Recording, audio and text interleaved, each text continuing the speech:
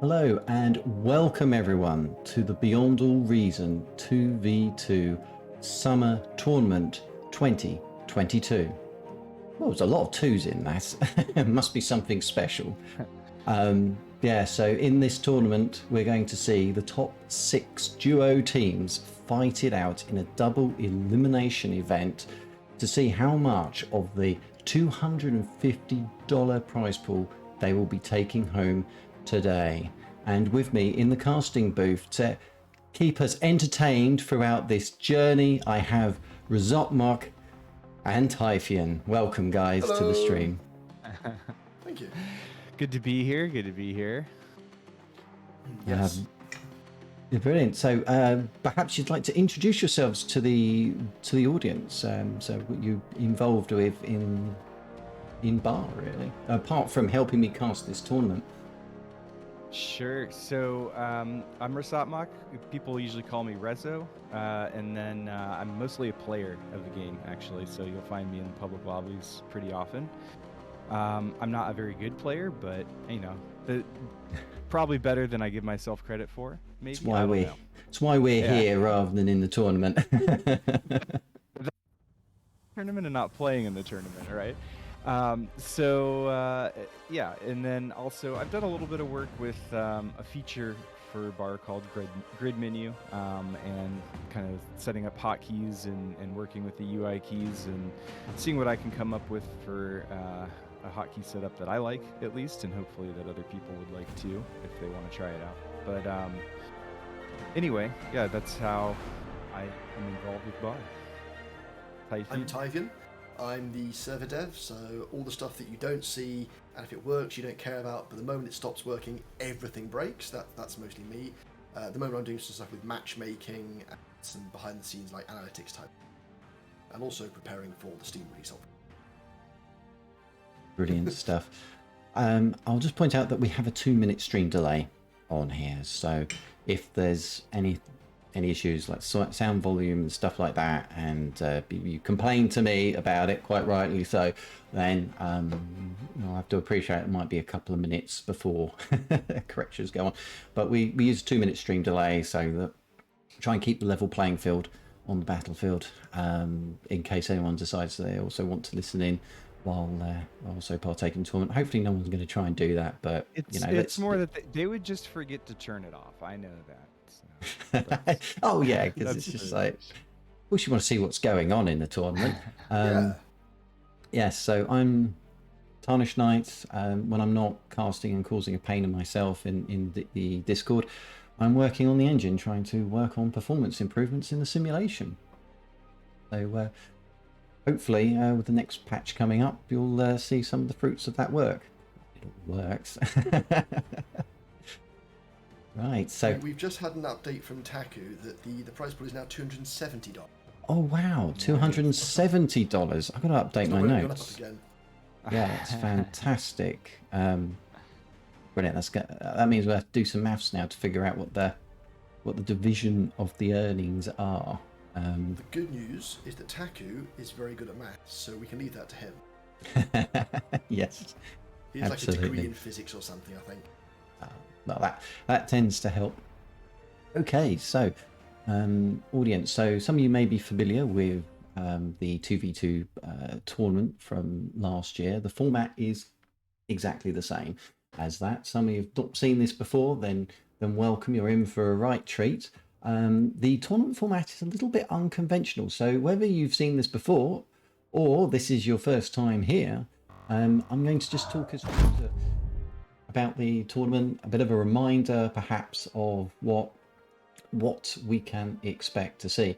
So as I say, this is a as you can see on the leaderboard here, it's a double elimination tournament.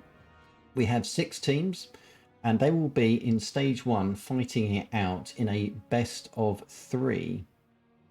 The 3 teams that win proceed into the winners bracket, which has been marked as stage 2 at the top there, and the losers then go down into the losers bracket, which is stage 3 directly underneath. So there will be in stage 2 and 3 what we call round robin Because there are 3 teams, it's a bit unconventional in that respect. So each team's going to play every other team in that bracket once. So because there's 3 teams, that means they'll be playing 2 matches each against the other 2 teams in their bracket. And the idea is that hopefully one of the teams will win 2 of their matches and proceed on to the next stage. If it turns out every team wins 1 match and we get a stalemate, we have to repeat the round robin again. Hopefully we won't get that. I don't think we got it last time. Fingers crossed we won't get it this time either.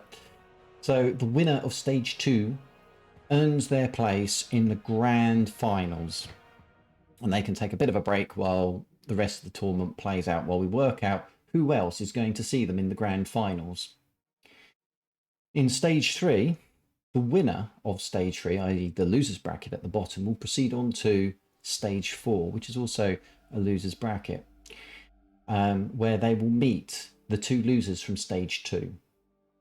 So stage 4 will be the winner from stage 3 and the 2 losers from stage 2, where they'll have another round robin to determine who's going to go into the final and face off against the winning team of stage 2. The losers of stage 4 will play off against each other as well, for an opportunity to decide who gets 3rd place. The prize pool breaks up into the top 3 places. So there's certainly value in getting that far in the tournament and keep fighting even if you don't succeed in stage 4. Now, before we got the extra $20, the breakdown was originally $150 for 1st place, $65 for 2nd place, and $35 for 3rd place. Obviously, that's going to go up a little bit, rounded around even numbers and that. For the teams. So someone can obviously do that. There's a general rule when you're live and you're casting, do not do maths on stream. So I'm not even going to attempt it. But that's the summary of the tournament. The finals will be played out in either a best of 3 or a best of 5, and depending on how we're doing for time.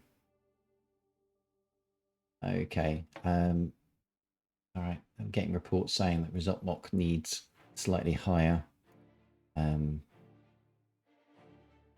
volume. It's possible. It's fully possible. Okay. Maybe I just need to talk louder too. Who knows? What do you think? Does that help?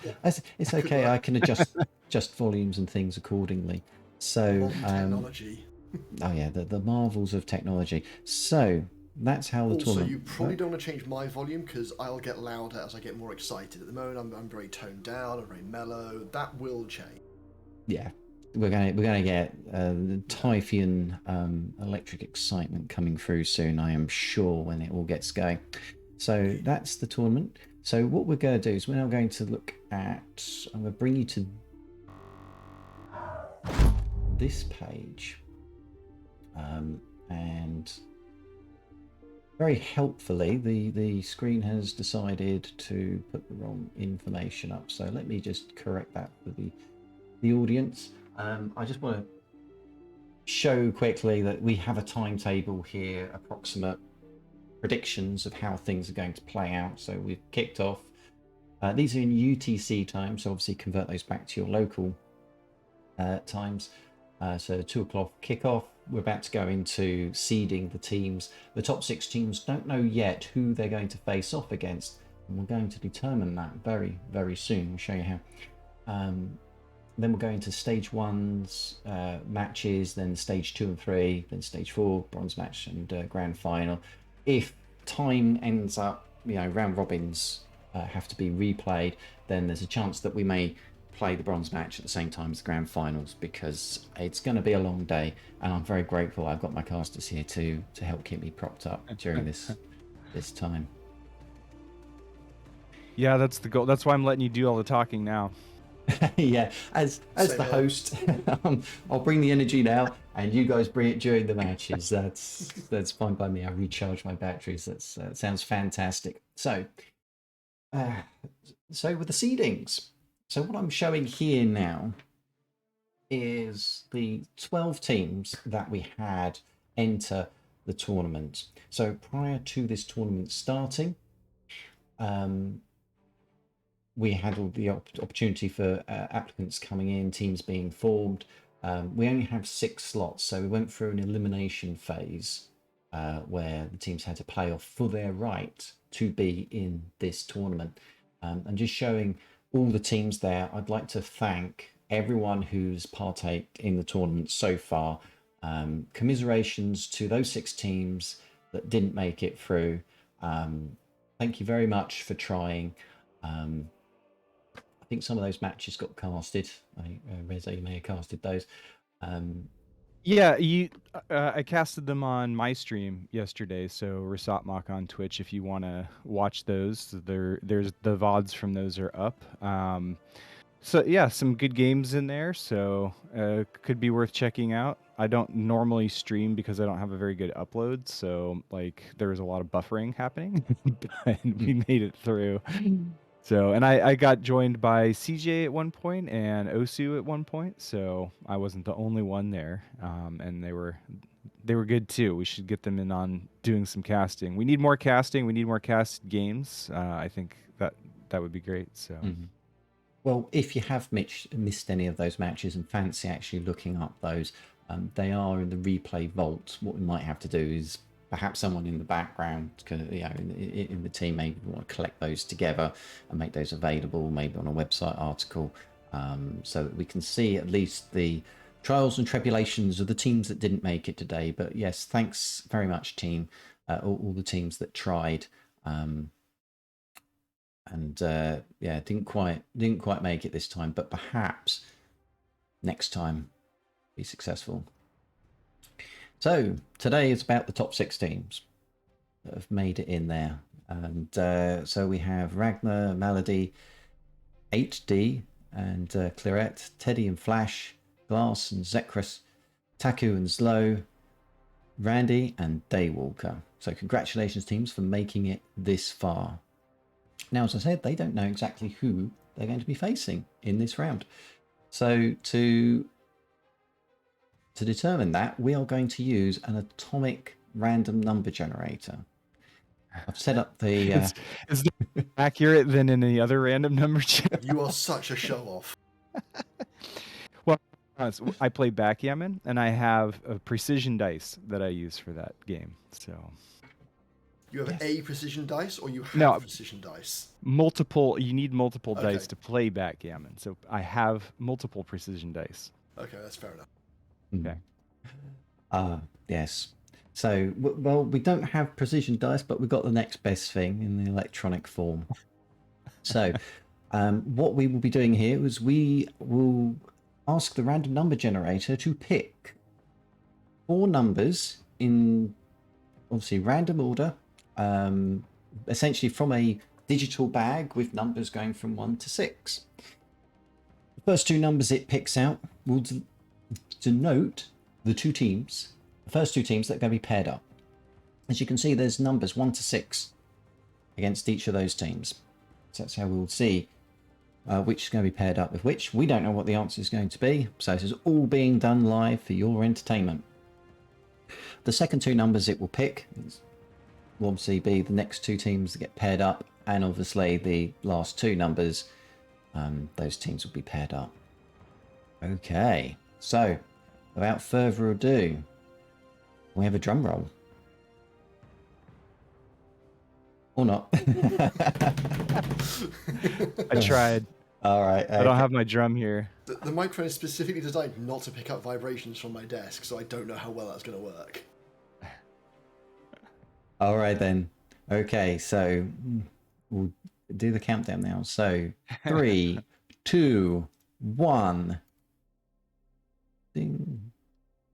Happy New Year.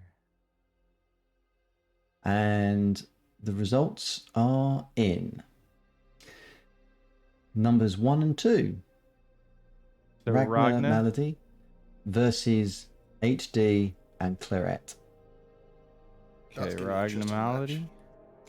Ragnar Malady versus the next HD. pairing is 4 and 5. So that'd be Glass and Zechris versus Taku and Slow. So Then I'm that not very leaves fast team- at editing these. Sorry. That's okay. I'm writing them down on a piece of paper at the moment. There you go. Teams 3 and 6. Therefore, Teddy and Flash will be against Randy and Daywalker. Okay, so Zechris, Glass. Against Taku and Zlo. And against Taku Slow. Yep. For those who are watching and listening at the same time, it's spelt P-Tak and pronounced Taku. Because, he's awkward on purpose, is my understanding. Nothing to do with like foreign pronunciation or anything like that. And then Oh, no, It's cool stuff. Teddy and Flash versus Randy and Daywalker. Teddy and Flash.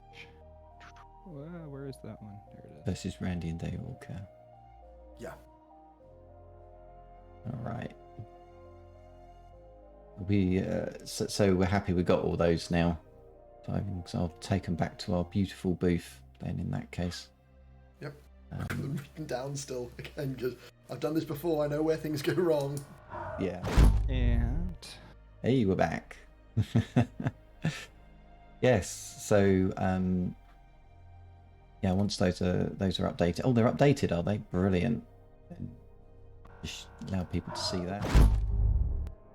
that's not the right one. Which one am I missing? There it is. Okay to me. Oh, getting live updates, you see. There's marvels of modern technology. So there's the road to victory. Stage 2 may already have Team 1 marked as a win. That is not it's not rigging whatsoever. That was just a placeholder to check fonts, I assure you. There, I fixed that too. There you go. No problem. Rezo cleaning up afterwards yet again. It's fine. It's fine. I committed to editing this during the cast as best as I could. So here we go. Brilliant. So as people can see now, in the well, thank you very much for updating that. That was pretty good. So the teams have now All been right. So decided. now we need to find players in lobbies, and who do we cast first? Okay, so to recap, we've got Ragnar Malady versus 8D and Claret. We've got Flash and Zechris versus Taku and Zlo. Teddy and Flash versus Randy and Daywalker. Rezo, which one do you suggest we follow? Yeesh. I think Honestly, I'd love to see Glass Zechris versus Taku and Slow first. That's my honest opinion. Sounds good to me. I believe that they're in EU07. EU07? Oh, we're already getting set up. Though, so you will need to set yourself as a spectator, Tarnished Knight. You can't just go in as a player. That's not how this Don't worry, is gonna I'll work. back them up. It's like, which team do you want to lose? I'll join that one. I say it's honestly not rigged. Yes. For those uncertain, we will be removing spectators from each of the rooms. It's not to be nasty, it's just we can't have spectators because it involves spec cheating and stuff like that, potentially.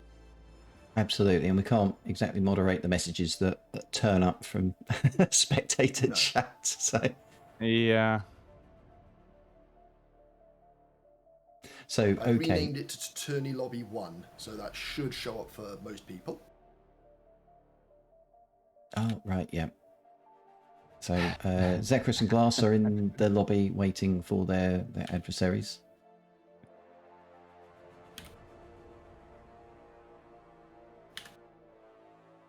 So we'll wait for that to start. Bring us back to our beautiful selves here. So this interesting matchup. What do you guys What should expect we to see expect? from What do we this? see? Well, I didn't get a chance to see Glass and Zechris play together yet, but what I can tell you about playing with them in team games is that they're both very strong players. I know Glass has some other RTS background. Zechris works on balance for the game mainly, and he's also been kind of developing a third faction called Legion, which it's a work in progress, but it's pretty cool so far. So definitely two strong players. I think Glass is really good in the early game, especially, and Zechris, he knows how to do pretty tight build orders and how to kind of tech going forward. And they're against also two really strong players. I've played with them a lot in team games too. Taku, one of our lovely devs, and Slow. Is it Slow or is it ZLO? I'm not actually I sure. would go Zlo. I said think slow, but I apologise Yeah, if someone wants to correct Slow me. would be slow. I'm not Zlo. sure. I'll just go Zlo. Zlo is a player, I believe, from Supreme Commander, A right? very, very good player from Supreme Commander. So a top player from Supreme Commander, and he's also very strong in bar. I've had the pleasure of playing against him at the front, or should I say the displeasure of playing against him at the front multiple times, and I'm pretty sure I lost every time. So yeah, definitely two strong players. We also saw Taku and Slow play a little bit yesterday against CJ and LSR, and in the second game on Comet, CJ came up with a really nice transport cheese and managed to degun both of their labs, but he lost his commander, and they rallied back and won that game. So definitely strong players. That sounds like something definitely to go back and watch. So if you missed, it sounds like a match to go and watch. That's Actually, it is. It is definitely a good one to watch. So, we Slow are jumped waiting. in a moment ago, but then he left the room. I don't know where Taku is. Yeah. Did Maybe we raise them on corralling. Discord and make sure? That might be a really good idea. Yeah. Taku might be doing some stuff. I mean, he knows he's playing this tournament that he organized, right? And this is one of the reasons why we'll do a complete random generation, because then it's like no accusations could be made about him trying to fix the seeding order of the teams. Okay, yeah, sorry about this. We're just waiting for the team members to get into the lobby and get the game started. It's underway at the moment. Just waiting for one more, and we'll be able to bring the action to you, because that's what you're here for. As much as we're all very lovely people and very interesting to listen to, it's the matches that you're here for. The battles, it's the pain and suffering, and the turnaround plays, and the It's a German TLO. It's a little one. Yeah. Okay. I don't know how many people know the StarCraft 2 player TLO, the little one. He was German too, actually. But yeah, that's why I think of it as being ZLO instead of Zlo, I think, because TLO is TLO. That makes sense, yeah. So we are going to try to catch each match, at least in this first bracket, right? Is that right? I believe so, yeah. Okay. Yep, whatever works out is best for keeping the games flowing, even if that means we may have to sometimes stick with the same. But it'd be great if we can get a good coverage of all the teams playing. I'm just jumping from room to room at the moment, because there's a few of them that are having some issues setting up their rooms. So please do feel free to start the game, and start spectating and stuff without me. Yeah, we're still waiting I'll be able for to catch up and stuff. One of the players to enter. We're waiting for Taku. I'd say if he hears us. It's 2 minutes later, though, so that could be part of the problem, right? Yeah, could be. So yeah, so in this round, in terms of the maps that they will play, so the first one in this round is Fallendale. Fallendale, yeah. Yeah, Fallendale, and then Death Valley, and then Eye of Horus. Okay.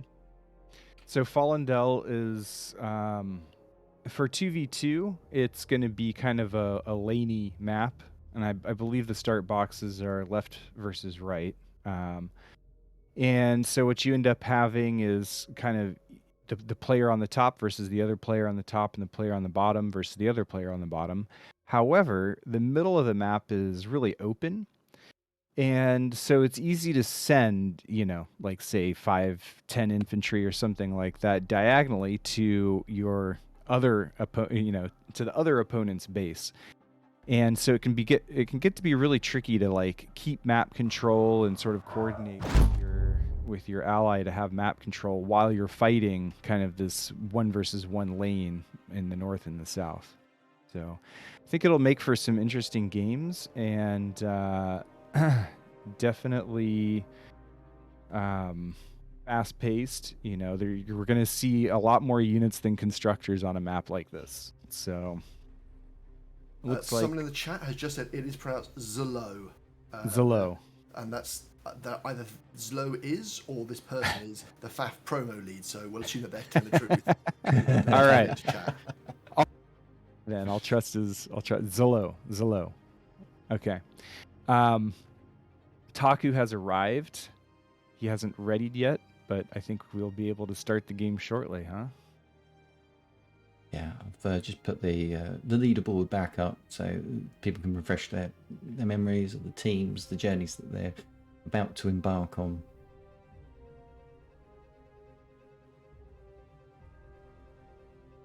All right. Lock the door. Bolt it. Players can't get out now. Yeah. Only two will emerge. Well, at the end of all, there can be only one. Only one person's going home with $162 today, and then they still have to split it with their ally. So they're only getting $61 each. Depends how they choose to share it, I guess. It's worth it.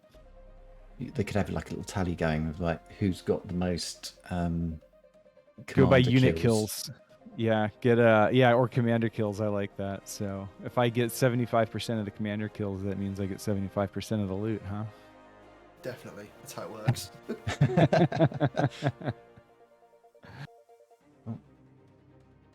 Yes, I was told Tourney Room 3 started, but yeah, our match is starting. It's just loading up at the moment. As exciting as a loading screen is, I'm going to save you the joys of watching that. But just leave you with a lovely animated leaderboard. It is worth noting our loading screens have got fantastic and helpful tips. Absolutely. Such so you're saying I should raid, isn't it? I'll demonstrate that now that you put it up. I'm really curious what tip you're going to get now. I mean, some really like, oh yeah, you can move units by right-clicking. That sort of tip. Think ahead and include anti-air and support units in your army. I think that one specifically came up just to warn people if they ever come up against Teifion in battle. I don't know what you're on about. No, absolutely. It's a complete mystery to me. Well, I think we're loaded in now, yeah. Taku had a connection issue, so he's just reconnecting at the moment. Okay. So, zoomed out here on the map, so you can admire it in all its glory before we zoom in to the action. The teams are, apart from waiting for Taku to connect, they're working out where they're going to start. Is there much in the way of choices that the players have here in terms of? Not really. I mean, so the kind of the middle, I think I can draw on the map and you can see it, right? Yeah, I can see it. I just drew 3 X's. These are potentially an option. Like you would take the 2 and then expand to the 1. Those are potentially an option, but not really, because it just gives too much space to the person who would be starting in this position, right? Like you need to be able to meet them. Both of these players are going to push forward to the center like that. Same at the bottom. They're going to push forward to the center like this. And the real opportunities here are for units to be kind of running back and forth diagonally. and that's how also you're able to support your ally. worth noting as well that the middle bit, the river, is lower ground, so you would always be fighting uphill. Mm-hmm.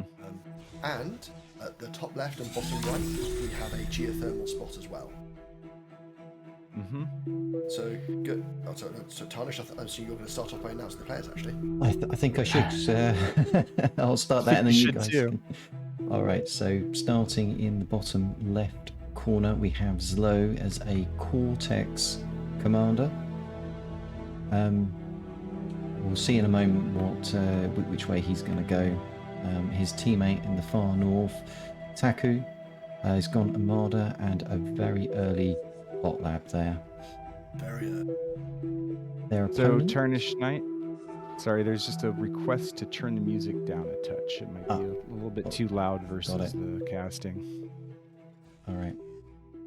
I've turned it down a few notches, so yeah, audience, let me know if that's coming through too loud. Just as a reminder, there's a 2-minute stream delay, so there'll be a couple of minutes before your requests tend to be acknowledged. So quickly catch you on. So Glass is gone, Cortex gone with bots, and his teammate in the south, Zechris, has decided as a Cortex commander to go with a vehicle plant. Interesting. I mean, I think in 1v1 on this map, you almost always want to go bots because you're going to be traversing hills on the other side of the map too. But I think it's an interesting idea for a 2v2 like this because your main encounter with your lane opponent is mostly a flat path, and that makes vehicles relatively maneuverable. Vehicles do get a little bit more bang for their buck versus bots, especially in the early game, I think. But this is also an energy map. There's a lot of reclaim. It's pretty much a wind-dominated map, so bots are a really good economic choice as well. So you get a little bit more bang for your buck with the vehicles, but you got to be a little bit more careful with them at the same time, and you need to make good trades. So it's an interesting decision. We'll see how it plays out. Got some nice potential harassment down the south at Zechris' base, where Zlo has attempted to push in a little grunt, but Zechris has already put down a guard tower and is going to shut that down completely. He's going to loop round to the side, but with his commander's position, I don't see him actually achieving much with that. Yeah, probably not. Zillow has definitely seen the vehicle lab, so he knows he's going to be against that. We'll see how he responds to it. But I'd say, yeah, that's the real benefit of this. He knows that Zechris has gone vehicles. And it means fighting him in a pitched battle will probably mean he comes off worse, but if he uses the terrain and the slopes to his advantage, he can pull out a win from that, I'd imagine. Mm-hmm. All right, and in the north, so Taku's opted for arm, and as you can see, pulling back that injured pawn to make sure it stays alive, versus the grunt, which has better range.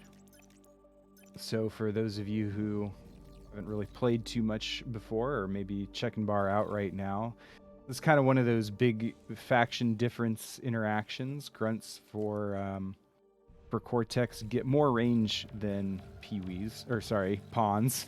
To quickly clarify, the grunts are the red ones with lasers, and the pawns are the green ones with machine guns. And the pawns in exchange kind of get more DPS. So if you get in close with the pawns, you can decimate the grunts.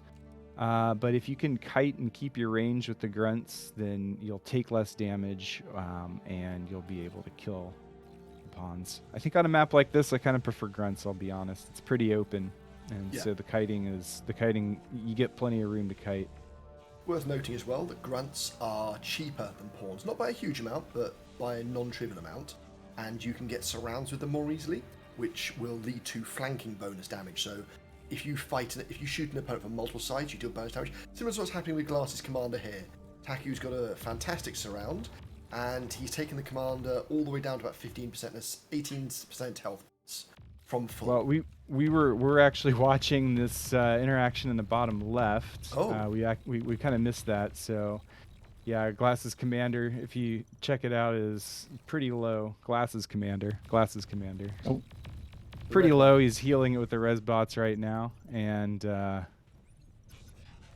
attempted snipe that can be good, but also like that's a lot of pawns that are kind of. Is he gonna try to bomb? No, I don't think so. I don't think so. He doesn't need to. I think Taku's a good enough player that he won't have the confidence to do it either, because in terms of he would know that Taku would have a plan ready for if he tried to bomb.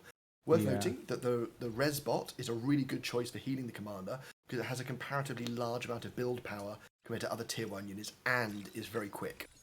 Yeah.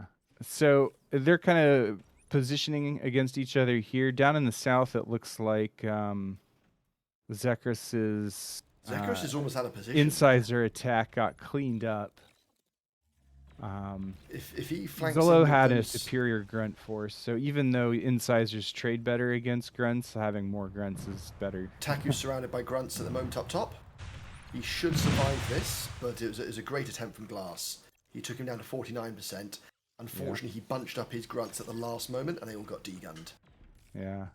Hard to stay on top of the action, right? Yeah, it's 2 games happening at once, because I know. They're very good players. Yeah, like I said, this is definitely kind of a lane versus lane map. This is not really... I mean, I hate to say that there's not opportunity for team play on this map, but the lanes are so close to each other on each side that it's really hard to focus anything except for the lane that you're in. Yeah. So here Taku's built some hammers and putting a lot of pressure on Glass's commander now. It's still damaged. It's in a lot better shape than it was, but he needs something to help hold against this push. It's also worth bearing in mind that, Glass just paused, West team does have an advantage in metal production. They're currently at 34 to the 24 of East team. Yeah, can you put up the statistics box there for a second? Statistics, yeah. And we'll take a quick look while we're paused. So, yeah, these are nice. So, metal produced. I would say that probably most of this is from Reclaim. There's a lot of little rocks and stuff like that. Okay, we're back in action. But also the numbers at the very top right-hand corner, they may not show on the stream very well, but we can see that, well, it was at 34, it jumped up to 70 with some Reclaim, but West is outproducing East by almost an extra 50%. Yeah.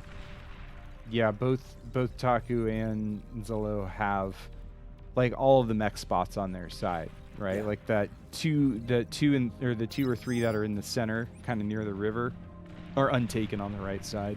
Yeah. But that might just be because Zolo cleaned up a bunch of them with a pair of grunts doing a little raid. You'd have to take another of Zechris' mexes in his base. This is not good. Slow is getting nerfed next balance patch by Zechris, I imagine. Anyway, I can see this going. Well, he is a top player in Fast, so it's not a surprise to see him performing well in Bar.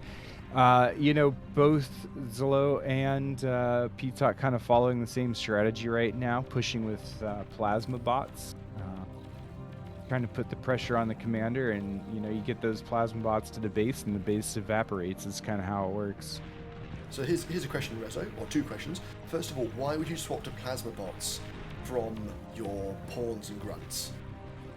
You get way more power out of them, so they get better DPS, they have splash damage, better range, they do shoot slower, but they just kill faster, right?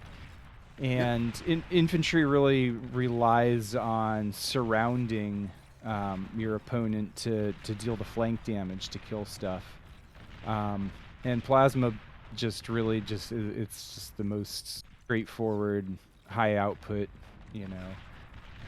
Plus you get a range bonus on hills, shooting off the top of a hill with plasma, which is what Glass was trying to take advantage of here.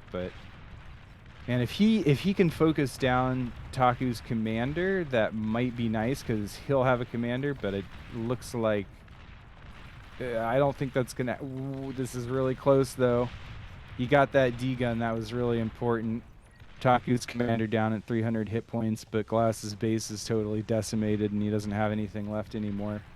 His only real option, I think, is to try to bomb Taku, but even then it leaves him without a lab. In the south, Zolo is still pushing pretty hard against Zechris. He hasn't been able to make the kind of progress that Taku did, but he is playing against vehicles, so those pounders kind of help the LLTs hold a lot better against plasma. But his yellow plasma here, he shouldn't be afraid to push. Quick And he's request got from res Watch bots. Sorry. Go ahead. Quick request from Watch the Fort, Tarnished Knight. Would you be able to turn off the DPS counter? It adds distracting. As I said, that Glass's commander goes down, and Taku literally starts building in Glass's base. Yeah. I think unfortunately this game is over for East. Yeah. Just a matter of satisfying the win condition. Zechris' commander is also really low. If Zelo just pushes here, it could end it, but it looks like there's going to be some infantry coming in from Taku and the north side of the base here. He's got a lot of incisors. He can probably actually defend that. He's got incisors, but no power. Yeah. He's got enough that they can shoot, but he's not got enough to do anything with them. Zechris is just outnumbered. Yeah, Slow just pushed forwards with twice the number of bots against the tanks. Yep. Using that set target to focus down some units, and now the last of the artillery. I mean, you can't out. Yeah, no. That's it. Zechris, he was building pounders, which are very effective against pawns and grunts. Unfortunately, Zlow's swapping into plasma bots, the thugs, had a really big impact because they don't outrange the tank, but they have enough range that they can fire at it without its impulse shot doing too much damage to them. So I think that's a brilliant tech switch in that regard. For sure. Yeah, I mean, thugs are they're a lot more tanky too. They're kind of the tankiest, except for maybe Centurions. I mean, Centurions are like pretty much T2 level hit points, but otherwise, yeah. But for a T1 unit, I mean, it's an assault bot for a reason, right? All right. So where is it in the options to turn off the DPS? You'll have to do it within the game options itself. There will be something within the game. Under interface, I believe. I'm not in a game, so I can't actually look at my own settings. Yeah, I see DPS. Interface. All right, got it. That's the one, yes. I think it's been requested that we just turn it off for the stream itself. Yeah, I didn't want to do that in the middle of a match. Yeah, that's completely reasonable. Gotcha. Okay. So the next map they're playing on is Death Valley, right? I'm just going to bring us back to the booth. Someone thought it was Red Desert. We're back in the booth. Hello. So, yeah, captured a few moments there on that first one, a few instant replays. But yeah, that was quite an interesting match, quite a quick one. What do you guys think overall about it? I think that we'll have quite a few matches like that. They're all very high-level players, and we will see a high level of aggression from them, which typically will result in shorter matches. I think that Taku and Zlo are both such good players that they would be considered the favourites to win by most people, I would have thought. I didn't get a read, like I didn't get a real close look at builds, like how many nanos players were using, like the spread of their energy or anything like that, because there's so much action going on. It was hard to say much else about it. But yeah, I mean, in a lot of ways, I think it's a really straightforward game. You'll see a lot of this where you start off with infantry, and your first goal is to get some map control, to find, like to get some scouting information.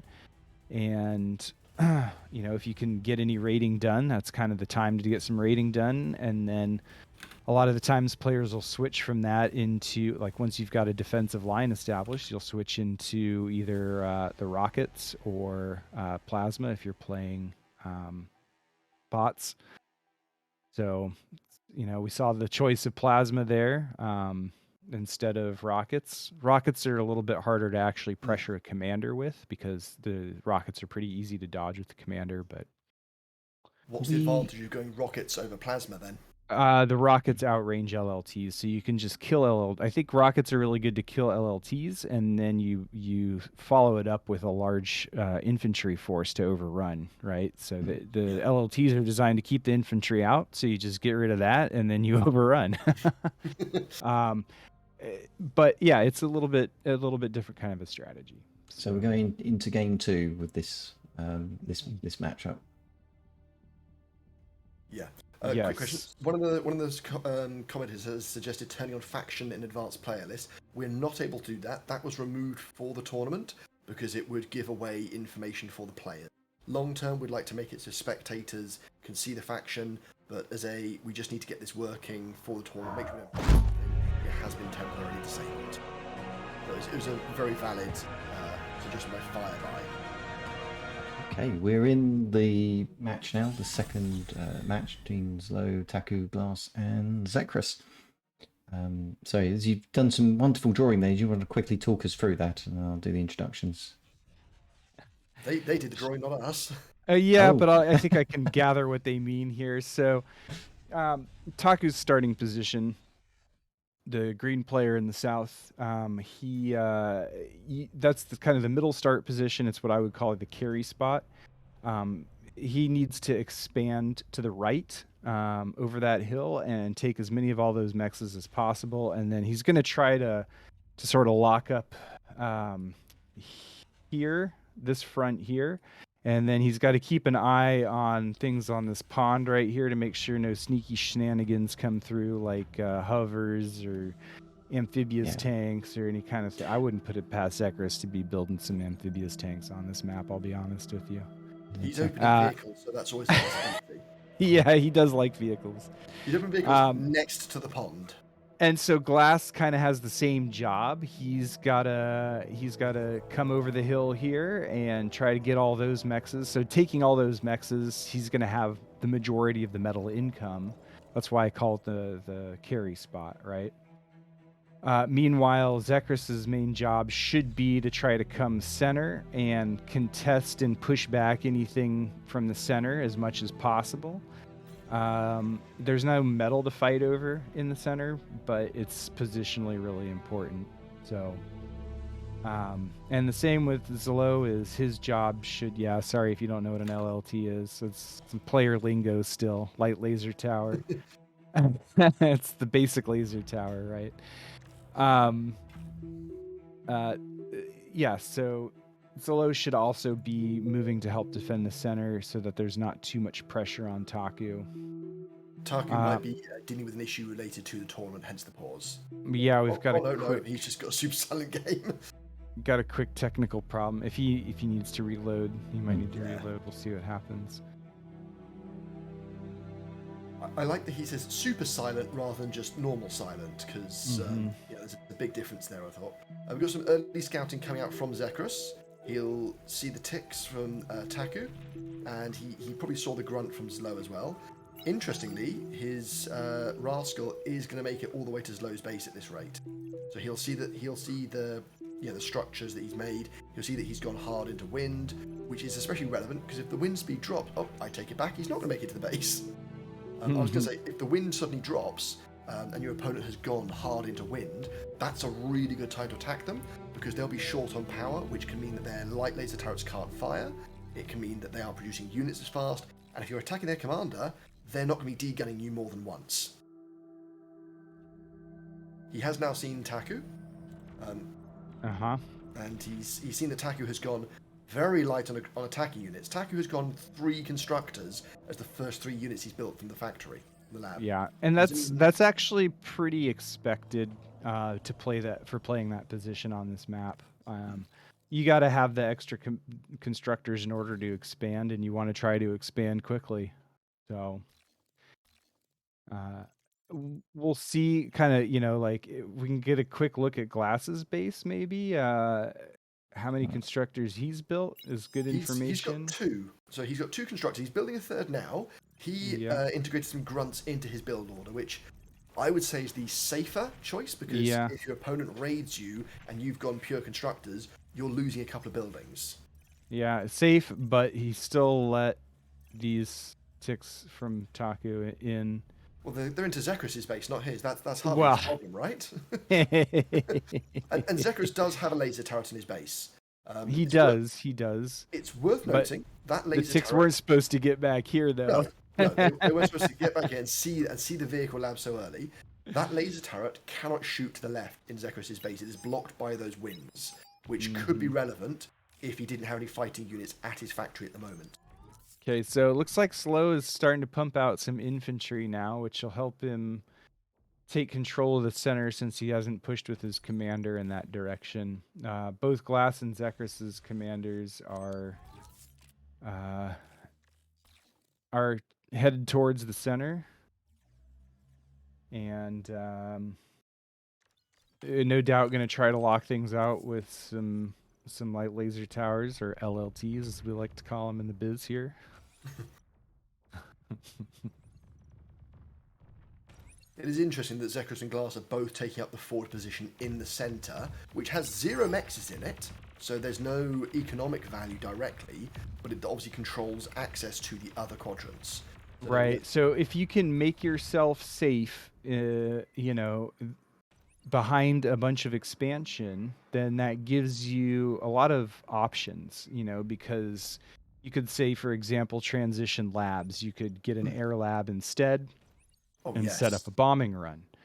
We know what Teifion would think of that idea. I think it's a fantastic idea. I'm disappointed we haven't seen it in the one game we've cast already. Which was also a nice and short one.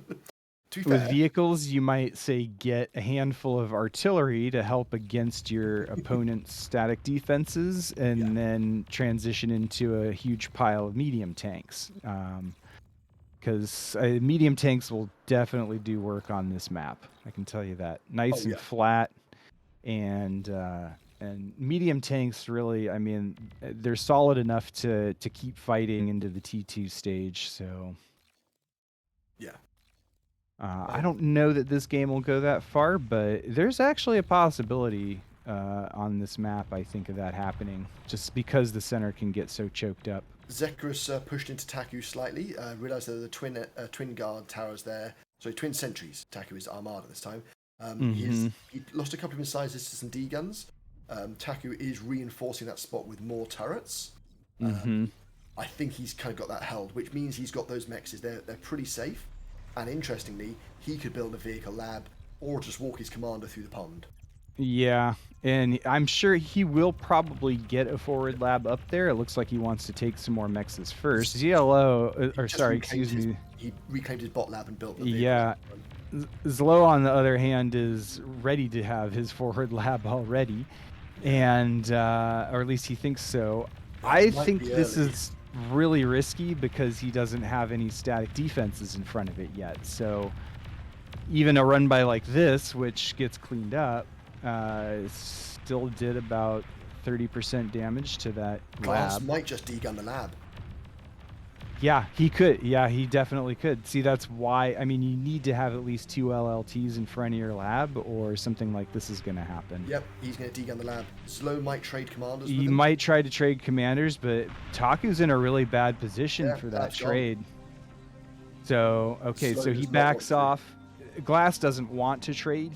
He was willing to trade, but he doesn't want to trade in that position, right? I think he would have done well to trade.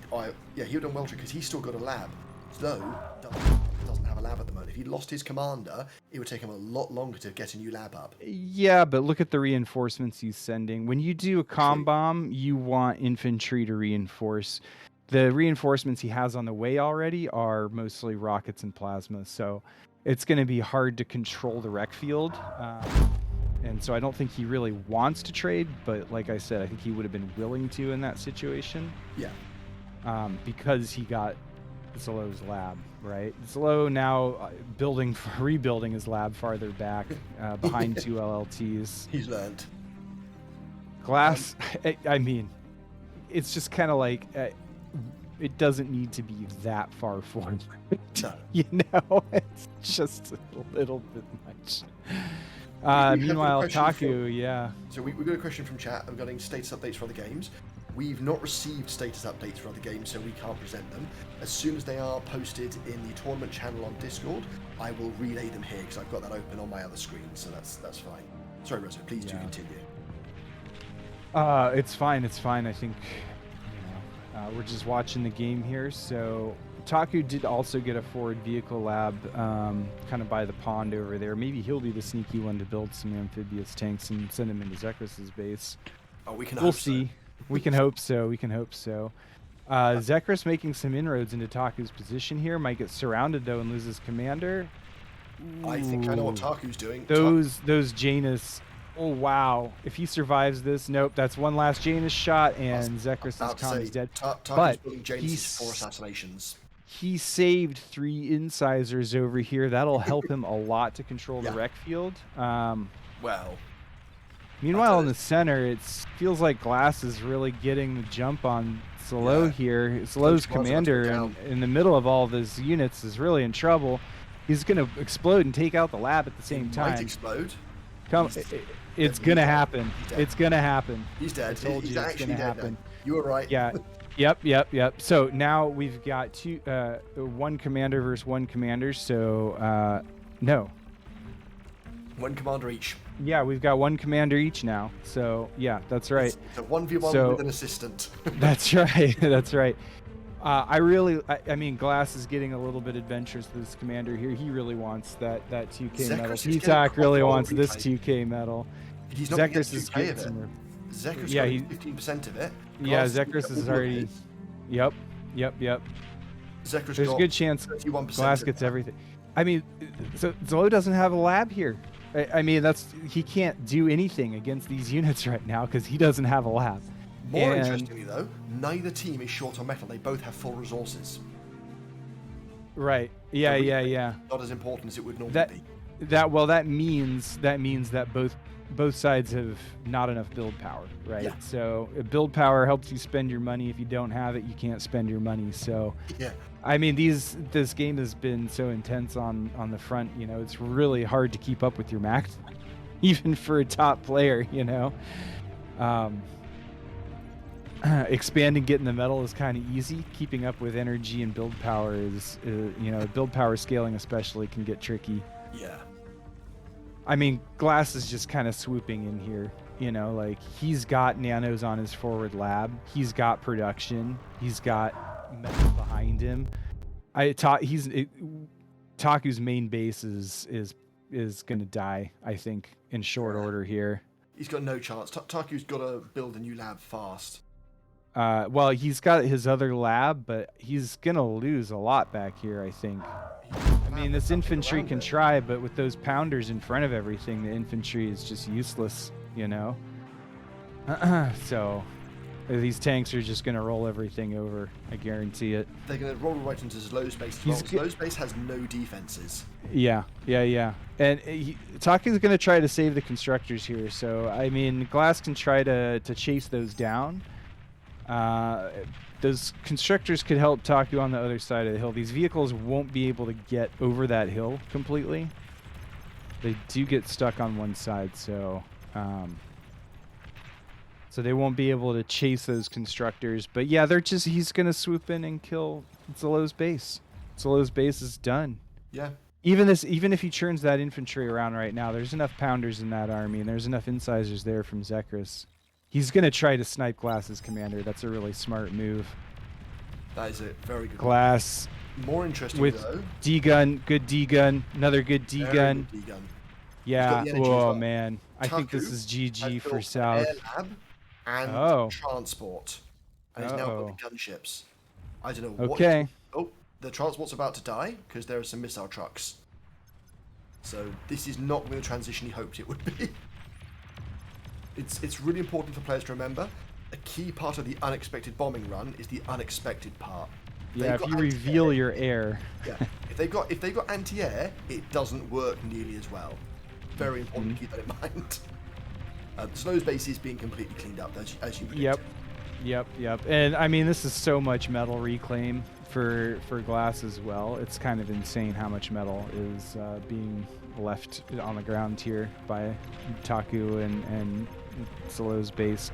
I mean, Taku is looking into Hail Mary strategies right now to see if there's some way to snipe Glass's commander. He's going to airdrop in a bunch of Januses. So if memory serves, Januses require 3 shots to kill a commander?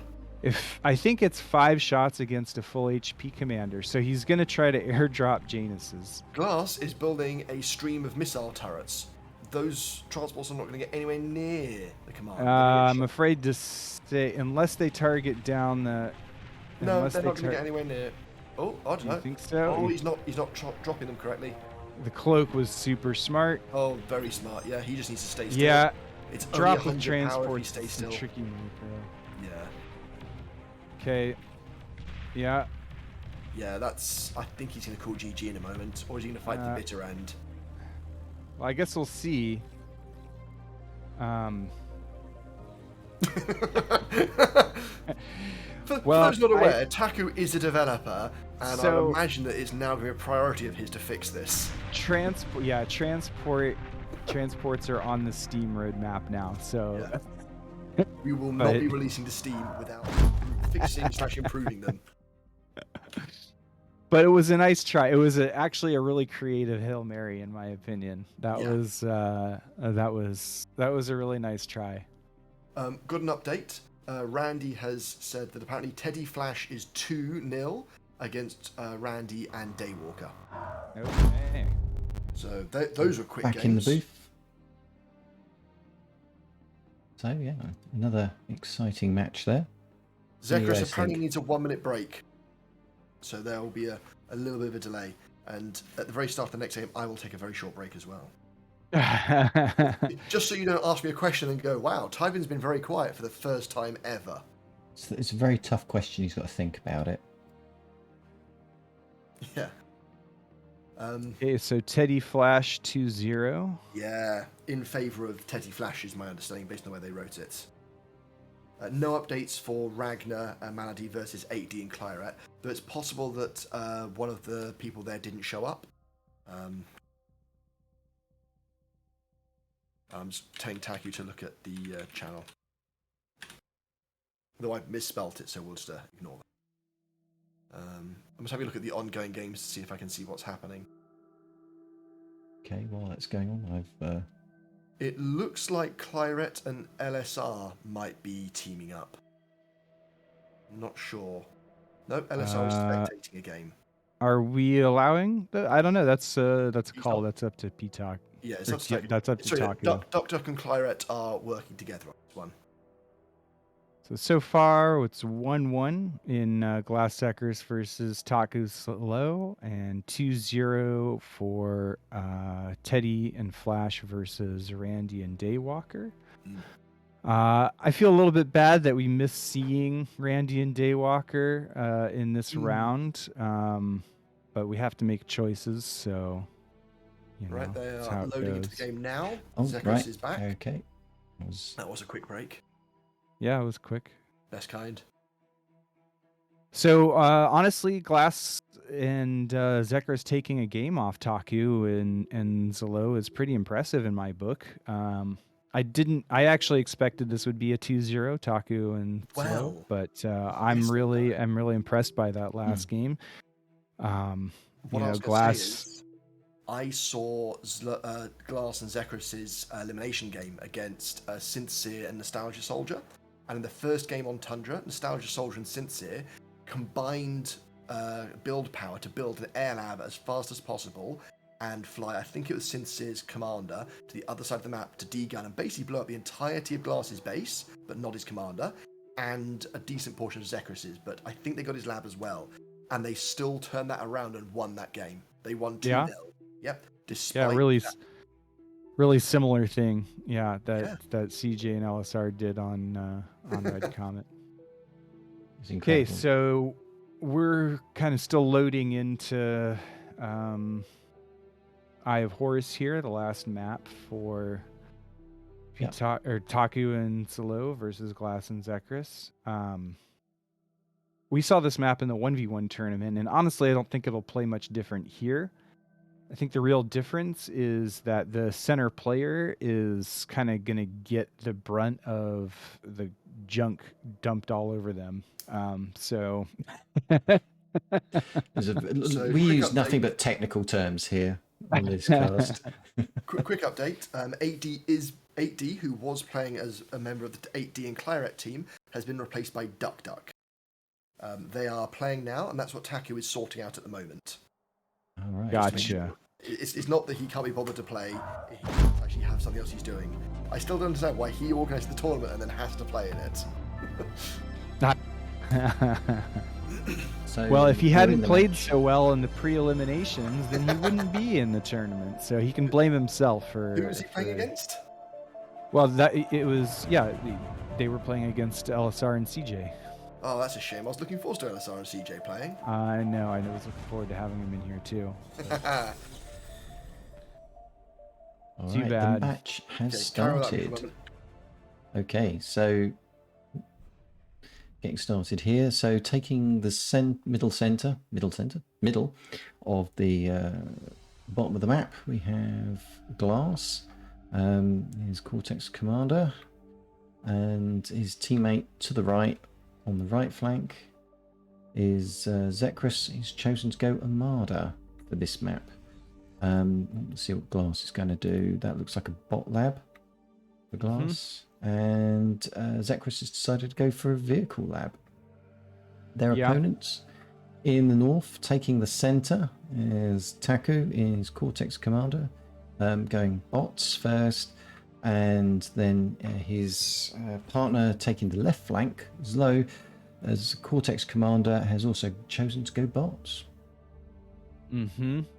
Yeah, bots are definitely a popular choice on this map. I mean, if you zoom out for just a second here, there's all these hills, right?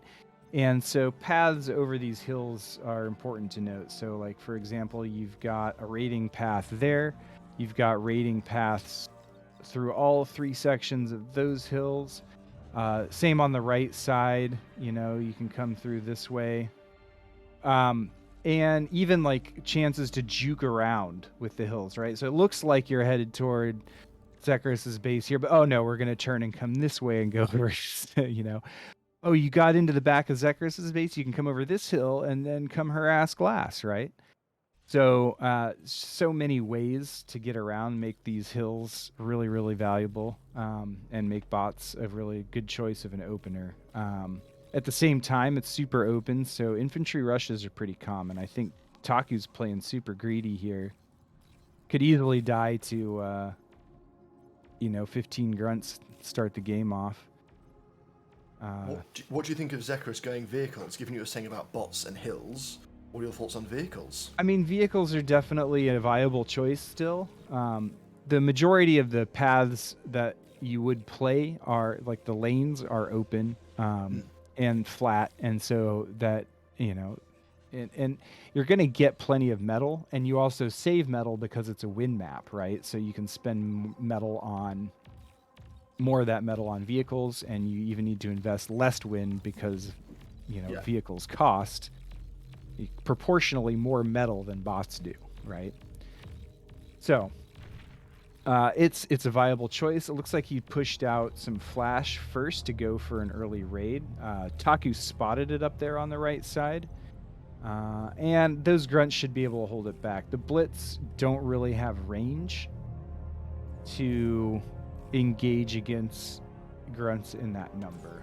And Zechris is really deep back there now, so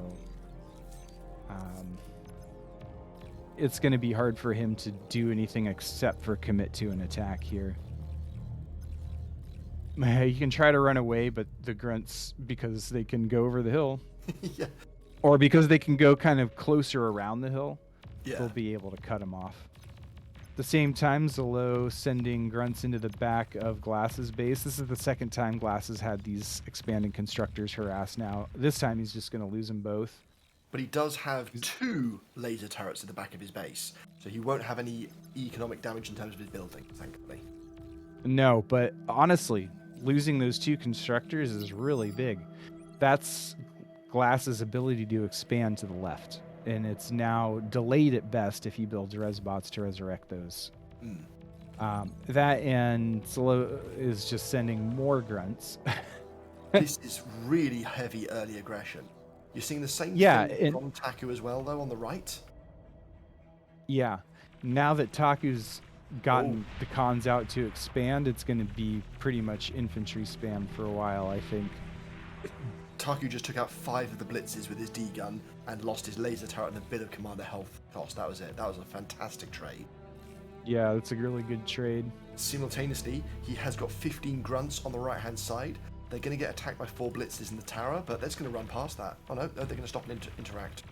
Yeah, this should get most of the grunts. A fair number of the grunts. He's half down of them, to maybe 7 now, but he's taken out a laser turret, several blitzes, a mechs. Zechris is desperately trying to build a laser turret, but that's actually just not fast enough. Yeah, he's probably going to lose a lot of stuff. So Taku focuses down the laser tower, it dies. He's got enough. He's got enough blitz to just barely clean that up. But Zechris lost his wind.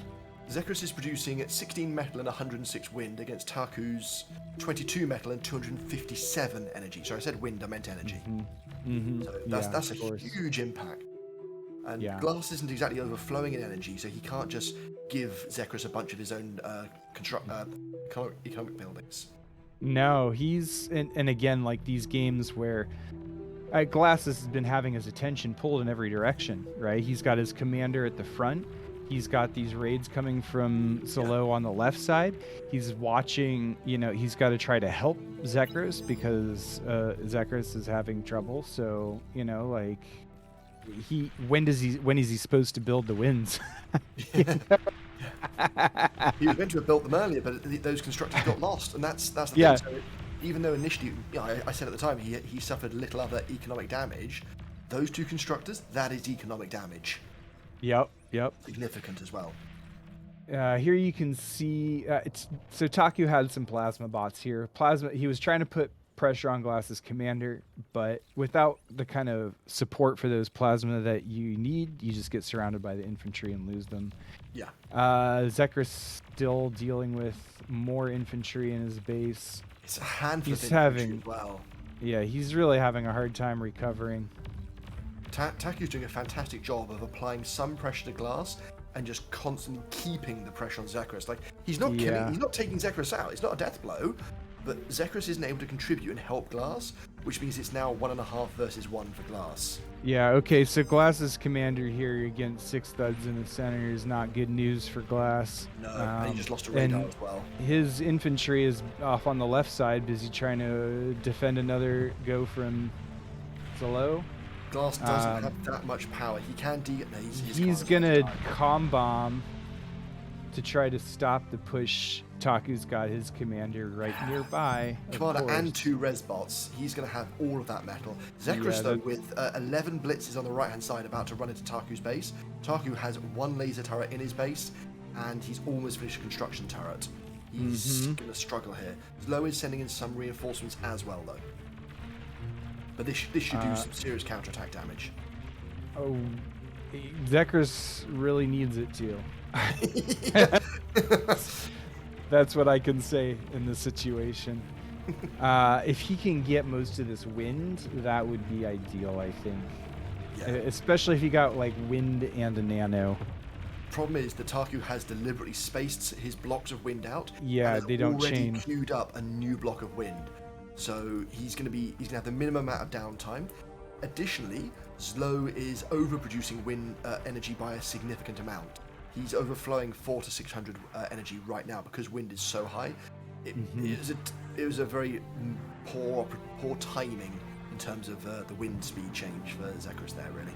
All right, so Zlo opting to spend some of his extra metal on an air lab. They're gonna resurrect the commander, which is surprising to me. I was not expecting that at all. Zechris's commander is awfully it was a misclick. They're reclaiming. Okay, I thought so. Zechris's commander is really isolated. Zlo's got a bunch of infantry up there. This is also his team's last commander, so he needs to have a lot of light laser towers around him to help protect it. But it might be, and I was gonna say, where can he go that's safer though? Because if he tries to retreat right now, he's gonna be even more isolated. So he can retreat into what? Other enemy forces. I mean, if you were Zechris, what would you be doing at this stage? Hard to say. I mean, oof. I mean, honestly, I mean, I would be telling Glass, I'd be like, maybe it's time to resign. But so you're saying going with the Taiwan tradition of blaming your ally. I think that's a really good no, approach. saying that it's Glass's fault. I'm just saying, I think, I would communicate to my ally and say, like, hey, looks to me like this game is pretty much over. How much longer do you want to play? And That button's in the top right sort of thing, is it? yeah, it is up there. So Zlo has built an air lab and is now sending out drones and a bomber. Because, yeah, bombers are well known for their scouting ability. bombers have already taken out all of Glass's wind now. Oh, okay, so they just run out of targets. Then is what's happening. Yeah. They know exactly where Zechris' commander is, and because of the A units, they know exactly what's around it as well. They know it's very vulnerable. I think they're going to mop this up within the next couple of minutes. Yeah, I mean, actually, well, using the drones against the LLTs that Zechris has around his commander could work. I'm surprised because I think they've seen his commander up here. I'm surprised they haven't just focused on bringing the forces around to just kill his commander. I think they weren't sure what was further south of the commander, and there's a bunch of tanks there, which maybe they knew about the tank's existence, and they were a bit concerned that they didn't want to, throw the game. Essentially, it's their game to throw at the moment. Yeah, so Zechris might weasel his way out of danger, specifically up there. Glass is going to lose the rest of his base. And like I said, you remember that path I pointed out earlier? Oh, he's going to go this. This is the shorter route between the two bases over the hills here.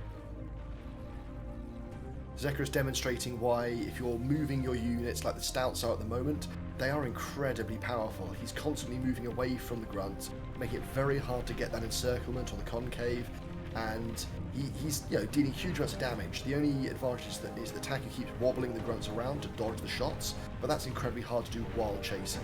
So yeah, really for good trade sure. by Zechris there. So a bunch of Grunts in Zechris' base now. Looks like, I mean, how is he going to stop all this wind from dying? I don't it's think more he it's just is. that Zolo hasn't moved these Grunts lately. Yeah, they don't even have an attack command. No, he has done an attack command, or it's just defaulting to attack command, yeah. Okay, so looking for the surround. I don't think this is quite enough Grunts. No, that can't be, especially Not with the really. Stouts right next door as well. But That one Grunt did a lot just by running but around. this is probably enough Grunts. It might just about, and there's a bomber as well. There's two bombers. Yeah, Zechris has no chance then. This is definitely enough Grunts. And that's game. So GG.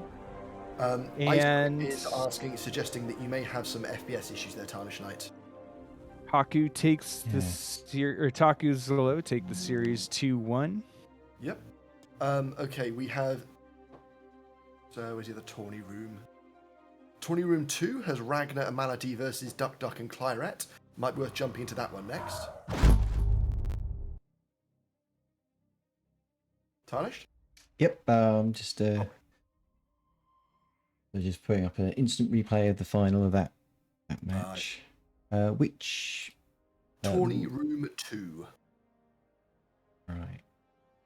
We have the game's been going on for 11 minutes. It's on Death Valley. It's Malady and Ragnar versus Claret and Duck, who goes by the name Zuck in game because I'm assuming he just can't spell or something. Sorry, which room was it in again? Tournament Room 2. It's locked, so it may not show up in your default filter. Yep, you've just joined. Okay. Resop will work out his own way here, I'm sure. Yeah, sorry, I was updating the leaderboard, and where are we? Tourney lobby 1? No, that's so where Glass and Zechris is 2-1 in favor of Taku and Zlo. Right. No. Taku and Zlo 1-2-1. Correct. I'm sure that's what I just said, but no, you said Glass and Zechris in 2-1 in favor of Glass and Zechris is what you said. Right, okay, We've got it on recording, Teifion. We can review it later and prove. I'm still trying to find your lobby, so it's Tournament Room 2. Do you want me to try and pull you into it? No, I just found it. Okay, there we are. Rejoin. I'm really liking the recent improvement to catch up. It took me a few seconds to catch up to all 10 minutes. So I'll give a quick overview of what's happened at the moment. We have Malady down the bottom. He is still on bots. Ragnar is down the bottom left. He has vehicles and an air lab at the same time.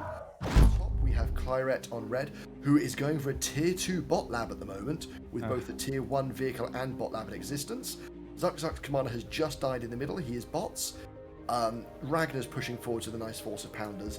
I think this game might be over quite shortly, unfortunately. Yeah, from the description, I can't say I'm surprised by Claret's play, but Claret has just resigned.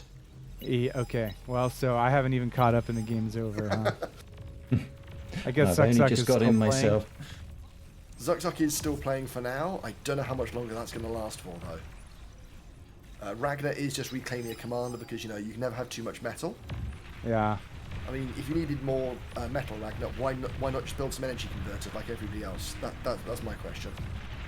And the game has now just ended. Fantastic. All right. Brilliant. There you So have if it. everyone can watch the outline of the match Benny Hill style, then. Yeah, pretty much.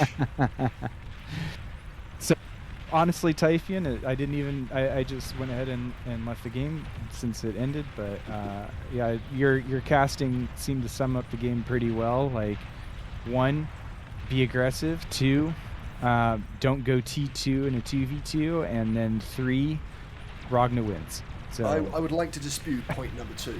There is a time and a place to go tier 2 in a 2v2. It's probably not 10 minutes in on such a small map, though. I think that might say, if you are playing a larger map and you have more established positions, I think 2v2 is tier 2 is completely viable.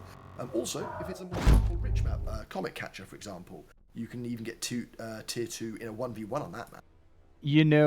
Forge is on the tournament map list for this tournament. Oh. We'll see it sometime later, and that's kind of one of those maps. There's a lot of metal in the center, 2 big chokes where you can set up some static defenses. Maybe that would be a map that will really see some T2 happen. That would be Forge. exciting. Great map. So that was a 2-0 apparently. Given the way that one ended, I'm not that surprised. It did look very comprehensively in Ragnar and Malady's favour, so I would imagine game 1 was more of the same. So back to the casting booth. The replays will all be made available at some point. Because the rooms are locked but not private, they will be uploaded automatically. I would imagine they'll be collated together and made available in some form. I'm sure a lot of people will want to take a look at some of those matches. We're going to try and cover as many as we can in this tournament, but obviously there's only so much we can do with so much going on. Could you double check your stream settings? Icequick is saying that there might still be some low FPS issues. It might be the stream rather than your game. Right, so I've just adjusted some settings since the last match, and obviously that match that we just watched was obviously just purely all done on the catch up, so I just caught up to an end of the match. Not a representative sample. That's not a representative sample, but I have adjusted a few settings to hopefully make that a little smoother experience. I'll keep a close eye on that, and hopefully that'll be a little bit better. Yeah, I've also adjusted a few other settings on recording side. May have also had an effect on that, but we will see. Fantastic. So where does that leave us then? Right, so I guess that means I'll jump over in a sec to the actual tournament standings, but obviously Ragnar and Malady have gone through stage 2. Taku and Zlo have gone through to stage 2, as is Teddy and Flash. So they're now going to go into a round robin. Going to be playing off against the other 2 teams. The objective is try and beat the other 2 teams. The other 3... Fantastic summation, I love that. Yeah, absolutely. Because if you don't beat the other 2 teams, then obviously someone else is going to go through. But or it turns up as a tie. What we don't want is every team winning one game. So it's not go round the round robin again. Yes. Which I imagine is probably great for the audience. Since let's see more games. There are plenty of games going to be coming along without needing to go through a round robin again. But, and as the players warm up, the games are going to get more intense. Also, we have a lot, as Rezo mentioned just now, we do have other maps that will be coming. and with different maps, you will see different play. Forge, for example, is a big 8v8 map, so we might well see tier 2 on that one. Yeah, it's tricky to know what's going to happen on big maps because, I mean, big maps with fewer number of players makes it really more difficult to control the map and to keep yourself and your base safe.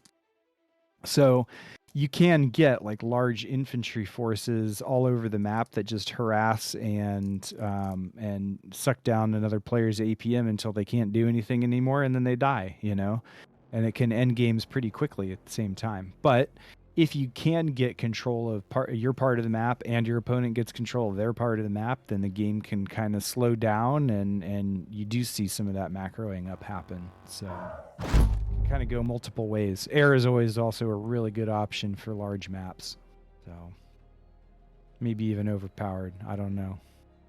Well, it was nice to see some air attacks in that last match, not counting the Benny Hill match that we just ran through, but one.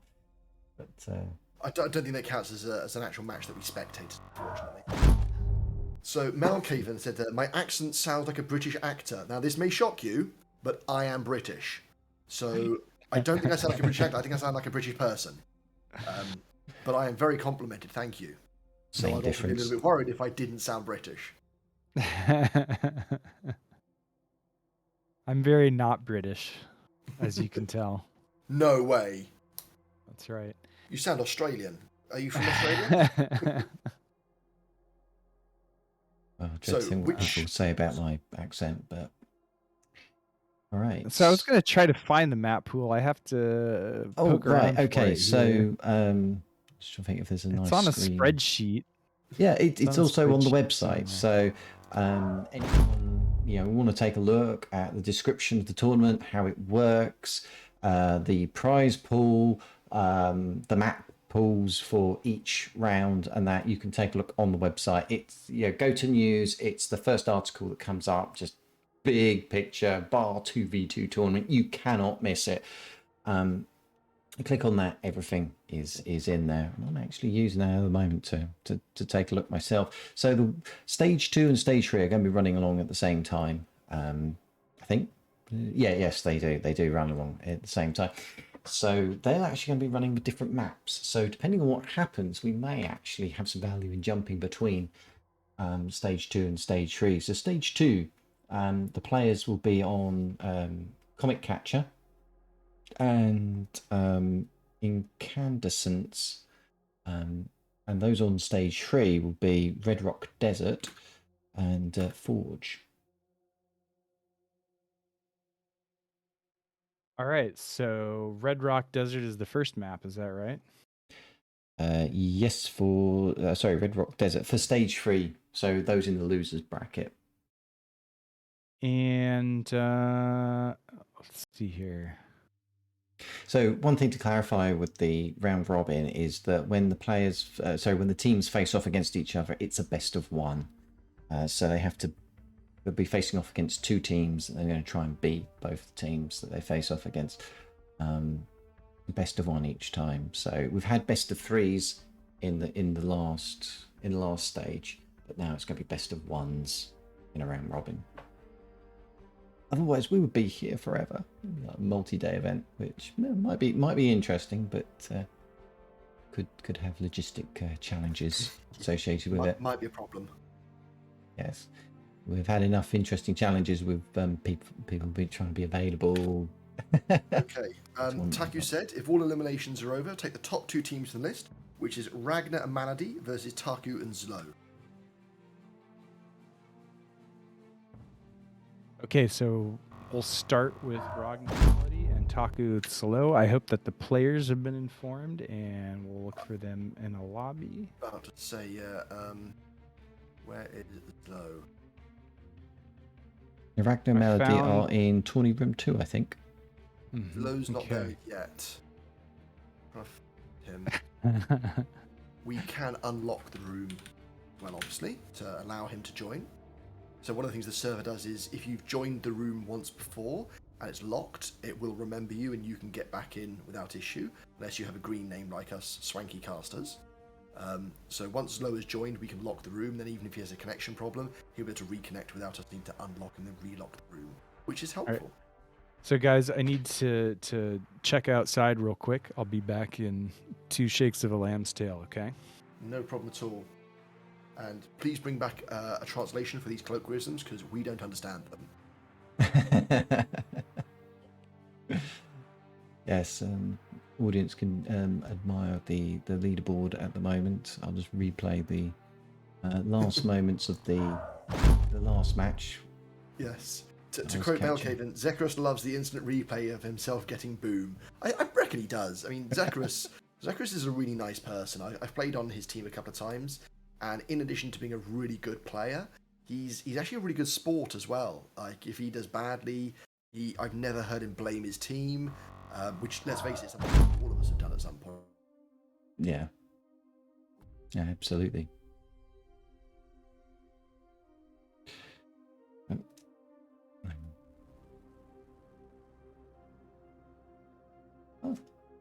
Okay, so I think Teifion may have encountered a little technical hitch there. Hopefully, he'll be back on in a moment.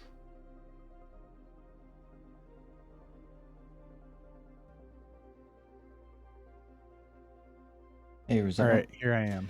Yeah, I'm not. May want to let Teifion know he's, or the team know Teifion. I think had a little technical glitch there. He's just cut out. Oh, okay. Well, let's see here. Was he in the middle of talking and then we just couldn't hear him anymore? Yeah, he just suddenly. All right. So, well, that's all right. Oh, Taku needs 2 minutes and then we can go. All right, sounds good. Well, what I'll do for viewing pleasure is that we have here. I actually have the ability to do a quick little highlights reel for our audience. Oh, that sounds good. I like that. Here we go. Enjoy.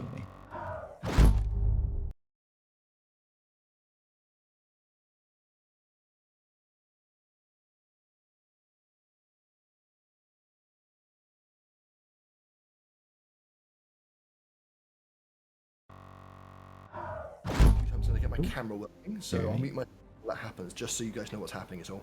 Let's go to... Sorry, the thing's going a bit... Okay, right. There's things bouncing around everyone. It's like videos get closed, videos get open. It sort of moves where we are at the moment. Sorry, I did try to do the highlight reel. That didn't quite work as I expected. Sorry about that. No problem. This isn't actually a professional production as much as we try to make it one. I'm gonna see if I can. Next time we'll take a 10% rake off the prize pool for the production of the. Yeah, I'll just try again to see if it actually picks up. Do everything's what it's supposed to be. Hills shooting off the top of a hill with plasma, which is what Glass was trying to take advantage of here. But man, if he can focus down Taku's commander, that might be nice because he'll have a commander. But it looks like I don't think that's gonna. Ooh, this is really close though. You got that. Zechris is just outnumbered. Yeah, Zlo just pushed forwards with twice the number of bots against the tanks. Yep. Using that set target to focus down some units, and now the last of the artillery. I mean, so you can't out. Yeah, no. That's it. Zechris lab. Yeah, he could. Yeah, he definitely could. See, that's why. I mean, you need to have at least 2 LLTs in front of your lab, or something like this is going to happen. Yep, he's going to degun the lab. Zlo might trade commanders. He might try to trade commanders, but Taku's in a really bad position for that trade. So, okay, so he backs off. So, Zechris making some inroads into Taku's position here. Might get surrounded, though, and loses commander. I think I know what Taku's doing. Those Janus. Oh wow! If he survives this, nope. That's one last Janus shot, and Zechris' comm is dead. Taku's building Janus's 4 assassinations. He saved 3 incisors. Meanwhile, in the center, it feels like Glass is really getting the jump on Slow here. Slow's commander, and in the middle of all of his units, is really in trouble. He's going to explode and take out the lab at the same time. Might explode. It's going to happen. It's going to happen. He's dead. He's actually dead. Then. You were right. Yeah. Yep. So now, even if he churns that infantry around right now, there's enough pounders in that army, and there's enough incisors there from Zechris. He's going to try to snipe Glass's commander. That's a really smart move. That is a very good Glass. More interesting with though. D-gun, good D-gun, another good D-gun. Yeah. Oh man, I think this is GG for South. Near the command. I'm afraid to say, unless they target down the. No, they're not going to get anywhere near. Oh, I don't know. You think so? Oh, he's not dropping them correctly. The cloak was super smart. Oh, very smart. Yeah, he just needs to stay still. Yeah. It's drop with transport. Stay still. Tricky move, bro. Yeah. Okay. Here's not good news for Glass. No, and he just lost a radar as well. His infantry is off on the left side, busy trying to defend another go from Slow. Glass doesn't have that much power. He can he's gonna comm bomb to try to stop the push. Taku's got his commander right nearby. Commander and. Okay, so looking for the surround. I don't think this is quite enough grunts. No, that can't be. Especially not really. Right next door as well. But that one grunt did a lot just by running but around. But this is probably enough grunts. It might just about. And there's a bomber as well. There's 2 bombers. Yeah, Zechris has no chance then. This is definitely enough grunts. And that's game. Range bonus on hills. All right, and we're just loading in, right? So yeah, we're just loading in. So good timing there. So the first game of this round robin is going to be on Comet Catcher between these two, and so these two play. I'm having a hard time wrapping my head around exactly what happens in this bracket. Maybe you can tell me a little bit better. I can try. So what was it you wanted clarification on? So right now we're going to watch Ragnar and Malady versus Taku and Slow. So if Ragnar and Malady win, who do they play next? Teddy and Flash, is that right? Yeah, they have to play the other team in the winners bracket. And if they beat them, then that's decided. We wouldn't even need to play the third match in the round robin. You don't need to play the third match. Because it's the first team to 2 victories. Okay, so whoever wins this match plays Teddy and Flash. I don't know if it's who wins this match. We might have to double check with Taku how he's chosen to pair it up with. It's like a set pattern. One of those 2 is going to face off against them. That we could be sure of. We are so totally not winging any of this tournament. Not at all. Okay, good. So we're in, and we've got both sets of players starting in the center. That seems really smart to me, because you get the space on either side of you. You're right next to your ally if you need support. It gets you to the center of the map faster, which means you'll be able to control the center of the map faster yourself. So brilliant. Makes for both teams to be starting in those center positions. I saw Malady say something in the ally chat about I'll switch to vehicle if shit go bad. So I think that tells us Malady's probably going to open bots and maybe even a flea rush with arm,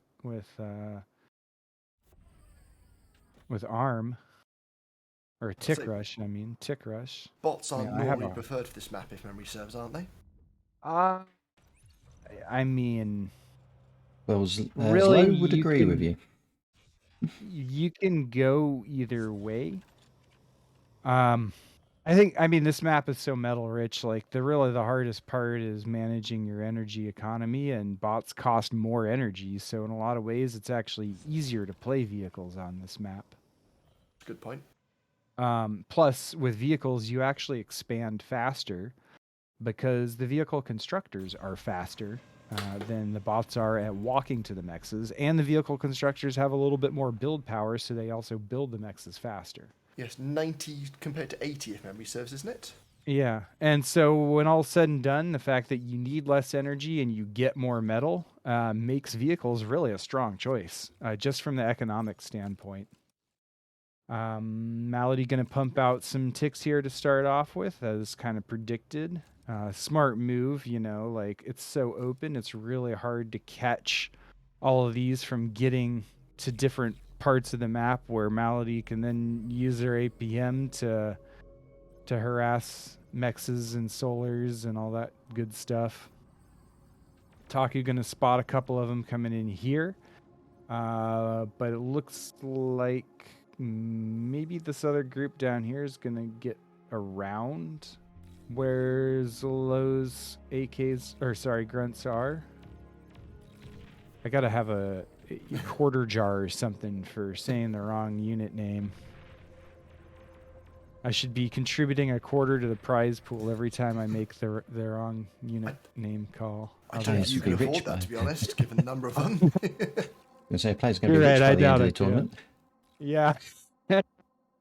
Unfortunately, my camera has completely given up the ghost, so I don't know how you're going to handle that, Tarnished Knight, but I won't be able to have a camera feed. That's not the end of the world. I do have a scene where I can show just two of us in correctly aligned. So don't we have a photo? Can we just put a photo up of Teifion? Teifion. Actually, which shirt does he have at the moment? We could just put a screenshot of his shirt. I will take a selfie for Discord.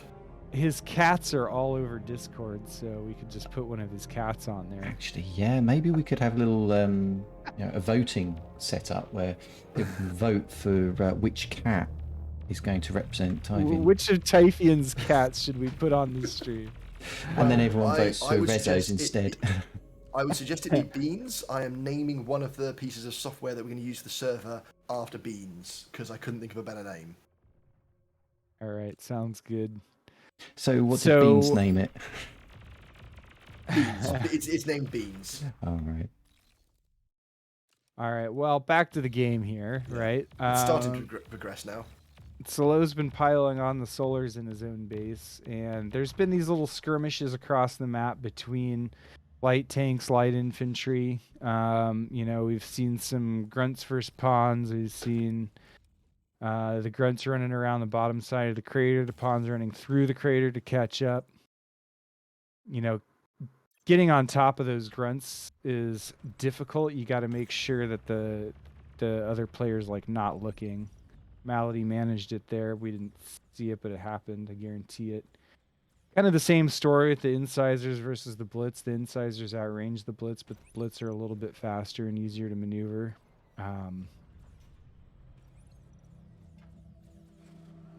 Ragnar's front incisor is all alone there. Kind of too spread out. And Taku's going to be looking for raiding opportunities of Ragnar's expansion there in the north, I'm sure, for pretty much most of the game. Same goes with Malady and Solo in the south, It looks like Malady's going to try to lock out a good chunk of the south with his commander and a bunch of LLTs.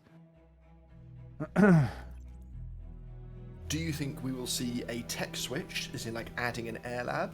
Or I think we'll almost definitely see at least one or two tech switches, and if the center gets locked up here and raiding gets shut down, we could even see a tech increase. But with Ragnar on the field, we're gonna hold that idea off for a little bit, because Ragnar's definitely a very aggressive player and can kind of shape the game, I think, to prevent any T2 from really happening.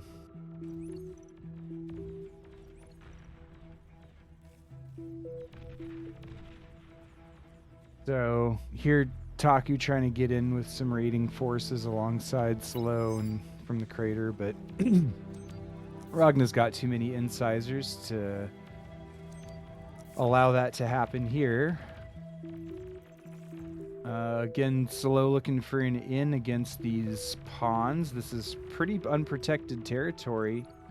I think Slow spreads those out and goes in, but now I think maybe too many pawns have showed up, so...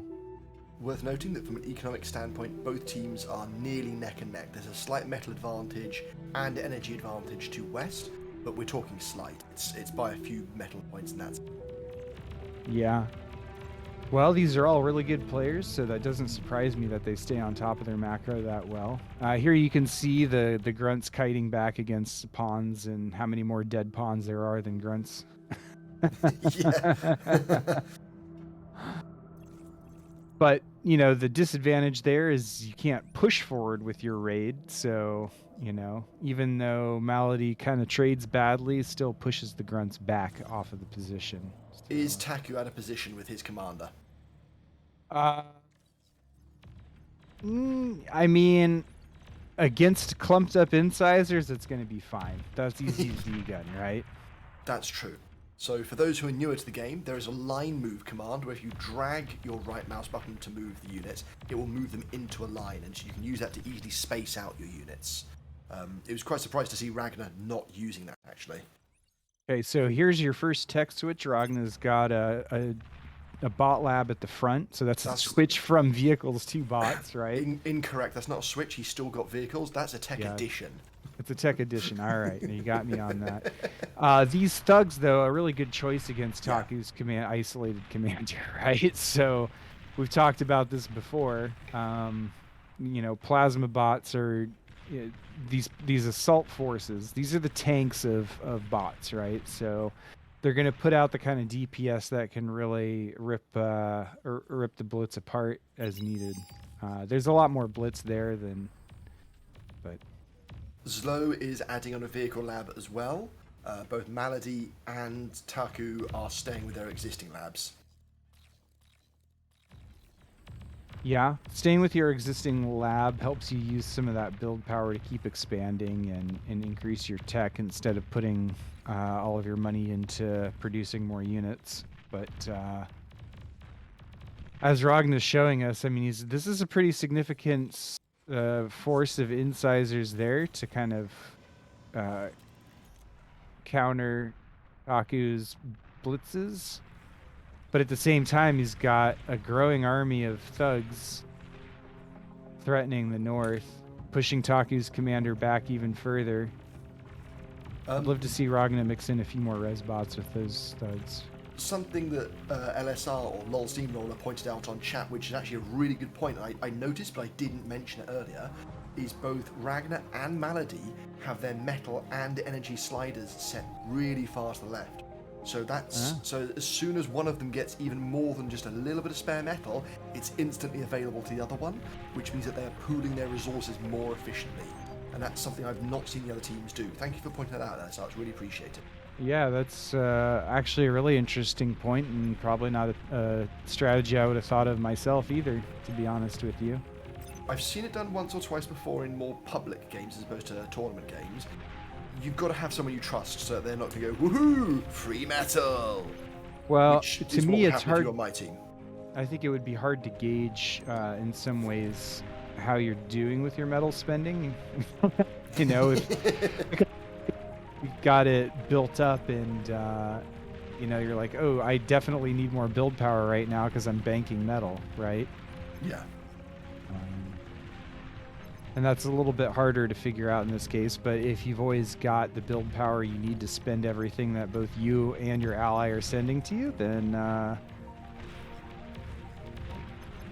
you're probably keeping up on your macro better than me already, which isn't too big of a surprise at this level. Taku using the blitz really well there, actually, to get flanking damage against the thugs and reduce the size of that thug force considerably. Able to kind of anchor his commander with those medium tanks. Malady going to push with a pretty large force of pawns, so you can kite with these grunts, but eventually the pawns are going to kind of catch up. What you may have missed there, he had 4 tanks along with a bunch of grunts. 3 of those tanks got taken out. So yeah, it's not just that he's pushing forward a bit, he's also destroyed a sizable contingent of stuff from slow. Okay. Ragnar is now sending the best strategy in the game. He's going with the unexpected bombing run. Okay, so I say unexpected. There are no missile turrets at the moment. He's going to bomb a bunch of solars and possibly construction towers. Yeah, so Ragnar's 3rd tech edition, or 2nd tech edition, I guess, technically. Yes. Some Third bombers. Tech, 2nd edition. Taku built some AA towers on the way, but yeah. Now, you can tell both Taku and Zlo have their solars pretty well spread out, so this kind of bomber harassment is not quite as effective as it could be. Zlo's commander's in trouble, potentially. Ragnar's not spread out his units as much as he could, but yeah, okay, Zlo's commander will survive. Let's had get a line. Let's get a quick look at Zlo's commander. 14% Look at points. all those D-gun ruts. Yeah. Melody's gonna use. Yeah, that's for sure. The rest of those pawns. All right, so. That said, that bombing run didn't do as much as you'd have thought. East is only on 1.1k energy versus West's 1.4. That's not as big a difference as I'd expect to see after a bombing run like that. Now, also, Ragnar's commander went down. Yeah, I was gonna say I miss Ragnar's commander being lost. So both teams are down to 1 commander now. I mean, Malady is in Zlo's base right now. Ragnar here to support with some drones to stun whatever defenses there might be. 2 missile turrets. Help Malady kill Zlo's base. If he gets the constructors, that's really good. Yeah. Those constructors represent a decent metal cost, but a massive time cost to them. Yeah, it's build power. Very needed build power after a raid. I mean, it's one of those things, you get raided, and if you lose all of your energy, but you have build power, you can actually recover pretty quickly most of the time, right? Especially a team game. But Taku going for a comm drop.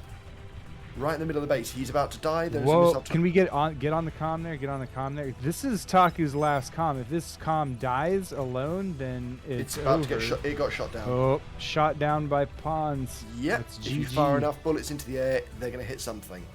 Yep. Not sure what Taku was going for there, but I think it was just kind of a Hail Mary since I think he was just seeing pushing his base too. Yeah. If he could drop his commander into Malady's base, he could de-gun a bunch of stuff and airlift the commander out and he'd be completely fine. I was thinking, yeah, he might be able to balance it out, sort of thing like that. But that was a fantastic play by them. Yeah, so it looks like Ragnar and Malady will then play Teddy and Flash next. Yes. Back in the booth. I've been told that I've it on another camera, so I'm going to go AFK for a minute while I go and try and sort that out. Sure. Yeah, sure. Wow. Tons of exciting things happening in that match. Yeah, there's the tech ads and all that. It's quite cool. Yeah, there's kind of so many things going on in a TV2 with these high-level players that it's hard to get a fix on everything at the same time.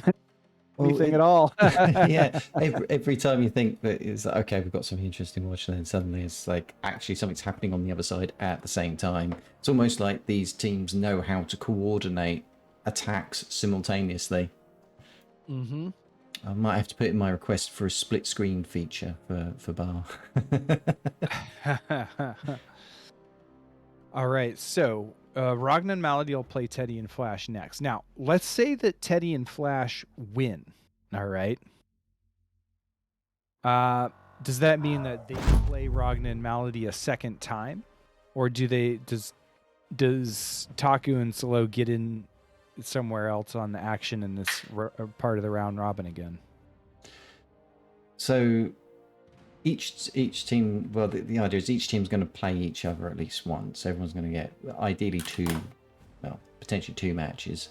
I see.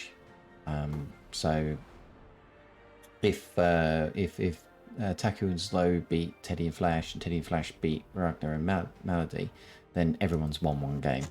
They've all played 2 matches. They've won one game, haven't decided a winner. So we'll have to do the round robin again, and I think that's when we go on to the other map that's available for the set. Which so it's kind of up to Taku what game is next, right? I think he's got a set pattern in mind of who plays who in those. I'll have to double check with him what the plan is. Okay. Yes.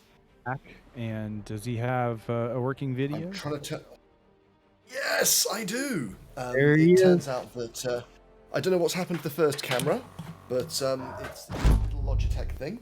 I hate to say it, Teifion. I hate to say it. I mean, you don't look any better with this new camera, so I'm not sure that you should use it. I'm not surprised I'm looking better. It's literally the same model of camera. I don't know what you were expecting there, Rezo. I like the redundancy plan. Expectations too high. It wasn't a plan. What it was is I actually bought multiple of these cameras before, so I think this is the 3rd one I've got of these. The first one, it just over the years it broke, and it just only the mic only I wrote on the camera in Sharpie. This other one here has potentially given up the ghost, I don't know. And this is another one, but I bought this as a backup for some reason, or maybe I couldn't find the other because they were really cheap. And I've been lending it to my missus, and so she actually just texted me saying, "Oh, by the way, we have a spare camera." You're watching the stream. She was, yes. Also, the new kittens that we got were watching it, and apparently they really like the things moving across the screen. They don't care about my voice very much, which is very disappointing to hear. All right, so we are gonna see Teddy Flash versus Ragnar right now. They're setting it up in the lobby. Yeah, fantastic. As we speak. Players are switching around. And it will be on CCR, aka Comet Catcher Remake. So same map that we just saw. Yep. You'll be seeing this map a lot initially. Fun fact, this is the most popular map on the server. Double check that actually. Is that right? Statements. I believe it is. Let me just double check, because that's a bit of a wild statement to make without actually checking it up. And it's going to be recorded for all time. Okay, good news, it is. So last month, so in July, we had 549 Comet Catcher Remake 1.8 games, which is this map here, followed closely by my favourite map, Speed Metal Bar V2. It's, quite frankly, a truly amazing map. And I think that all chat needs to let Taku know that you want to see more Speed Metal games. Right, guys? You got very quiet all of a sudden. Spam the chat. It's a scream for Speed Metal. Tell Taku what you think. Definitely. I don't think we've seen a tournament with Speed Metal that we. I think if you were gonna run I think if you were gonna do that for a tournament, you should just have a Speed Metal tournament. Honestly, I mean, playing metal maps is really a very different game in a lot of ways. So I feel like it would be better to kind of have that be its own thing together as a tournament. You know what I mean? And there are a number of metal maps out there, right? There's Speed Metal Bar, which is the big one with the thing in the center, and you get 22 per mex, I think. There's also like 25 wind permanently. Yeah, and there's the other kind of metal maps too that are only 2 per mex, right? Yeah. There's the 9 metal islands, which is kind of that's a really good kind map. It's a sea map is the best way to describe it. There's all kinds of different metal map, and you could even, if you think about it, include something like Greenfields, which is sort of the inverse of a metal map, right? Yeah. Fun fact. And we have mod options that can turn any map into Greenfield. fields I was too. going to say there's also the meme command $MEME. There's a meme called, I think it's called the Greenfield meme, which will disable certain units and allow you to make any map into greenfields. Oh, if you want a 2-hour game. Question from the chat was about CCR beating DSD because obviously Yes. DSD is very, very popular map as well. Yeah, it beats DSDR, and I believe it beats it by quite a lot. Yeah, I mean, actually, DSD is not as popular as it once was. No, we have the great pleasure of a great map making community here. And in the last 6 months, I'd say they've really added like a significant number of good playable 8v8 maps to the pool. So DSD is not the only option anymore. Some notable ones that beat DSDR in popularity last month. This is purely by number of matches played. We're not looking at team size or anything like that. Alt Cloud, which is one of those 2 mechs or 2 per mechs metal maps. 9 Metal Islands. Angel Crossing is one of the new ones. Coombe Valley is obviously very popular. River Run, really good one. Flats and Forest, another recent improvement. Great Divide, for some reason, is incredibly popular. And the game is now starting. We are in the match. Yeah, we're in. Ragnar and Malady with the same starting positions that they had previously, and Teddy and Flash also taking up center start positions. I'm going to guess that Flash goes with bots here. That's just kind of Flash's style, as I know Flash. Flash is also one of the more aggressive players. Like him and Teddy have very similar styles. It's always fun when you have those two on your team at the front in an 8v8 because you know that your front is sorted. So I've been looking forward to this matchup actually. Yeah. Well, Flash and leaving a Teddy, coded message. No, Teddy actually has a little bit more of a defensive play style, I would say. It's just maybe not defensive entirely, but it's I would say a little bit more passive and eco-driven most of the time. So you mean it's not non-stop aggression from the word go? Is that what you're trying to say? Unlike Flash. Yeah. Teddy really tries to get and maintain an economic advantage, and then where he can convert that into like an army lead and then apply pressure, he will. But he doesn't, he definitely plays like a kind of a safe game, Flash can play more aggressively, but a lot of the time Flash sort of opens with aggression and then falls back into a more passive game when he feels safe, right? Yeah. We know Ragnar's going to push, and I think Malady is going to push too, like we saw last game. It was really no let up of aggression from either player, so it can be really hard to transition when you're on the defense. And so if Flash and Teddy both get caught defensively, I think they're going to have kind of a hard time here. Yeah. So Malady pushing out a bunch of the ticks to start the game again. They're going to get through the crater. Much. They probably won't get much of anything done. Flash and Teddy, they have towers back there. Teddy potentially has an opening on the south side of his lab section, but he's going to be producing combat units momentarily, so they wouldn't get anything done even if they were there. Mm-hmm. Teddy closing up about 5 solars on the west side of the map with one. Is that a rover? Can't remember which faction. Rascal. It's a rascal. It's a rascal. Rascal if he's Cortex, Yeah. 2 mexes. That's pretty good value for a single scout. I feel like. While we're in the early stage of the game, Rezo, what are your thoughts on, in a 2v2 game, one of you going Armada, one Cortex, versus both of you going Armada or Cortex based on the map? Well, I mean, I think it is kind of map dependent, and there's player preference. I mean, I think having a commander from each faction is really nice to be able to share tech, right? So there are certain things that Armada does better than Cortex.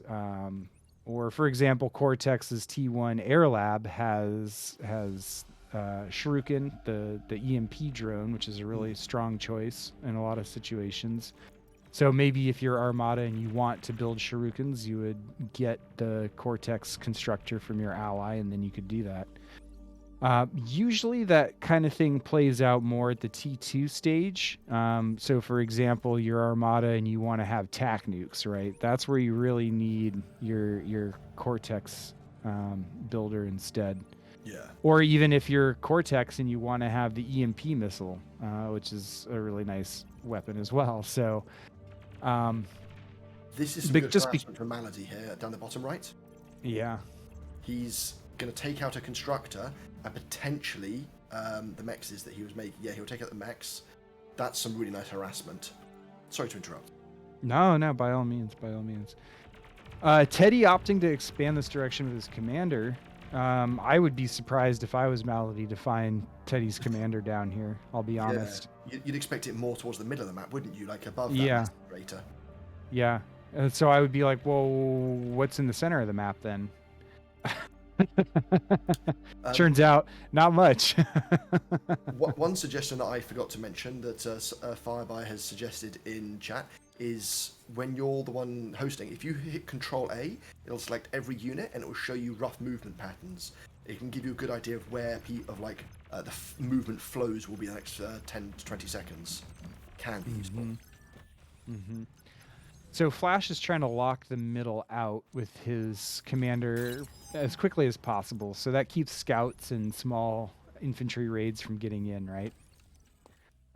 But it's going to be vulnerable to assault bots or tanks coming into the mid game. So we'll have to see how Flash manages to defend his center as the game goes on. Yeah. Teddy getting some incisors in the back here of Malady's base. Going to get a mech and a constructor at least. Some really nice damage. Malady's got pawns here to defend the rest. And so Teddy's going to turn the incisors around. Malady going with a vehicle lab in the forward position. I feel like you kind of need more energy first to run a forward lab, but we'll see. Yeah, I'd have thought so. Feels really early to He's me. not getting rid of his old lab yet either. He's still using both labs at the same time. And he is bottoming out on energy by quite a bit. So I feel like that is too premature. Pretty early. In mind, though, he is Armada, so his very few of his units use lasers, which means they don't use energy to fire, whereas a lot of Cortex units will use energy to fire. Yeah, I think at T1, I don't think that grunts or incisors use energy to fire. As I thought incisors did. Let me just double check. I'll find some. Oh, I can't find any incisors anywhere at the moment. Oh, there we are, some. I stand corrected, they don't. Maybe they used to and I'm misremembering. Maybe Centurions use energy to fire? Maybe, I'm not sure. I might be getting confused. We know like LLTs do, for example. Yes. But yeah, so here's where Flash starts to run into the problem when, Ragnar starts stacking thugs and all he's got is a couple LLTs. Flash going with some Twilight mexes. It's kind of a sneaky way to stop raids as well. Did Flash reclaim his T1 bot lab back there? I hope not. He's Flash still has his T1 bot lab at the back. He just made a... Okay, good. I thought he so because he just made a Resbot, but... we'll see how Flash is going to deal with those thugs. It's not going to be easy, though. What are your thoughts on Flash using Twilights, the cloaked mexes, or the metal extractors, for some of his mech spots? I think on this map, it's actually not that bad. Despite the high energy cost. They cost 15 energy to run each. Yeah, he's the normal 3. Flash has been doing pretty good at keeping up on his energy production if you look at his base. Honestly, part of it, these Twilights, all that energy is expensive, and that might be part of why he doesn't have units right now to help defend. However... So there you go. Yeah, see, that's the value of the Twilight right here. When Twilights die, they EMP everything that's nearby. Yeah, they have a pretty good EMP range. And he gets a couple more. Yep. Yep, so he's getting some real value out of those. That was a nice trade to handle some of these thugs. Mm-hmm. That said, if we look at the resources quickly, West team does have a slight edge over East. It's not huge, but it's nothing to. It's not something we can completely ignore. Yeah, I think Teddy's got more to worry about this raid that just got in the south side against. He does have a few units, but he's got there's a stout and 2 pawns attacking. Yeah, at the very least, he's losing that constructor, probably all 3 solars. Oh no, he's not losing the constructor at the moment.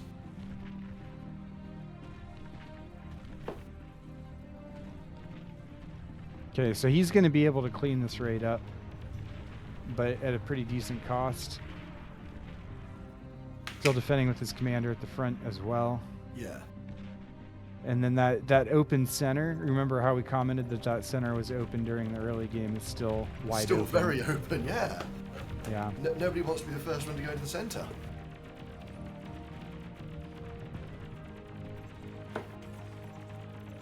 I mean, at this rate, I feel like West is just gonna roll sooner than later.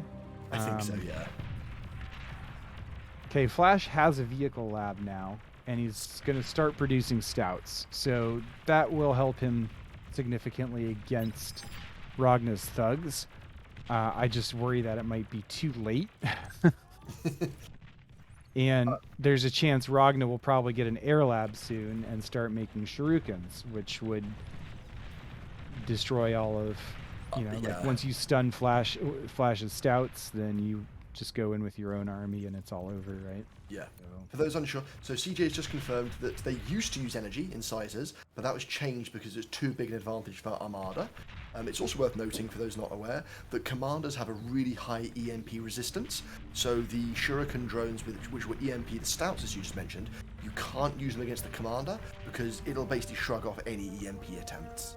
Yeah, the commander is not the issue, though. I mean, if you have enough Shurikens, what you do is you end up stunning everything around the commander, even though you can't stun the commander itself, and your army can still go in and clean up everything. It was more a comment for anyone who might be newer, who'd be going, oh, why don't you just stun the commander? Because that's obviously your target. Right, yeah, because you need a lot of shurikens to make that happen. So many, you might as well just suicide them into the commander at that stage. So Flash's force here kind of breaking on the north side, but Ragnar's, the majority of his stuff is going to just move in here in the south. Come up from, He's got uppercut straight into Flash's base. This could be the deciding moment, really. Yeah, this looks really bad for Flash, and he doesn't have the statics in place already. His commander's so nearby. He's going to lose a lot here. But yeah, he's going to lose all 3 construction turrets. His lab's probably about to go down. So that's, as we've mentioned before multiple times, build power. He's just lost a huge amount of build power. His force has also been pulled out of the front line. So while Ragnar's force here is going to get cleaned up, it's going to take Flash time to get his force back to the front line and respond to whatever new thing Ragnar is currently building and amassing. Yeah, if Flash is lucky, he'll have Resbots out on the map that he can at least bring back to his base to help deal with some of that. But without any more construction turrets and without constructors in his base, it's going to be really hard for him to recover there. It looks like, I think he's just going to build a lab. Yeah, he already built a lab with his commander to pump out some Maladi's just running around with a single stout up the top, just blowing up individual things, because why not? Yeah. West now has a notable metal production advantage over East. Definitely. It's jumping around with Reclaim a bit, but it looks to be 50 to 100% more. Mm-hmm. Yeah, I'm not surprised. Yeah. Energy there almost double as well. So, I mean, even though Ragnar's put a lot of metal into Flash's hands, it's still going to be really hard for Flash to capitalize on that. And that's like, the purpose of that. That's the initiative that you gain from doing that kind of raid. We have the best strategy ever happening again. Ragnar has 5 bombers on the left-hand side. He also has a scout. So for those that are looking to ape this incredible strategy, it is really important that you have a scout with the bombers. Bombers have a really small line of sight, and you can fly them over, but you won't know what to bomb until after they've passed over. So get some scouts, send them in ahead of the bombers by a couple of seconds, and then you'll know what to hit with your bombers. That's right. Yep. CJ has just said he's done experiments. 50 shurikens can EMP a commander in 2 to 4 seconds. So I stand by my statement, that's a lot of shurikens. Yeah, it's a lot. That's like T2 production level in order to get that. Speaking of shurikens, Teddy coming in here with some shurikens of his own to help try to defend against all of these tanks and infantry that Ragnar and Malady are throwing at him. Ragnar has some fighters already. He's already got 7 fighters out on the field. Mm-hmm. Teddy's trying to make some fighters too, but he's going to have a hard time keeping up. Yeah. Ragnar using the attack line command. So you know how you can right-click drag to move things in a line? If you push A and then right-click drag, they will attack in a line as well. Very good for spreading out your bombs over a large area. Also importantly, works with multiple nuke silos. So if you're playing Raptors or Scavengers, for example, great fun there. Yeah. Bombers do AoE with their bombs, and so spreading out their attacks a little bit gets you overall better damage in the area that you're attacking. Yeah. Spreading out the AoE a little bit. Yeah, I mean, it's just a matter of time, I think, honestly. Teddy and Flash are going to keep putting up a fight because that's what they do, and they're good at it. I won't deny. Oh, they'll nearly fight to the bitter end. I've seen several games where Flash has been what looks like obliterated, and then he comes back 5 minutes later with tier 2 units. He's incredible. Yeah. I don't think he's going to go tier 2 here. It does seem unlikely. We saw the tail end of that game with Claret where he was going tier 2 and it didn't work out for him. I would imagine Flash is not going to make that specific mistake here. Yeah. Now, he is resurrecting a number of the units that Ragnar had thrown into his base earlier. If he can snowball that and get all these wrecks from the center and then kill more of Ragnar's army, that really would do a lot to try to help turn the tide here. Really?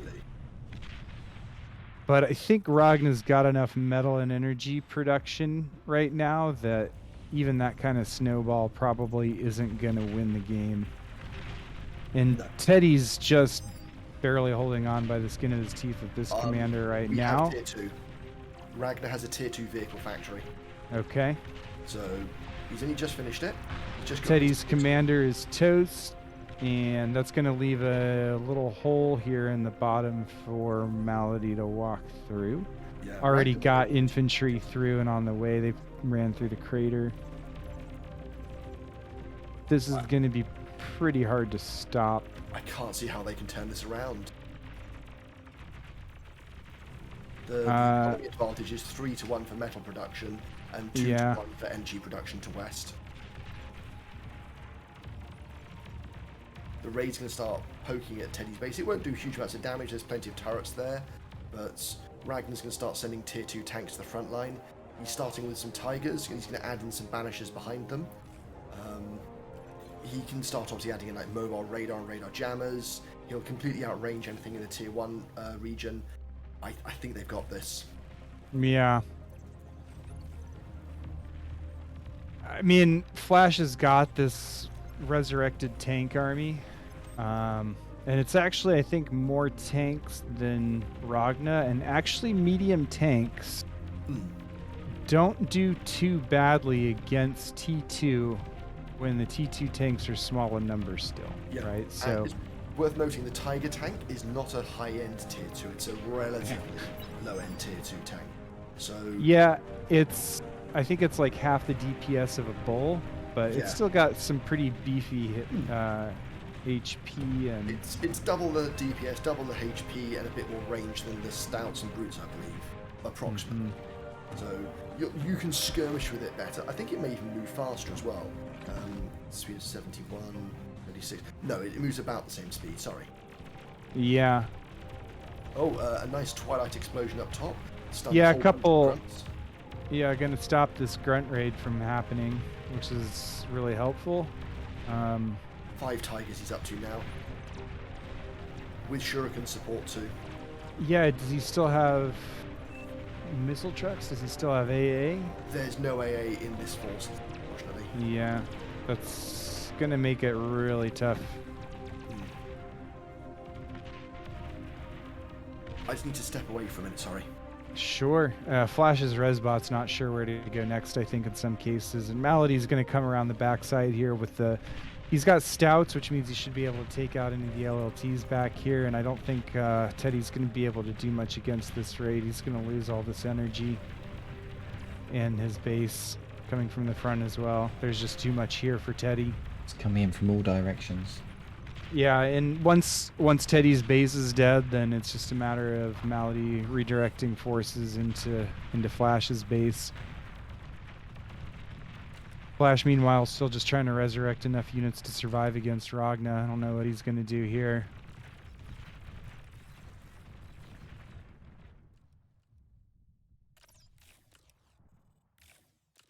Calls GG. Teddy's already resigned. And that's game. That's the game. Very well played by Malady and Ragnar. Never letting up on the pressure for a second.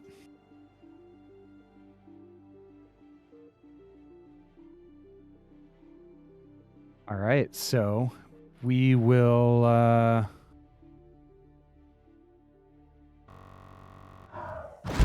we'll update the results. Second win for Ragnar Malady.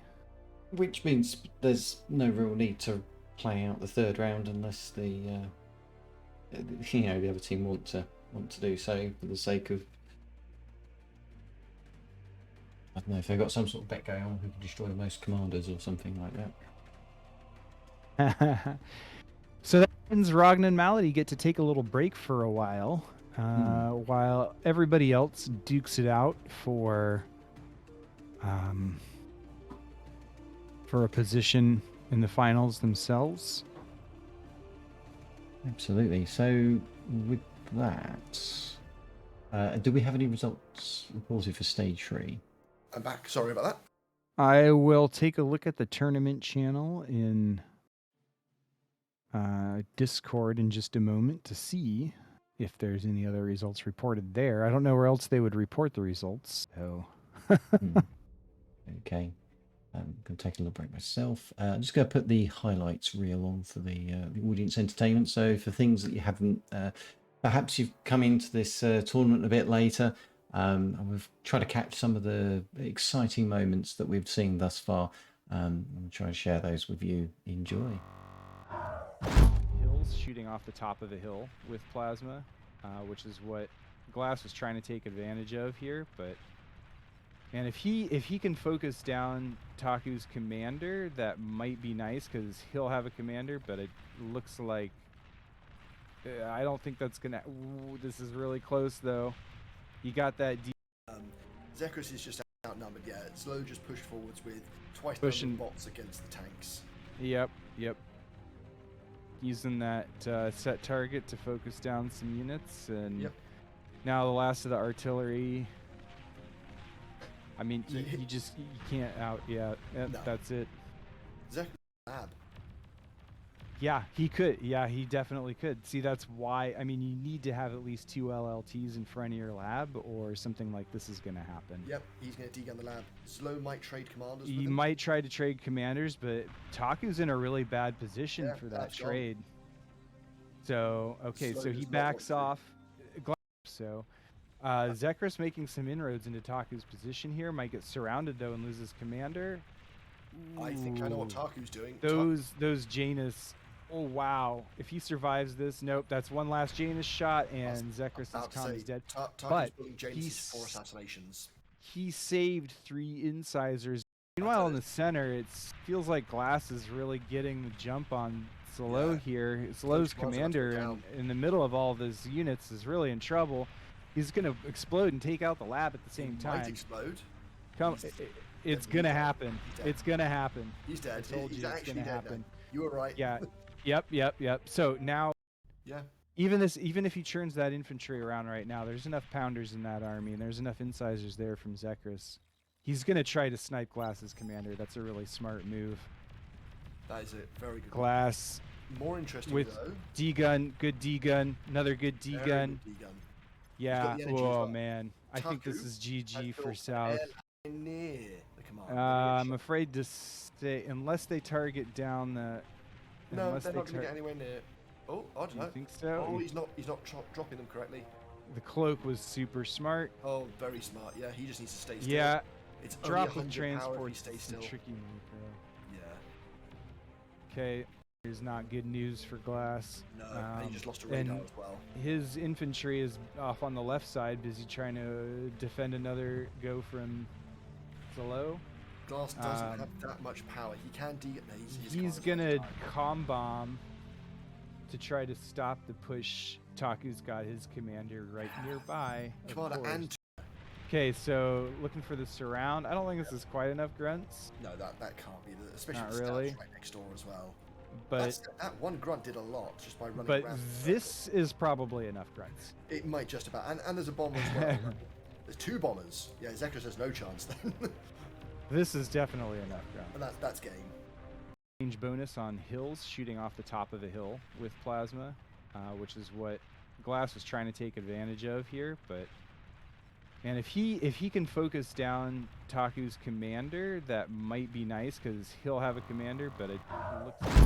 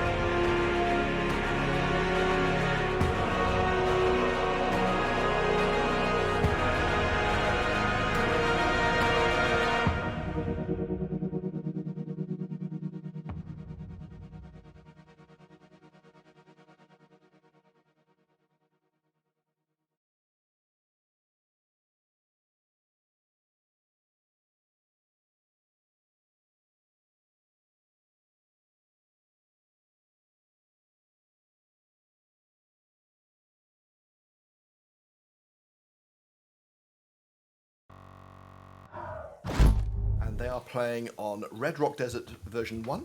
Hey everyone, so we're going to try and get you into another match.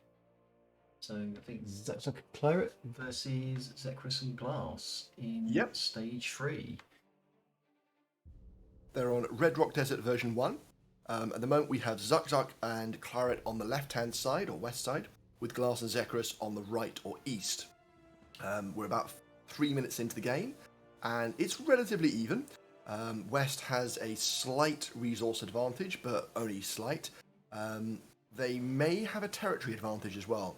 Claret's gone south and has grabbed a whole bunch of area. Zechris is far from impregnable, and Zechris could take it back, but he does have access to all those mexes. Worth noting that these mexes are poorer than most of the ones that we've seen so far. They're only 1.6. The wind is between 4 and 15, so it's still a wind-friendly map. Hopefully it will be in any moment now, so you'll be able to see something more than just the leaderboard.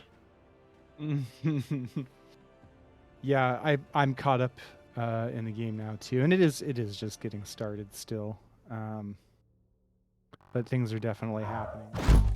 Here we go. Be good to jump in here. Right, time for the Benny Hill show. Yeah. It'll be quite a brief Benny Hill show because, you know, it's not that far into the game. So the very first part in particular is always fast anyway. But with the recent improvements, even faster. Yeah. It does make quite a big difference there. I'm very grateful for the efforts of the development team for doing that. I think it's Beherith made the change. So Glass now finally pushing out with his commander while Zuk is keeping his commander back in his base. No real big exchange at the moment. You've got a bit of a raiding happening in Glass's base with Zuk, but that's being repulsed with ease. Oh, actually, sorry, I tell you, Zechris is ripping apart Claret's base. Claret has no base left. How did I miss that? That's terrible. I was watching the whole time. This is the weakness of Claret's style, right? Is he tends to go light on defenses and light on army in favor of expanding and macroing. And when you do that, you run a pretty big risk of just getting overrun by some light units at the start of the game, right? But he's still a good player. He can bounce back from this. He's already rebuilding some energy there in the middle of the map, so we can probably do that, get maybe one more in the lab.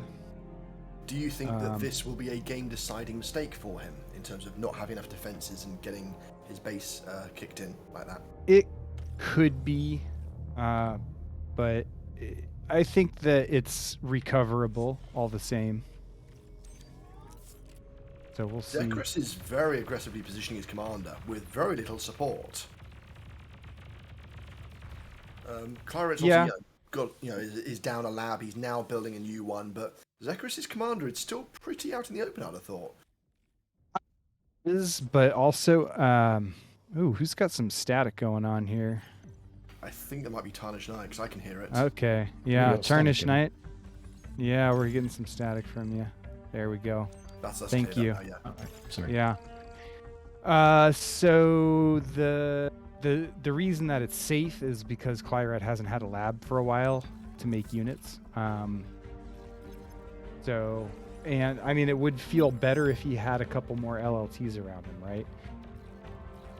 Now, Glass has sent units south to try to help harass Claret a little bit more. This could actually, they could probably snipe his commander here, and then Duck would be the only one in the game. And it looks like they might just do that. Claret does not have energy to degun. Yeah, so there's some free metal for Team East, and Duck's gonna be pretty extended. He's going to be pretty overextended. Well, that's a good point. It's a 2v1, but Zuk has more income. He's got the same income as Glass at the moment. Zechris is a bit lower income. I think that Zuk's he's gifting units as he goes back to Claret, so he doesn't have to micro everything. But I can't see how he's going to hold out for very long on this one. It's going to be tough. I mean, but he's also a good player, so he could make it happen, you know? He could make it happen for sure.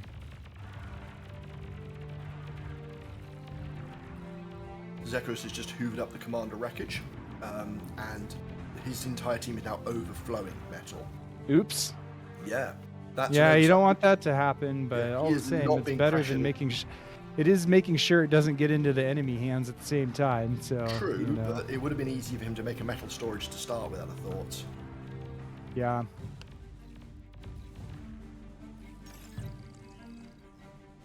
So more resurrection of Claret's base happening. Still a bit of static, sorry, Tarnished Knight. He'll be back in action before too much longer. Yeah. We got to figure. Glass is building a missile turret on that mountain just where his commander is.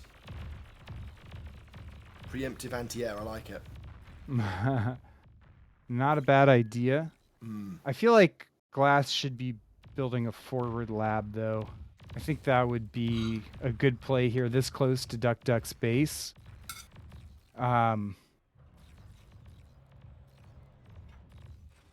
Being able to put on tank and artillery pressure that close to Duck's main energy is a really good idea. These resurrected blitzes coming back to haunt Zechris just a little bit, at least harass him. Duck controlling units really well in the center against both players. Yeah. Maybe Glass can get, you know, what they call the crossing of the T here, where you've got units in one line, then your line is perpendicular, and so you can kill one unit at a time as you run down the line, right? So. Yeah, I don't think it's going to matter right now though, because Zuck's forces is going to do well, but Zechris has enough defenses that laser turret combined with a couple of units is going to stop that. BK, it sounds to me like a plug issue. Like your, do you have an input to your from your microphone that goes to something else that's got like an 1/8 inch plug or something? I'll It has stopped for now. Oh, no, that's You good. know what that's I good. mean? It's good. You're talking, it's good, yeah. Maybe now it's better. Sorry about that. I assumed that you'd been muting and unmuting yourself, but that's obviously not the case. Yeah, it's I'm fine. not It's quite fine. Sure what's causing that? I do apologise.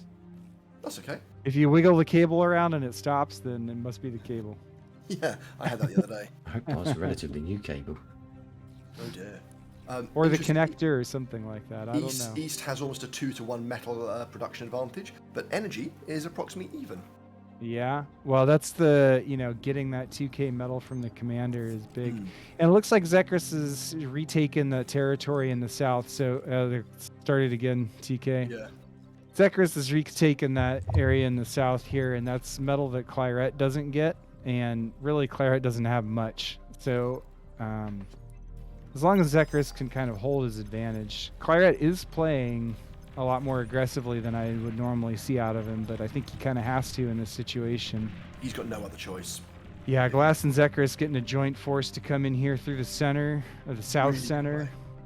So Zuck can either start making units ASAP and defending them, or build some defenses and defend with them. The problem is, all of his other defenses are on the east side of his base to block the choke points. These would completely bypass them. Mm-hmm. He has spaced his wind, so we're not going to see much chaining. There's a few of the bits in the middle are not spaced, but the majority is spaced. And he does now have tanks here as well. I think This he's gonna end this off. might be enough tanks, but how much damage is going to get done before they clean it up? Oh, actually, he's driving all the way around it. But again, you can see the wind isn't chaining, so I don't Right. think that much is going to get done. Oh no, Glass is now splitting away, so Zuck only has one force of tanks versus the twin attack. Duck's commander is in Yeah. real trouble here, This could be and this game. could be game. I think Yep. it is. Yeah. Yep. Over. I forgot that Duck's commander was right there. We should have seen that coming a lot sooner. All right. Well played First to game. Glass and Zechris. First game goes to, is this the first game of that series? I'm not sure. It's of the losers bracket, I think. Okay, so it sounds like Randy and Daywalker won against Glass and Zechris. Glass and Zechris have won against Claret and Duck. So this is going to have a few more games yet before we decide that bracket. Yeah. Man, TK, I don't know what to tell you. It's still happening. Are you able to go to push to talk? Is that too much to ask? I'll see what I can do. Is it actually coming? People tell me if it's coming through on the stream. Or... No, we can hear it. We assume it's going through on stream, but we can hear it. Yeah, I would assume it is because and I see that it lights up on Discord too, so I would assume that it is going through to the stream as well. It was in Yeah. put us back in the booth and investigate that right now. I'm just keeping an eye on what's happening in the other rooms. There's no other rooms. Well, there's another room, but there's a AFK Ragnar and Flash in it, so I don't know what's happening there. So I think that the next game will take place here.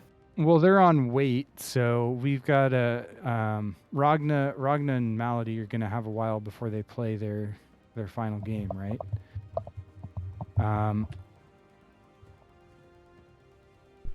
Yeah, I think so. Where is Taku is the question, because Taku tells us what the next... He's in the room. He's in the room right now. Aha. Okay, so what's next is the question. I think next is supposed to be... Might have Randy playing. Randy Randy Taku. Daywalker versus Claret Duck. Is that right? Not sure. Yeah, Oh, that's what P-Talk just said. Cool. So Claret and Duck. Days, be right back. That's cool. Cool with me.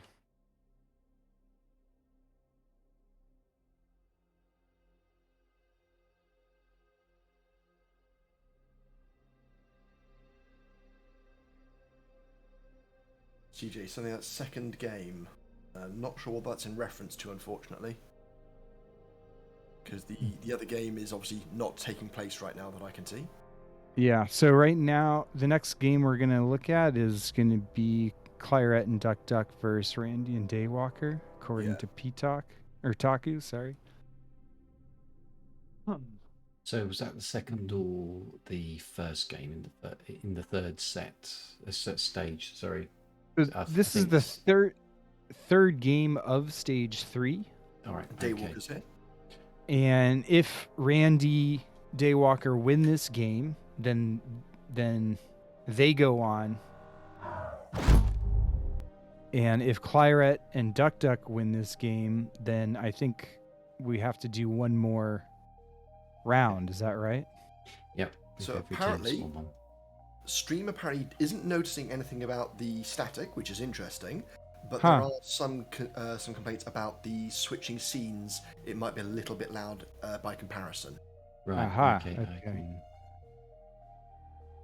So many volumes to adjust. Yeah.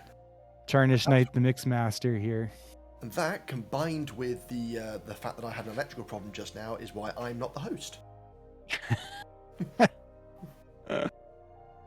Yeah, you need a Tarnished Knight. You need a monitor for the, for the stream, so that you can hear the stream volumes output live while you adjust the levels, and then you can turn it off so you don't have to listen to it. I went through all the monitors in setup and prepping. What we do.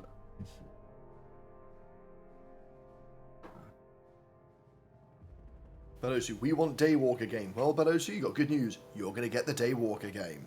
Yeah, I'm glad we get to see them play. I'm glad that this is happening. So, based purely on complete lack of information, what's your prediction here, Rezo? Who do you think is going to win, and any more details beyond just... I think there's plenty of information. I don't have any lack of information. Oh, okay. So Randy is more or less, he's a player that's been around Spring for a while. He's played a lot of BA. He's done really well in BA 1v1 tournaments. He played professionally StarCraft 2, I believe, so he's definitely a talented player. Daywalker I know a lot less about, and I saw him in a public lobby the other day, and somebody told me that he was one of the first to start with balanced annihilation after it was, spring, whatever the spring version of total annihilation was called. I think it was like advanced annihilation. I don't remember. AA, right? Man, the history.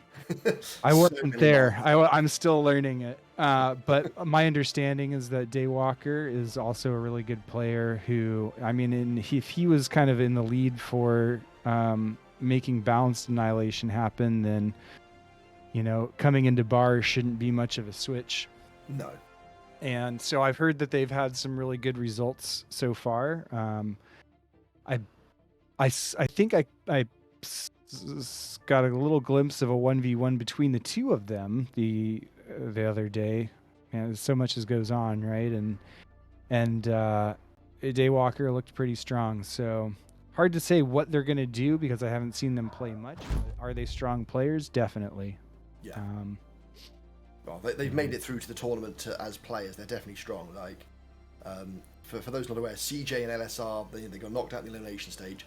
I would regard those two as very strong players, and I was actually quite surprised they didn't make it in, which shows that the ones that did make it in are probably quite good. Mm-hmm. Yeah, for sure. Okay, I've actually found I've got a quieter stinger for that, so I've just loaded that in, and hopefully that sorts out the volume level. Might be the best hopefully that'll be better. If it's not, I do apologise. After It's chat, let us know if the scene switch is better or worse, and if so, why. Yeah, give me my technical support. Yeah, I actually got one that's literally labelled quieter. Why haven't I been using that one? Because we're using OBS. No secret to the magic quieter. behind. I don't understand why you'd have anything quieter. That doesn't make sense to me. Yeah, sorry, I accidentally activated the Teifion version of the stinger. Okay, we're just loading into the next game. It'll be up any moment now. Here it is. Yeah, and they're just starting. It's the same positions on the west. You've got Zuck at the top, Claret on the bottom, with Daywalker on the top on the right, and Randy on the bottom. Randy has gone Cortex and hasn't queued up a lab yet. Daywalker is also Cortex, and again, no lab queued. Zuck, an early bot lab, and Claret has not queued anything up yet, though he's Cortex and Zuck is Armada. So I'd imagine that Zuck is going for some really early tick spam and tick harassment, which Daywalker is going for a laser turret before his third mechs and before a lab. Well, that's still a pretty early turret, for sure. Yeah. Randy, similar. He's got his turret up already. Yeah, these guys are playing safe. That's kind of amazing, actually. I like it. Yeah, I like it too, to be honest. I mean, so a map this large and with this many open paths and that kind of stuff, like, it makes a lot of sense, right? Because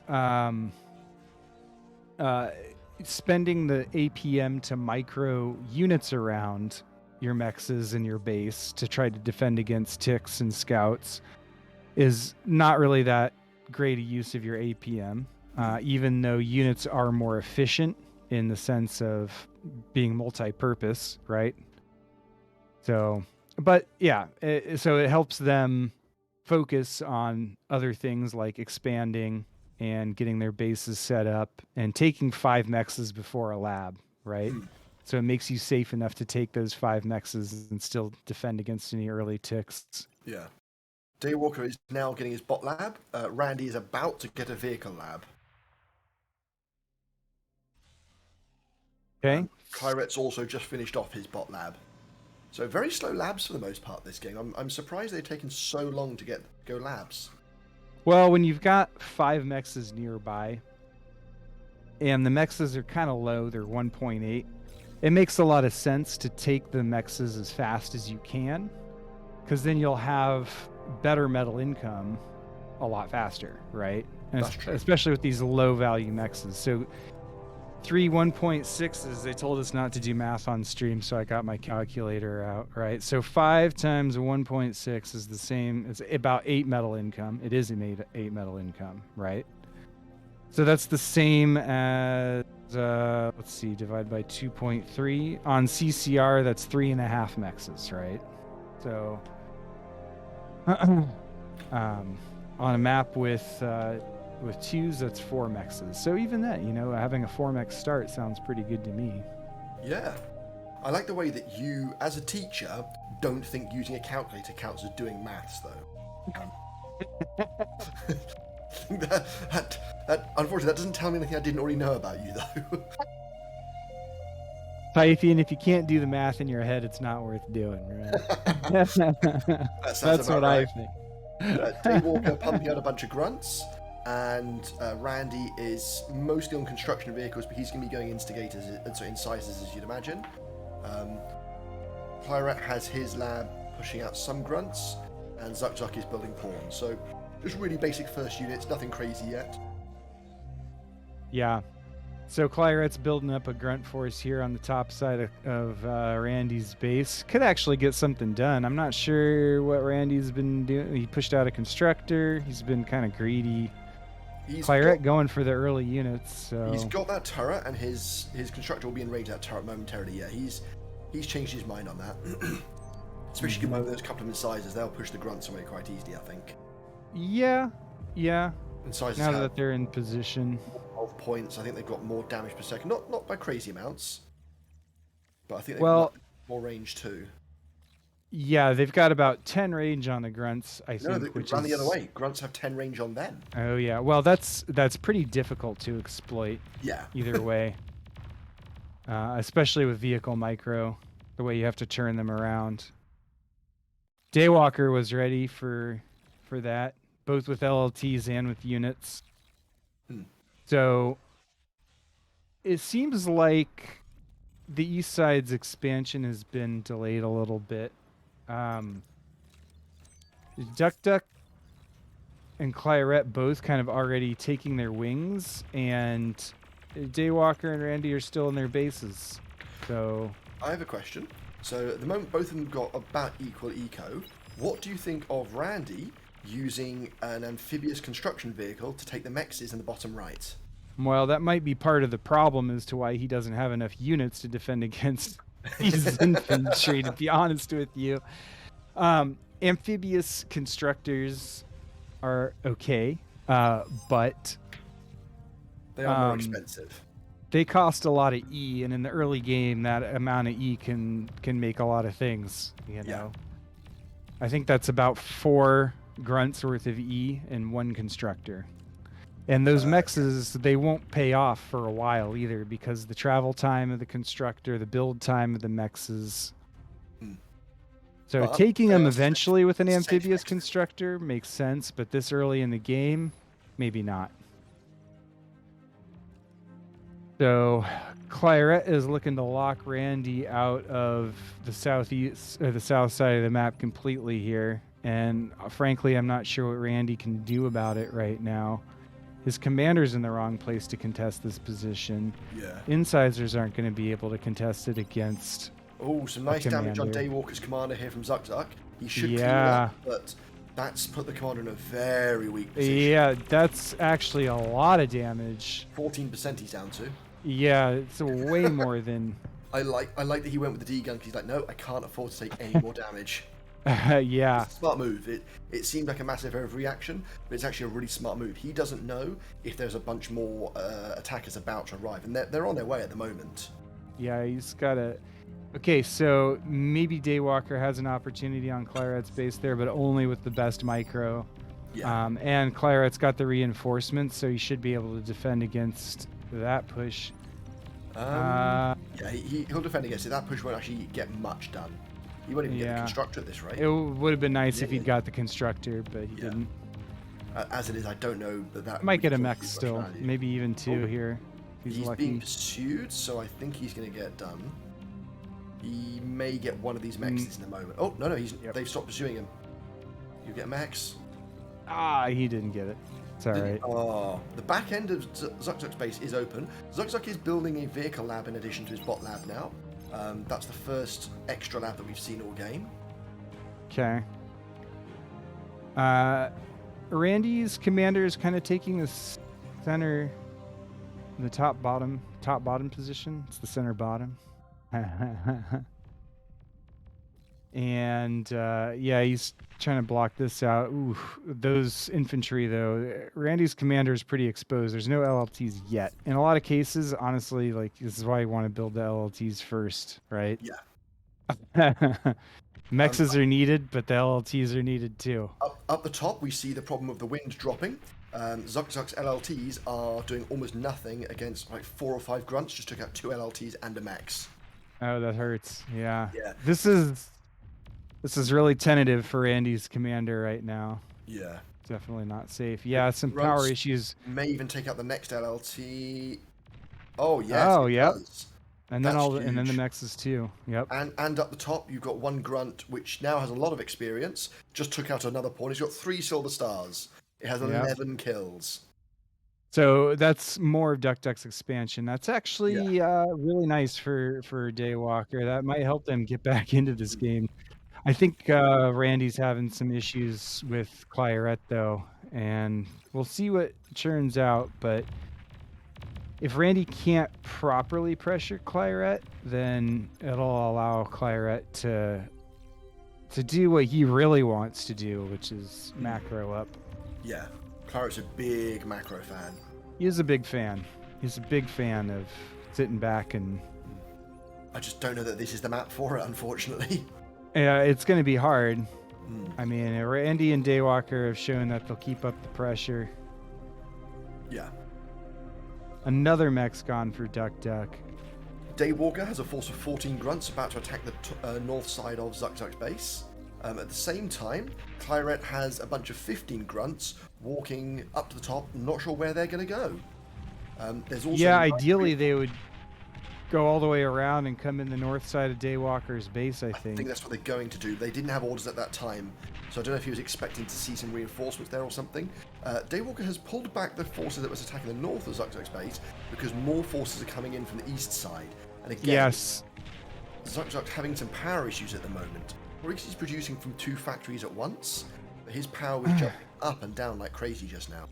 Well, Claret's been spending some time here building advanced solars in his base instead of units, and that's probably why his commander has now got completely pushed out of the bottom. I mean, he had a great position to try to lock out Randy, but Randy made artillery and tanks to unseat Claret's commander while Claret was busy stacking advanced solars. Claret has 5 construction turrets at home and a bot lab that's not doing anything.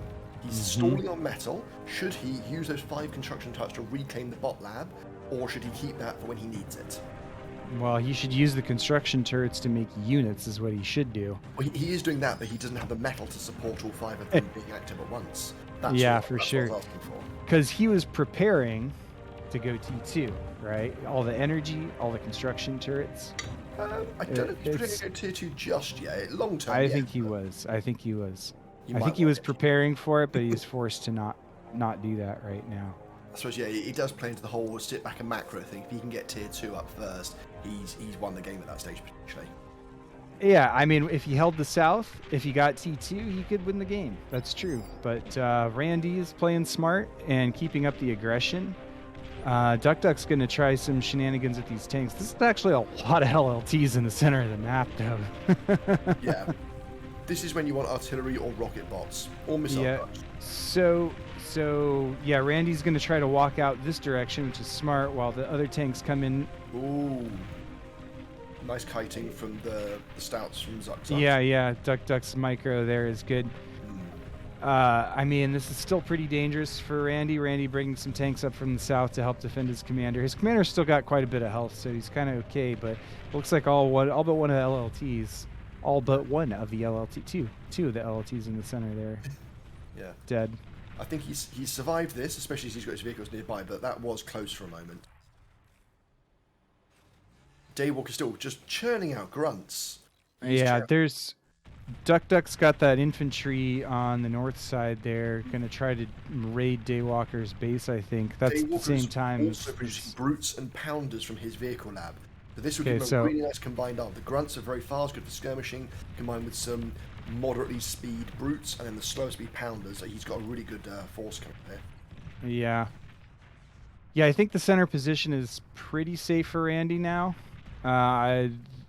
Duck's putting a lot of pressure on Daywalker's base, though, from both directions. And the tanks... Yeah, there we go. Those tanks are going to still trade out pretty well against any reinforcements that Daywalker's making right now. Yeah, completely. And they're pincering Daywalker, or Zechris is pincering Daywalker very nicely. Yeah, very nicely. The infantry in the north and the tanks in the south. Yeah, and Randy is unable to send forces away because Claret's keeping the pressure on, which he wouldn't be able to do if he'd gone tier 2. He's reclaimed the bot lab. He's built an air lab instead. Okay. So what's he building from the air lab? I reckon bombers. He's not queued anything up yet, but I assume bombers. Makes sense. Chat has literally just now said, Balosu, where bombers at? Yeah. Obviously, so those ace solars. Behind, so that's a good call. Yeah, those ace solars help because bombers are okay. It's kind of more of an emergency thing at this point because Randy is pushing around the north side of Claret's Yeah. base, so he's The got to Shurikens stop will this. shut that. They should shut that down very quickly. He's Shurikens actually will shut it cancelled down. all production from his bot lab. He needs to produce those aircraft. Claret is short on metal though. He's producing 14 metal, which is the lowest at the moment by far. Yeah, and so meanwhile, in the center, can we? I don't know if we can get to look to the center. This is cleaned up already. So, yeah, here we go. Got a big force coming in from Duck to try to surround Randy's commander. Gonna kill everything that's here in the center. Randy's got to get out of there before the pawns arrive. There's a lot of metal here to clean up, that's for sure. Yeah. So those Shurikens are doing a fantastic job of stopping Randy's attack in its tracks. Literally, that's what they do. So I'm going to just point out that I think the amphibious command constructor really helped Randy come back. And you know what? I think they're right. Having those mexes there that couldn't be raided, building tidal generators. I don't know about if I agree with the tidal generators, but all these things that can't be harassed at the moment, I think they're actually quite helpful. Yep, and it's like I said, it's kind of a choice of investment at the time. Like it felt like he really needed units instead of an amphibious constructor, but now that he's able to kind of defend and play through the game, then that investment pays off pretty well. So, I mean, this is the thing, you know, Randy's probably a better player than me too, so it's not something I would do. Whoa, what? But you're casting, that must mean you're an amazing player, right? That's what I keep telling myself.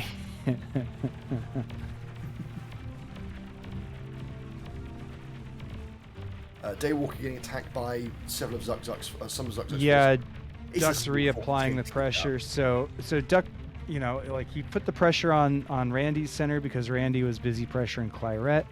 That eased up pressure on Daywalker. Now he's trying to reapply that pressure, but this is all going to get cleaned up. And actually, that's quite a bit of feed, I think, on east side of the map. Like, there's just...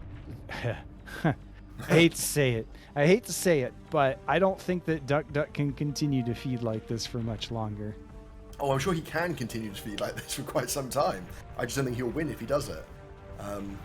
The main thing is that his forces are dying so close to Daywalker stuff without actually achieving anything of like economic damage. They were dying in the middle, it'd be a different story because it's much harder to get your stuff out there to reclaim. But if it's dying at the edge of the enemy's base, you can't contest that. Yeah, that's what I mean by feed. Fair enough, I was just checking. Okay, an AA turret getting stunned almost immediately as it's built. These Shuriken's going to help clean up this position down here. Claret's commander is being brave. It's on its own. Yeah. Okay, it did take out a couple of tanks, but what was the reason for that? Was that just a distraction? Probably, but it's pretty exposed still. Yeah. Rezo, if I just give you control for a moment. Sure. Good luck. There we go. Well, I camera on yours, and so then it put us in a nice little loop. All right, so take a look here. Horrific idea. I move way too fast. We've got Zuk-Zuk pushing in again. I suspect more feed, though this time it is further out. Yeah, it's further out, and it looks like Daywalker has mostly been resurrecting units over here and sending them back into the battle. In that circle I just drew, there's 2,800 metal to reclaim. Yeah. That's a massive gift of peace. It is. It is a very big gift of peace. Randy's, you know, I think he sent a bunch of reinforcements here down to the south to push back Claret, and he's done that successfully. The Shurikens are dead down there, and Claret's tanks are on their way out of the center. What do you think of the fact that Randy is still not building any anti-air units to go along with his attacking force? I mean, it would certainly help once you've already seen Shurikens, right?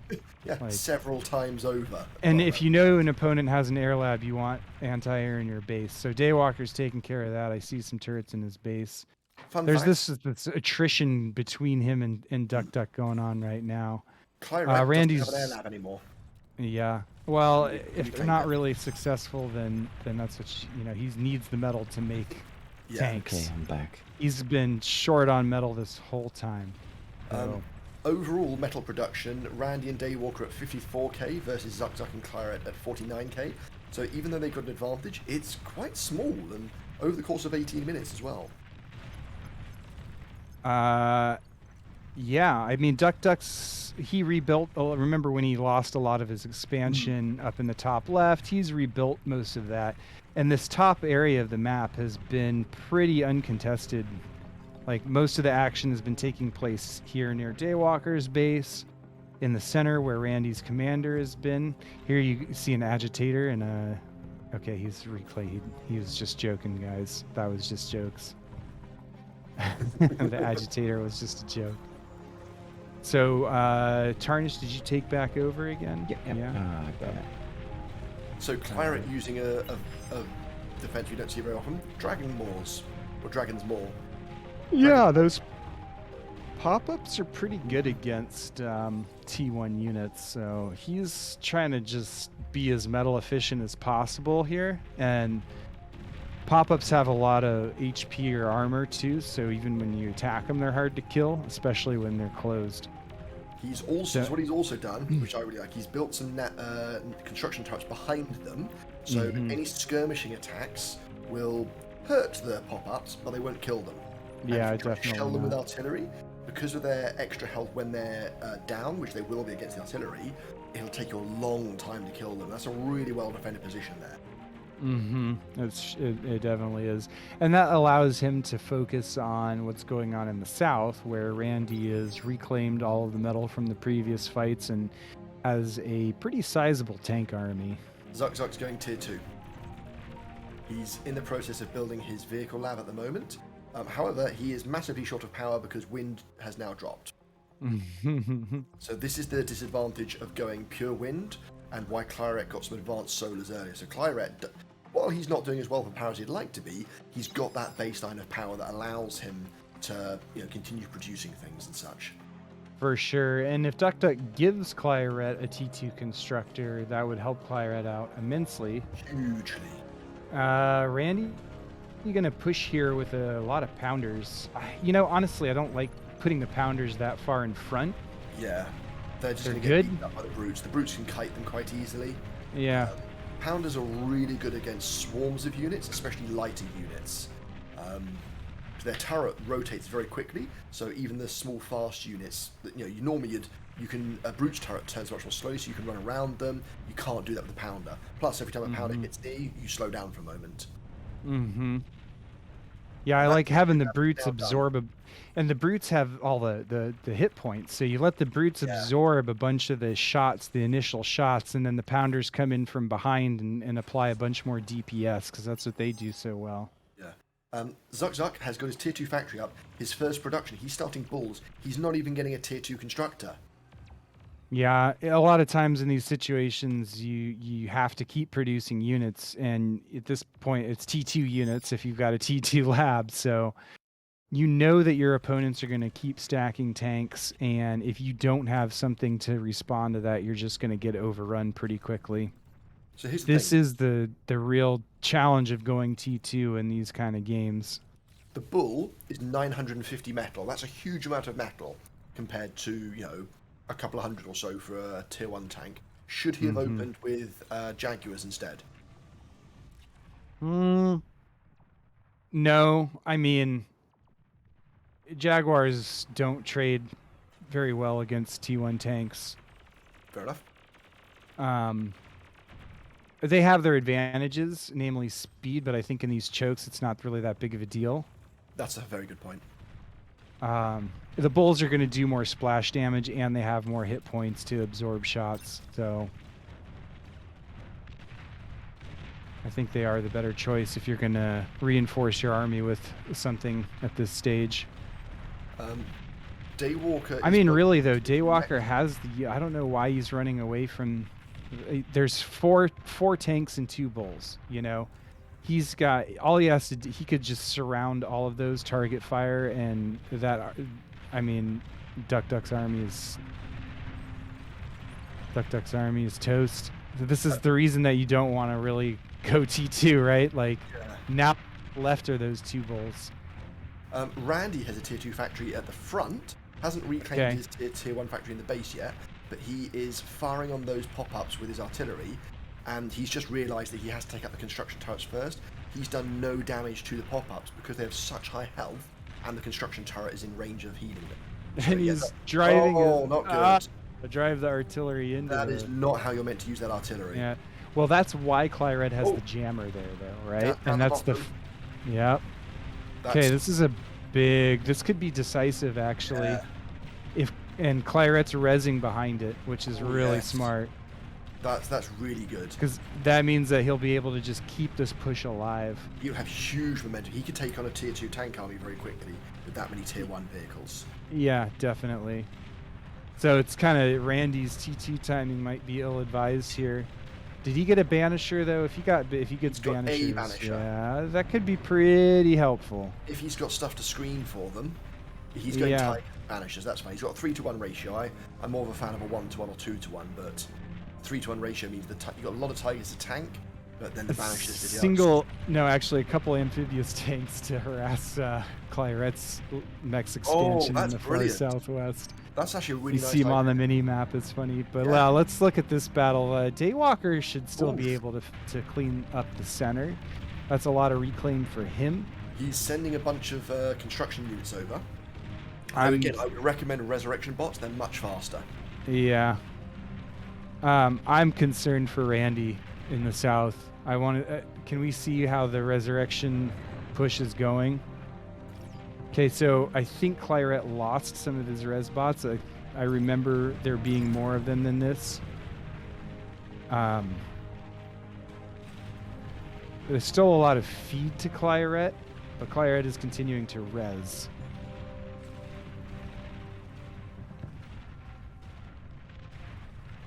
And Randy will be able to push this back. Killing the res bots is look at the back big of Claret's plus. face.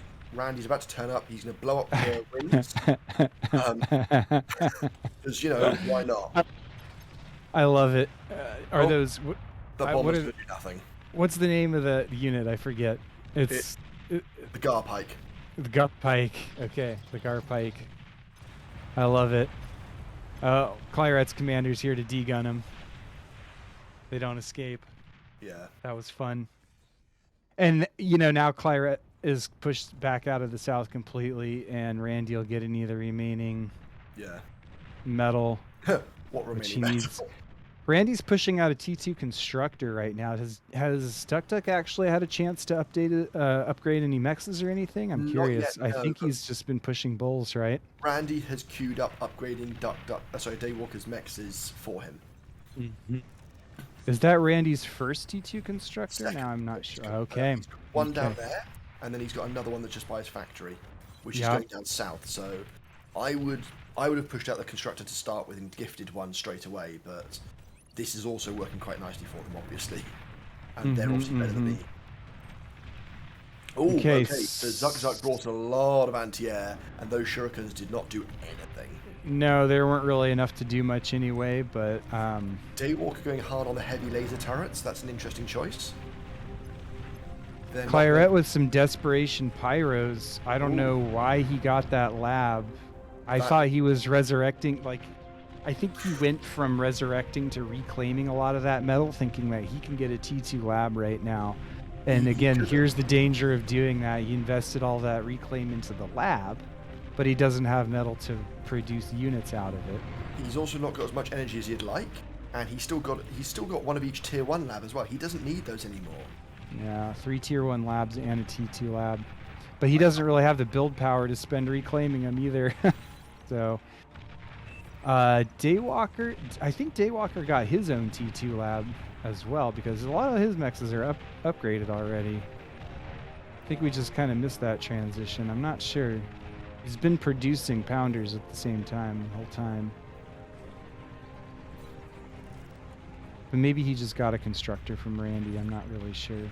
Yeah, I would assume so. Yeah, he must have, because he's not got, there's always so many things going on the map. It's hard to catch everything when you're... Yeah, the players are back and forth so much. Just try and catch the most salient stuff, Interestingly, East at the moment has a massive metal income advantage. I don't know if there's any reclaiming happening, but I don't think so because he's not bombing much. But they also have a slight energy advantage. Yeah, I think that the feed from west has been real, and the number that you're looking at for metal reclaim is a reflection of that, right? So No. As in like the actual income at the moment. West is 63, east is 140 to 150. Oh yeah, Not- well they have way more T2 mexes. I was gonna say it's like it's not reclaim that's affecting it right now. Normally reclaim would make that number jump up and down like crazy, but it's not happening. So as long as the east stays up with metal and energy production, they're gonna. They should win. That said, Zuck. It looks like Claret's base is. You know, he's bringing his commander over here, and he's stalling energy at the same time. It's not a good combination. Daywalker is now building a tier 2 lab, a bot lab, and he's going straight for mammoths. That's an interesting choice given his energy production. Yeah. Which is all wind. Mammoths use energy to fire, keep in mind. Yep. That's Daywalker. This might be Daywalker's kind of still newness to Bar showing through a little bit. Yes. He's from, was it Faf? I think Daywalker is Legacy Spring player. All right. I wish we had. If anybody knows more about Daywalker, and if this is like confirmed knowledge and not just like rumors that you want to spread around, please feel free to type it into the chat. Claret has just would love to know more. And they worked out where it was, so they just fired on the ground. So Claret probably about to die. Probably got it on radar there. Claret's commander is toast, and there's still. Yeah, they've had it on radar. Yeah, there's still units left over for Andy to keep harassing. They're going to kill the lab as well. They can just about outdo the construction turrets. This is not good for Claret. T2 lab is dead. Yep. There's balls from Zuck coming down to help him, but that's now leaving the doorway open for Daywalker to run straight at Zuck's base. Yeah, I was going to say there's nothing left to shoot anything in Claret's base. This is a lot of T1 tanks. Yeah. I like the way that Daywalker's going, no, I don't need tier 2 to win this. I just need more tier 1. That's all I need to win this. Well, this is what I was saying earlier, too, is that, you know, like, the T2 tanks are really, like, not that great against T1 in smaller numbers, unless you get a lot of room to micro. Because the T1, just they have, like, more of them have more DPS to focus down each T2 tank as needed. Claret is resurrecting the tier 2 lab, though he only has he has 2 resurrection bots doing it. He's queued up another one, but the second one is actually blocking the lab, so he can't do it at the moment. Man, now that Claret's commander is dead, I'd love to see a Tsar push into. There's a mammoth that's walking backwards and forwards at Daywalker's base, but with the wind this low, Daywalker is not doing great for energy. Yeah. And the lab just got finished resurrecting and then got blown up again. Re-killed. Fantastic move by Randy there. I love it. It's almost trolling. What I would be tempted to do at this stage is to force fire on the wreckage, so it can't even be resurrected at this stage. I mean, Randy has a superior force here to everything that is in Claret's base right now. I'm not sure why he brought the missile trucks along, except for anti-air, I guess. Maybe vision? I'm not sure. But missile trucks are like the lowest DPS thing in the game. He's got 2 T2 constructors over there too, right near the army. I'm like, is he using them to reclaim now too? No, they're for repairing, obviously. He hasn't finished upgrading all of his mexes. He's got moving forwards. forwards. And bottoms. Maybe he's going to build an advanced exploiter. Which, to be fair, actually is a really nice thing to do. Oh no, he's building a scorpion turret. To be fair, if he builds that, that means he's got a really good position to retreat to. Because that's really effective against bulls. Zuck's doing well. He's halfway through his fusion. Once he gets that, they're basically going to have no more power issues, especially when wind drops. Yeah, for sure. I feel like Randy should already have a fusion by now. I feel that too. I also feel like he shouldn't be building basic solars. He should be building advanced solars. Yeah. But he's probably like, oh, I got so much metal income. Yeah, I know, I see that. he's got 2 banks of them. Mm-hmm. That said, we're seeing everything. We're not having to micro anything. It's very easy for us to pick apart things like that. Oh, of course. That Scorpion doing some serious work, taking lots of damage, but just gets repaired. 15k of metal reclaim in Claret's base now. Yeah, and Zuck is reclaiming a lot of it. Yeah, he's like, I'm just gonna suicide my Resbots to get some of that. He's picked up like 5k. Oh no, he's given up. They call GG. Okay. GG it is. Yeah, Daywalker. Daywalker from every direction with every unit.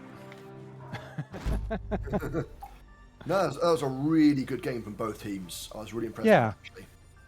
Yeah, it was really back and forth. You know, I was worried for Randy in the early part of the game there where Claret was locking him out of the entire south. You know, I was like, how is Randy going to expand and get metal and push back? But he did. And then I got scared again when Claret built that giant res ball of tanks and started to push Randy out of the center. But Randy held on again and developed a superior economy. And Daywalker was definitely under the gun from Duck for a long time during the game. Duck had his base basically surrounded from 2 sides.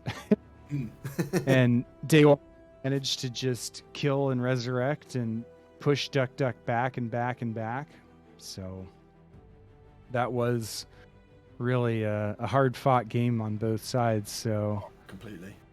So the Randy Daywalker win is well-deserved in that case. So, looks like the brackets have been updated, and we're going to head into stage 4 briefly. I don't know, Tarnished Knight, is it possible to do some highlights just from the few game, like so that we don't see some of the highlights from the original series again? Yeah. I read some chat complaints that they're tired of seeing Zechris' commander blow up. So well, in all fairness, nothing personal. Maybe Zechris should not let his commander blow up so often. You know? I know, right? Let him know. Just saying. Zechris, get good, man. Yeah, we do, Zechris. Well known to not be very good at this game, right? You know, he doesn't even do anything on the team. Oh no, wait, he does all the balance stuff. Yeah, right. No. A few times I have played against Zechris, like when there's a team game and he's in my opposing lane, and he flattens me every single time. It's not just like, most of it's every single time. Mm-hmm. Yeah, Zechris is a hard fight in the lane during a team game. So, okay, so we're gonna go into the stage 4 here shortly. The 3 teams which are vying for a spot against Ragnar and Malady are Teddy and Flash, Taku and Zillow. Sorry, I still can't say it. Zillow is the real estate website, by the way. And then Randy and Daywalker. So yes. Taku's going to decide who beats who first, who plays who first. And then we'll jump into that game afterwards. Teddy Flash, apparently. I think if we have a moment or two, just a real quick 1 or 2 minute break for me would be greatly appreciated. I'll be back, okay? Yeah, sure. I'll see if I can actually run updated highlights. Let's give this a go. See how our technology works. Okay, giving it a go now. Space. Honestly, part of it, I mean, these Twilights, all that energy is expensive, and that might be part of why he doesn't have units right now to help defend. Ooh. However... So there you go. Yeah, see, that's the value of the Twilight right here. When Twilights die, they EMP everything that's nearby. Yeah, Yeah, this looks really bad for Flash, and he doesn't have the statics in place already. His commander's so nearby. He's going to lose a lot here. But yeah, he's going to lose all 3 construction turrets. His lab's probably about to go down. So that's, as we've mentioned before multiple times, build power. He's just lost a huge amount of build power. His force has also been pulled out of the front line. So game. And Teddy's just barely holding on by the skin of his teeth with this commander right we now. have tier 2. Ragnar has a tier 2 vehicle factory. Okay. So he's only just finished it. Teddy's commander is toast, and that's going to leave a little hole here in the bottom for. It's going to lose all this energy and his base coming from the front as well. There's just too much here for Teddy. It's coming in from all directions. Yeah, and once Teddy's base is dead, then it's just a matter of Malady redirecting forces into Flash's base. Flash, his commander here, and then Duck would be the only one in the game. And it looks like they might just do that.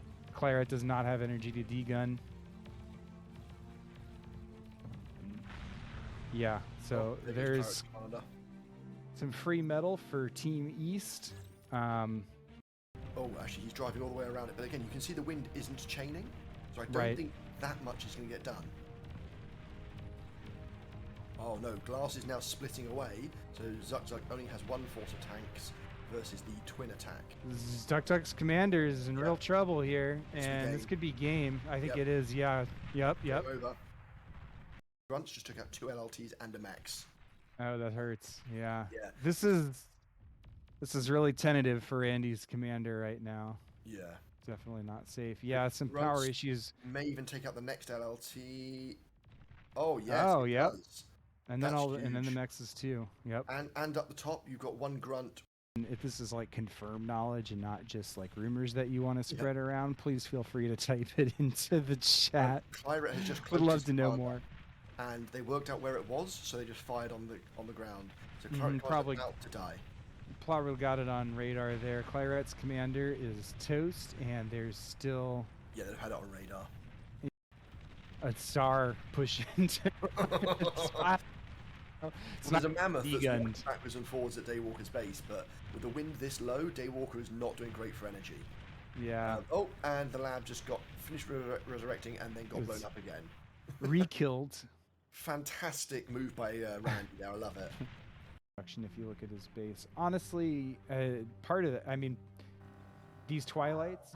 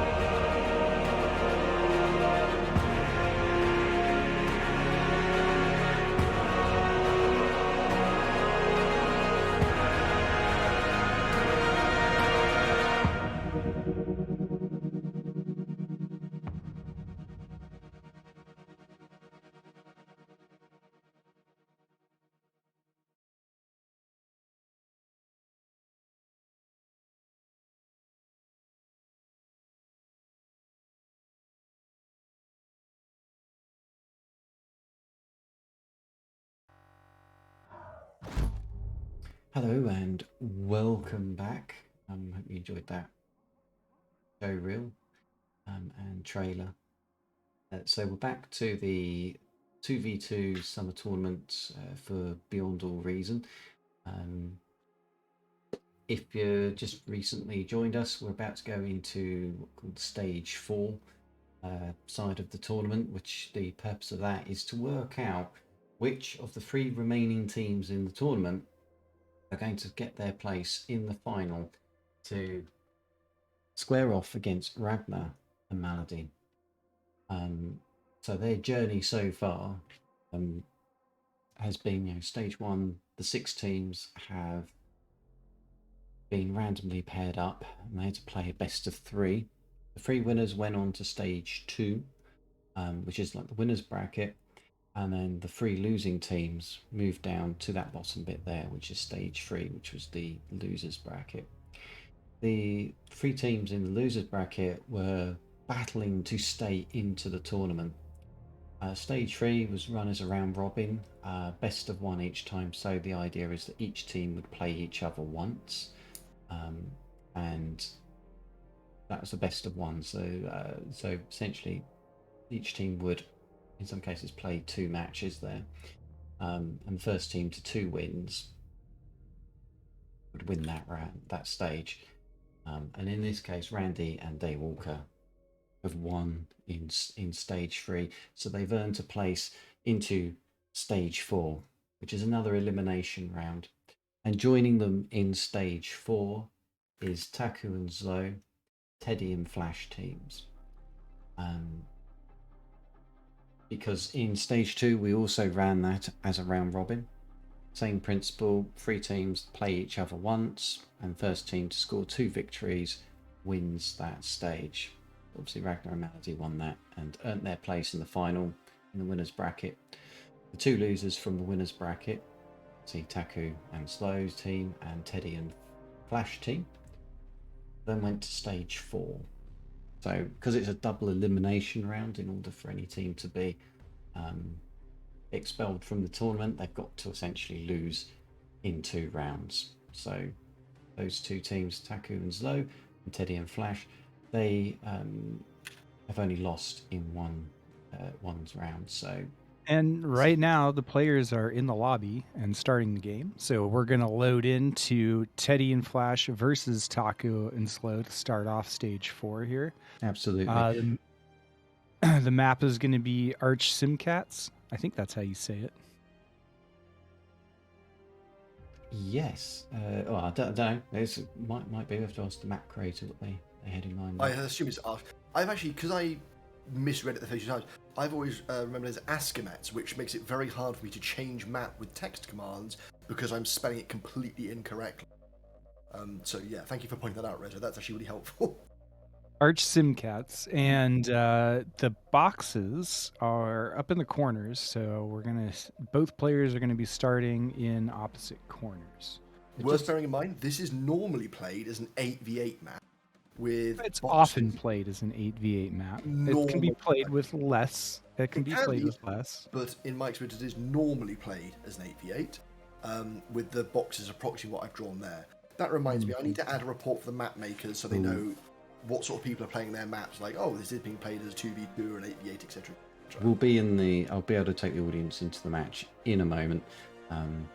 Sorry about it. We'll get to see Teifion's lovely boxes in a moment. Well, they're 2 lines, and I use that term loosely because one of them's very bendy.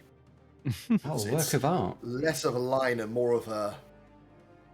It's almost a curve at this stage, I think they're on the right. But yeah, those are normally the boxes that you would play with if you were playing this on an 8v8. So it'll be very interesting to see how the teams expand across this map. It's very, very open by comparison. So we were in the same lobby, weren't we? And I'm not loading a different I believe game. so. Let me double check. You are indeed in the same lobby, yes. Good. That's a relief. That'd be really embarrassing. Here we go. We are wouldn't be now in. We're gonna see something interesting, I think, here. Okay, no, never mind. No, I'm curious. What did you think we were going to see? Well, I thought if Teddy and Flash are starting next to each other, maybe they would do a lab share, but it looks like they have gone back to... They just decided to switch starting positions. So a lab share could be interesting because Remember I mentioned that I saw Zechris and Glass play against Sincere and Nostalgia Soldier, and that first game they com dropped, and they did that by doing a lab share. So it would be interesting to see that happen on the main stage, as it were. But I don't think that's going to be the case now, because Teddy and Flash went back to kind of normal mech starting positions. And they're off. There are lines all over the map. That deep strategization. So we'll start with the teams at the top. Slow Cortex Commander. Hasn't yet revealed what it is he's going to be going. What would you say, guys? Would it be bot? Oh, it looks like it's going to be bots for Slow. I would, given the size of the map and the bumpiness, I would assume bots. When I've played in 8v8 and you get like a lane each, vehicles seem to work really well because you've got enough of an area. The vehicles can use the elevation to their advantage. This one.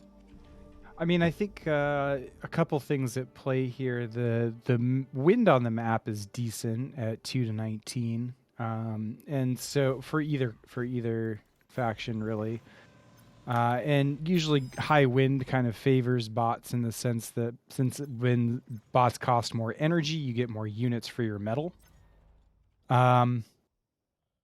There's also actually decent reclaim. It's worth, I think, getting a resbot during the early game here and going for some tree and rock reclaim. Can help you with an early lead. But the map is big and the mexes are generally kind of far apart. So having the speed that a vehicle constructor gives you for expansion could also be a really big advantage in a match like this. Worth noting that unlike most maps, there is very little uniformity in the amount of metal from the mexes. They range typically from 1.8 to 2.1, but there's no sort of consistent, like all the ones in the middle are worth more or something. So right, if you know the map really well, you can optimize based on that, though I'm not at that stage, and I would imagine that the players here don't either. Yeah, that doesn't seem too likely. I think in general it's just a opportunity. So you take the mexes that are in front of you and that you can keep alive. You know. Worth noting, each corner has a geothermal in it, and there's 2 just off center as well. Given the way that wind can oscillate up or down, if you wait till wind gets really high, that's a really good time to build the geothermal because they're so energy expensive. Once you've got it, even when wind drops, you're probably going to be doing quite well at that stage. And you know what else really helps with that is an energy storage. Yes. I don't know if we'll see one of those, though. Oh, nice mech snipe there by Taku. He grabbed Teddy's mechs from the top. He had just finished building it. Even though there were 2 other rascals helping defend it, I think he had 2 rascals. It might have been some ticks. They managed to take it, which is really nice of them. Yeah. Man, I guess the stream still isn't getting TK's static, is it? No, I'm getting it. With a couple of people, and it is apparently not coming through at all. So, Rezo, we just need to man up and ignore it, I think. Lucky them. Yeah. Did it go away for a time? It did, yeah, and then it came back briefly. It's gone away again. I don't think we need to worry about it, though. Yeah, sorry. It was really great. Will tell us if it turns up, I'm sure. Yeah, I'm sure they'll let us know. Yeah. So we got Flash being very aggressive with his command and expanding straight away, whilst Teddy playing a bit more conservative. Taku on the other side, a little bit behind Flash in terms of timing, but going for the same strategy, while Zlo is doing the same as Teddy. Well, Teddy's pushed out a fair number of constructors. He's just got the one commander, Rezo. He's pushed out a fair number of constructors, which is really helpful for expanding on this map. I mean, Rezo, it's a big map, so how do you have a higher rating than me? This is just very disappointing for me. I mean, if anybody's ever seen both of us play, I think it's pretty obvious, Teifion, but you always build anti-air and I don't. Sounds like there needs to be a feature match during this tournament. Rezo and Teifion sort out their differences. I mean, Teifion, I don't want to say too much, but I remember a recent game on Tabula where you tried to push up onto my hill, and Not only did I kill you, I decimated you. I think we should get back to the game at hand here because it's starting to heat up a little bit. Fair enough. So Flash is bumping into Zlow's forces down the bottom, whereas Taku along the top isn't being contested yet. Teddy's got a few units out, but he seems to be worrying more about the middle. And that's where I was saying about that normally this is played as an 8v8 and it is a very big map.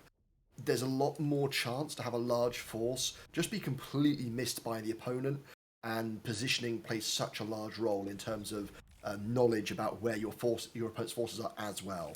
Yeah, radar is a really big friend on a map like this. Flash is pretty bold with his commander pushing this far into the territory. Because there's a lot of side, especially with like these mexes that have 0 defense around them. Yeah. They're kind of opportunity, like they're on the way, and if they die, I guess it's not that big of a deal. But there's still a lot of area you see where Slow can just take these units in a big clump here, and I mean it's going to be hard for Flash to gather enough forces in one place to stop a raid like that. Yeah.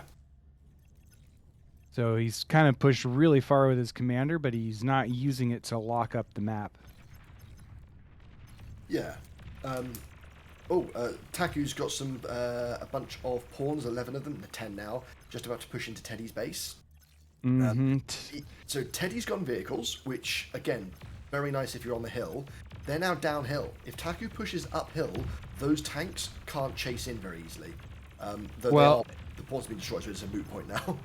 Yeah, Taku did lose all of his pawns, but he got kind of the best trades that he could, because for the number of incisors that were there, I mean, they should eat those pawns alive. And so Taku kind of like baited him up the hill and then to a spot where Teddy couldn't really maneuver, and then spread out his pawns and got a lot of flank damage, even though he still ended up losing them all. So that's Teddy's commando going to meet in a moment. I suspect they're going to meet. They'll build up some defenses, but neither of them's going to look to trade. Yeah, I mean, there's really no army for either of them on that part of the map, so it's going to be kind of commanders staring at each other on the other side of LLTs. They're going to stare each other down. Yeah. Now some engagement in the center. Joint forces from Flash and Teddy there to help control the area. Slow's sending infantry, but it's coming out in a line. If he doesn't gather it up, he's going to kind of like lose them one at a time.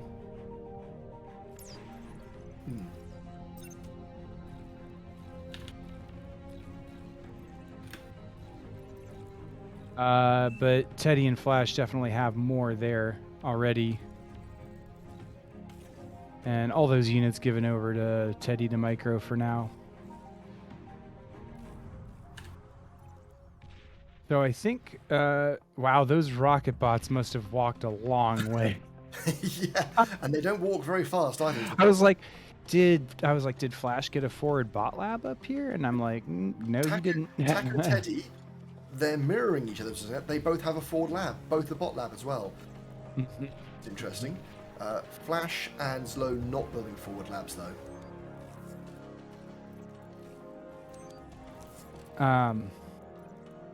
Teddy is just his lab at home. He's now building an air lab, which, given the size of the map, I think is a really good strategy. Yeah, it makes a lot of sense. What I would say is that an air lab as Armada would be really nice, because you can build just a handful of the light gun ships, and you can just go around picking off the individual mexes with ease. Yeah. I mean, even better, you use the bombers to get energy, or to destroy his energy, right? That's always a nice bonus as well. Yes, a few times I have gone to an opponent's base with my bombers. I've bombed stuff, and CJ has pointed out multiple times, bomb the energy first. Yeah, always. Yeah. Unless you spot the nanas. I think if you spot the nanas, that's also a good first target. If they have enough of them, and if they're bunched up. Flash's commander was really exposed there for a second. I was like, Slow could spread out, surround, and kill right there. He's got the pawns there. Especially with the wind so low, but he's not doing that, no.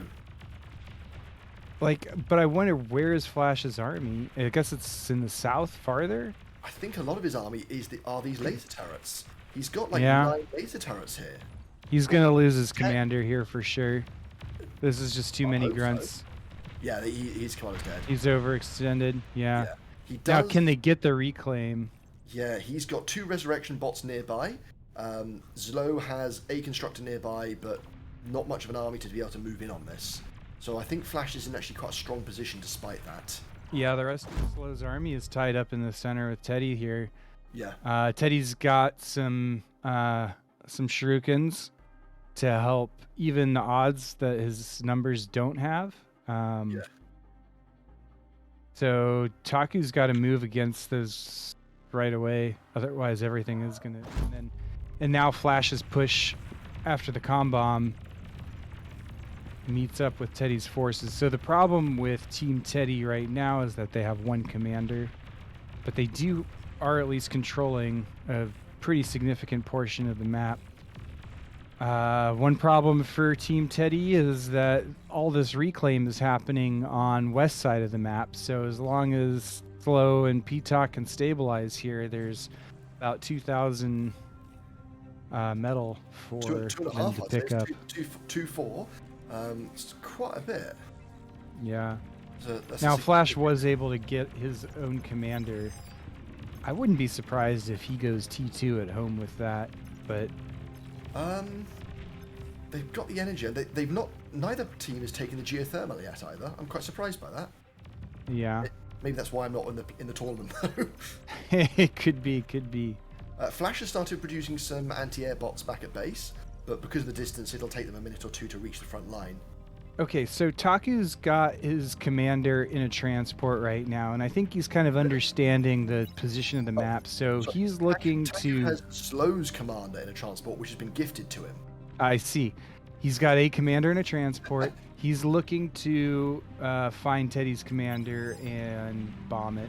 So can Teddy stop this from happening? He's got 2 anti-air turrets by his commander, which Taku should know about at this stage. Okay, so Taku drops outside of Teddy's base. He's got radar. Teddy knows. Teddy's well aware of what's going to happen. Teddy can see the commander. He's walking back straight away. Yeah, so maybe aware. If he loses the lab but kills the commander, that's the other commander died. Oh my God, Taku! He gets in and deguns the him. base. He's getting hit by the LLTs. He should. Taku's commander is 9%. He just barely got the cloak and escaped. Wow. I missed what happened with the other commander. Did you see what killed him? I think it was in a transport, and I think it got shot down by an AA turret. Oh, Taku, that's not good. And Taku is walking while cloaked, so that is trying to sap 1,000 energy. That's a ton of energy. And he turned around to build a turret. Oh, there's a whole load of shurikens to go and stun the turrets. They need to have units. This might be it. Game. Yeah, Taku, wow. That was a throw. That was a throw. Well, it was a good idea gone south. Now, keep in mind, I mean, Teddy and Flash really had the map. They had the medal from Flash's commander. Yes. So I think Taku was looking for, like that kind of Hail Mary play, and it went south pretty fast. Yeah, I mean, don't get me wrong. To clarify, the throw wasn't the strategy as a whole; it was the specifics of the execution. It was the execution. That's right. Yeah. And the fact that once the first commander died, he didn't instantly go right, leg it, go, go, go. Right. Yeah. If he'd pulled it off, that would have been a hilarious way to win the game, though. And I really appreciate players going for these, slightly different strategies. It's really nice. Mm-hmm. Okay. So there we go. So Teddy and Flash take the first victory. I really hope, Tarnished Knight, that you got the replay on that. I've got some bits and pieces of that. Trying to work. So as I say, so many things were going on that. I think I can actually play a couple of. I caught a couple of the bits. So as long as I can find them properly, I can be able to play those. getting some comments from the chat regarding the nature of the casting and commentary. All feedback is welcome. Post it in the tournaments channel.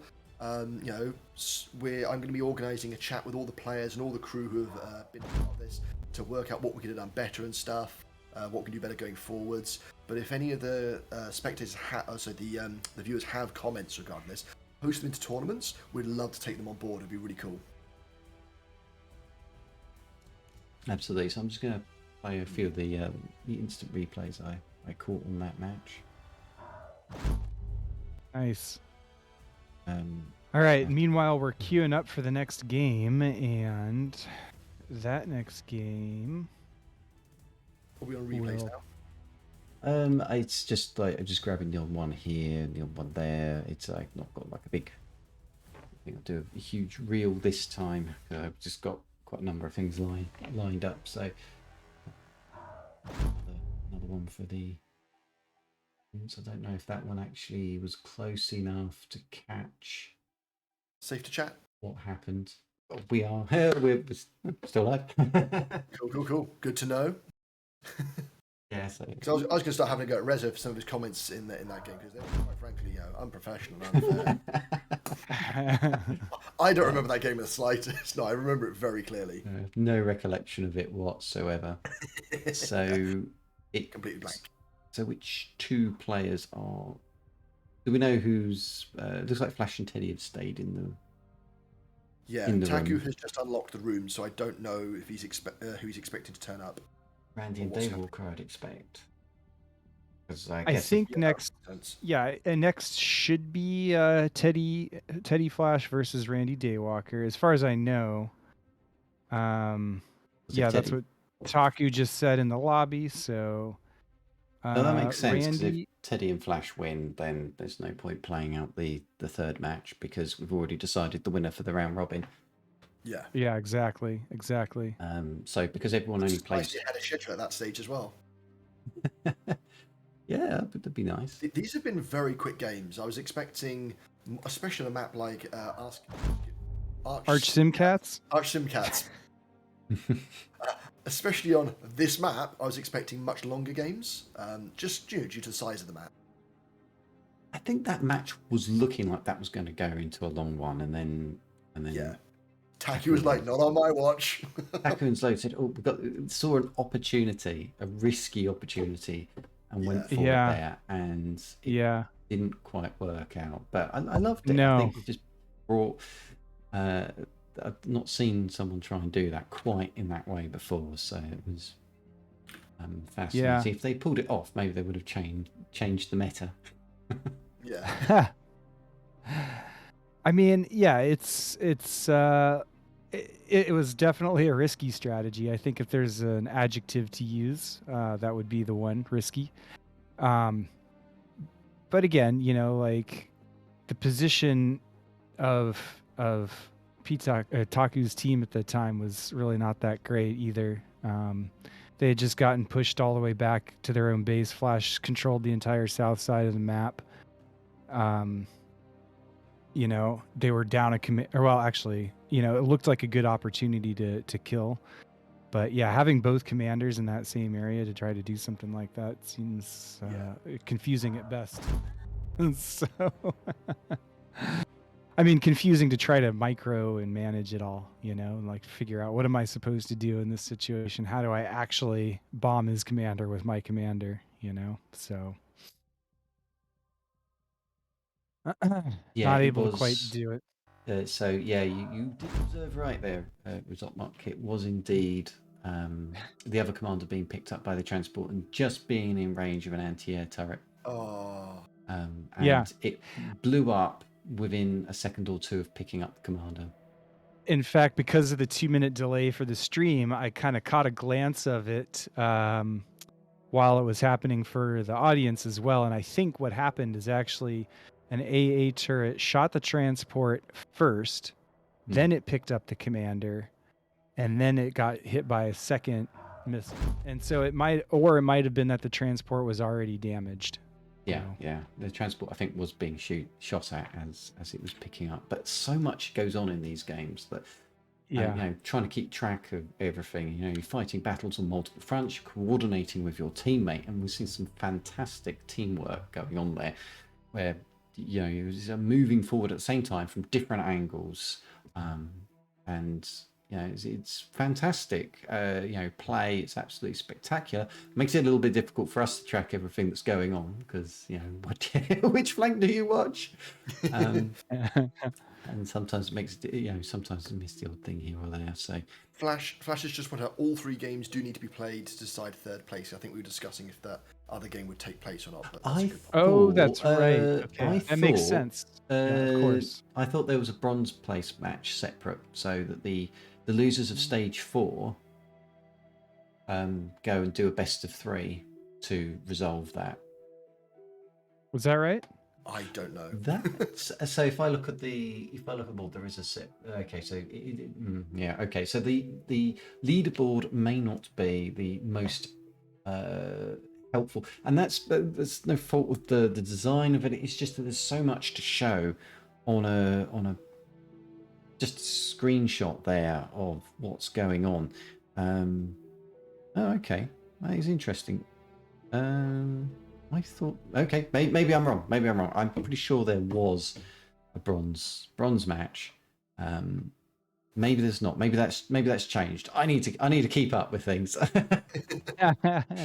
I mean, I think it would be easy enough to just play the extra match or 2 that you need to figure it out, right? What would it be? So let's just, for example, if Teddy and Flash win again, then do they play final. 1 match? Yeah, would they play 1 match for third place, or would they play like 3 matches for third place? That's the question, right? No, Taku would be the man to ask, and he's in the lobby, so you could just chat it now, and he'll probably tell you.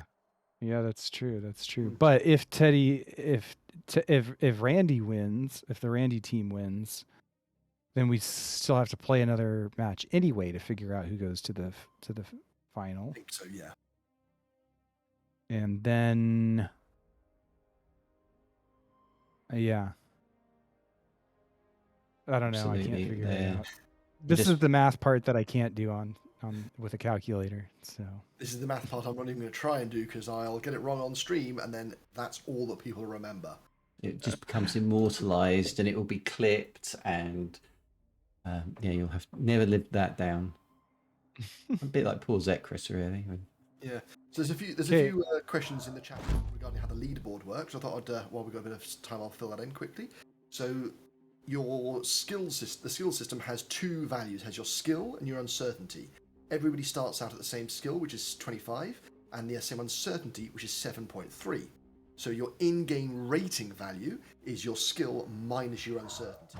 So you will have a starting rating of 18.3, I think. Sorry, 17.7. Again, I can't do maths. Yeah, great example. The leaderboard, however, uses your skill minus 3 times your uncertainty. So if a brand new player joins, they win several games, they might go up in rating quite quickly, but their uncertainty will still be quite high, and thus they won't appear on the leaderboard. That's the main reason for it. That and the fact that anyone who doesn't play very often but is good, they still won't appear on the leaderboard either. All right. Well, it looks like Randy Daywalker and Teddy Flash are about ready to start. Waiting for maps to download and whatnot, I think, for some. But yeah, if anyone's still... He's waiting to ready up. They downloaded the map. Is it the same map they're playing? Yes. Yes, but cool. This is the other team coming in, so... Yes. Yeah, I got the other team. Yeah. I was going to make sure it wasn't a different map for some reason. Yeah. No, that's right. So go for it. Yeah, sorry. So the second map is for if they have to play... another round. Yeah. So I was just going to say, the leaderboard stuff is still confusing. It might be worth an article. It doesn't take that long to explain it. Is the problem? It's some really basic maths. Short articles work wonders, I'm sure. It's a retention ratio.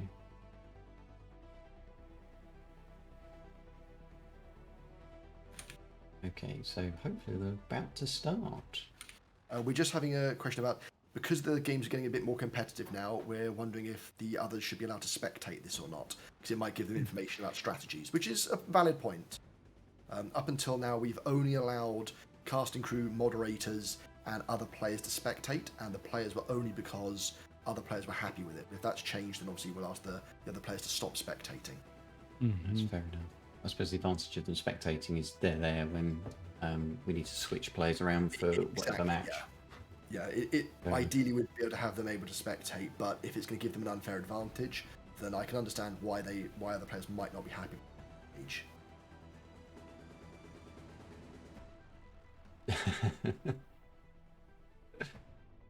There's a comment there. It was like, throw out the leaderboard and just play Rezo versus Teifion. I mean, we can do that. The audience is asking for the grudge match. We're just loading up the next match, which isn't Rezo versus Teifion. Yeah, to clarify, that would. I mean, we could. You know what? Tarnish, you could control the camera, and we could both commentate while playing against each other. I think it could be an interesting experience. I think I'd rather focus on the tournament game myself right now. We can play a grudge match in the old time, Teifion. Post tournament. Yeah, we're nearly into the game. Yeah, we can start off by giving you control when we get in. Sure, no problem. Let you know once we're in. Yeah, sorry, when they're talking about the leaderboard, I think they're saying it's still struggling to understand the convoluted format of the tournament. So it was because in our tournament the leaderboard is called the leaderboard. Oh, that's good. I thought they meant the leaderboard on the site because someone was posting links to that, and I thought they meant like the ratings leaderboard. That's why I was answering that question. That makes a bit more sense. Yeah, sorry, it's a convoluted tournament. I didn't set the rules. That's one of the things that we'll be working on for the next one. Don't worry. As I said, feedback is welcome. Okay, Rezo, you've got control. Cool. Blame Taku. That's what I'd say. All right, so game is started, and they're off. Building mexes to start as always. For those of you very new to Bar, follow these build orders, watch these replays and stuff, and this is how you get better is understanding how you should be building to start off the game. Especially I think LSR would tell me, it's you learn the game how to play the first 5 minutes, and then you learn how to play the first 10 minutes, and then you learn how to play the first 15 minutes, and you kind of go from there. So that's a really good way of looking at it, actually. Yeah, because the T1 stage is really important, and as much as some people want to play in a way that they just skip it all the time, you can't. And if you want to be a decent player, then you definitely need to get it figured out, because all the best players right now play really aggressively at the T1 stage, and it wins them a lot of games. So there's a reason that these guys are the ones in the tournament, not me. We've got Randy, he's gone Cortex, he's going bots. Daywalker is also Cortex with bots. I think that's the same as they did last time. Teddy, he's gone Cortex bots. Flash has gone Armada bots. So no vehicles at all this time. Yeah, the last game Teddy opened with vehicles, and I think this game he's just decided to switch it up a little bit. Flash opting for the Resbot first. I really like that personally. I really love doing Resbot first, fast nano, and then walk. It feels so good. Such a great. Yeah, once you got the construction tower up, you can just start moving your commander forwards, and you can start taking territory. Now, same for Randy. If you were to do what Flash did last time and go up that direction, would you go mex, or would you go mex laser turret, mex laser turret? I guess I'm not sure where you would want to put the laser turrets. Next to the ritual spots. Oh, you mean where he is right now? As you're going. So if you followed that path that he did last time, would you just build the mexes, or would you put laser turrets next to them to help prevent raiding? Well, I think that really you get a couple mexes out. The first mex that you get out, let's say this mex right here, I would put a radar for sure. Ooh, interesting. Maybe not an LLT. So I think that the whole thing about that getting your commander up to this area kind of quickly is good, is so that you can lock out your opponent from that section of the map and prevent raiding from happening. So really the LLTs you want are going to be up at that front where you get to. That's a good point. Until then, you've got to control your territory with infantry mainly, and that's why the radar is helpful, so that you know where the enemy is if they're in your territory, and so you can respond to it.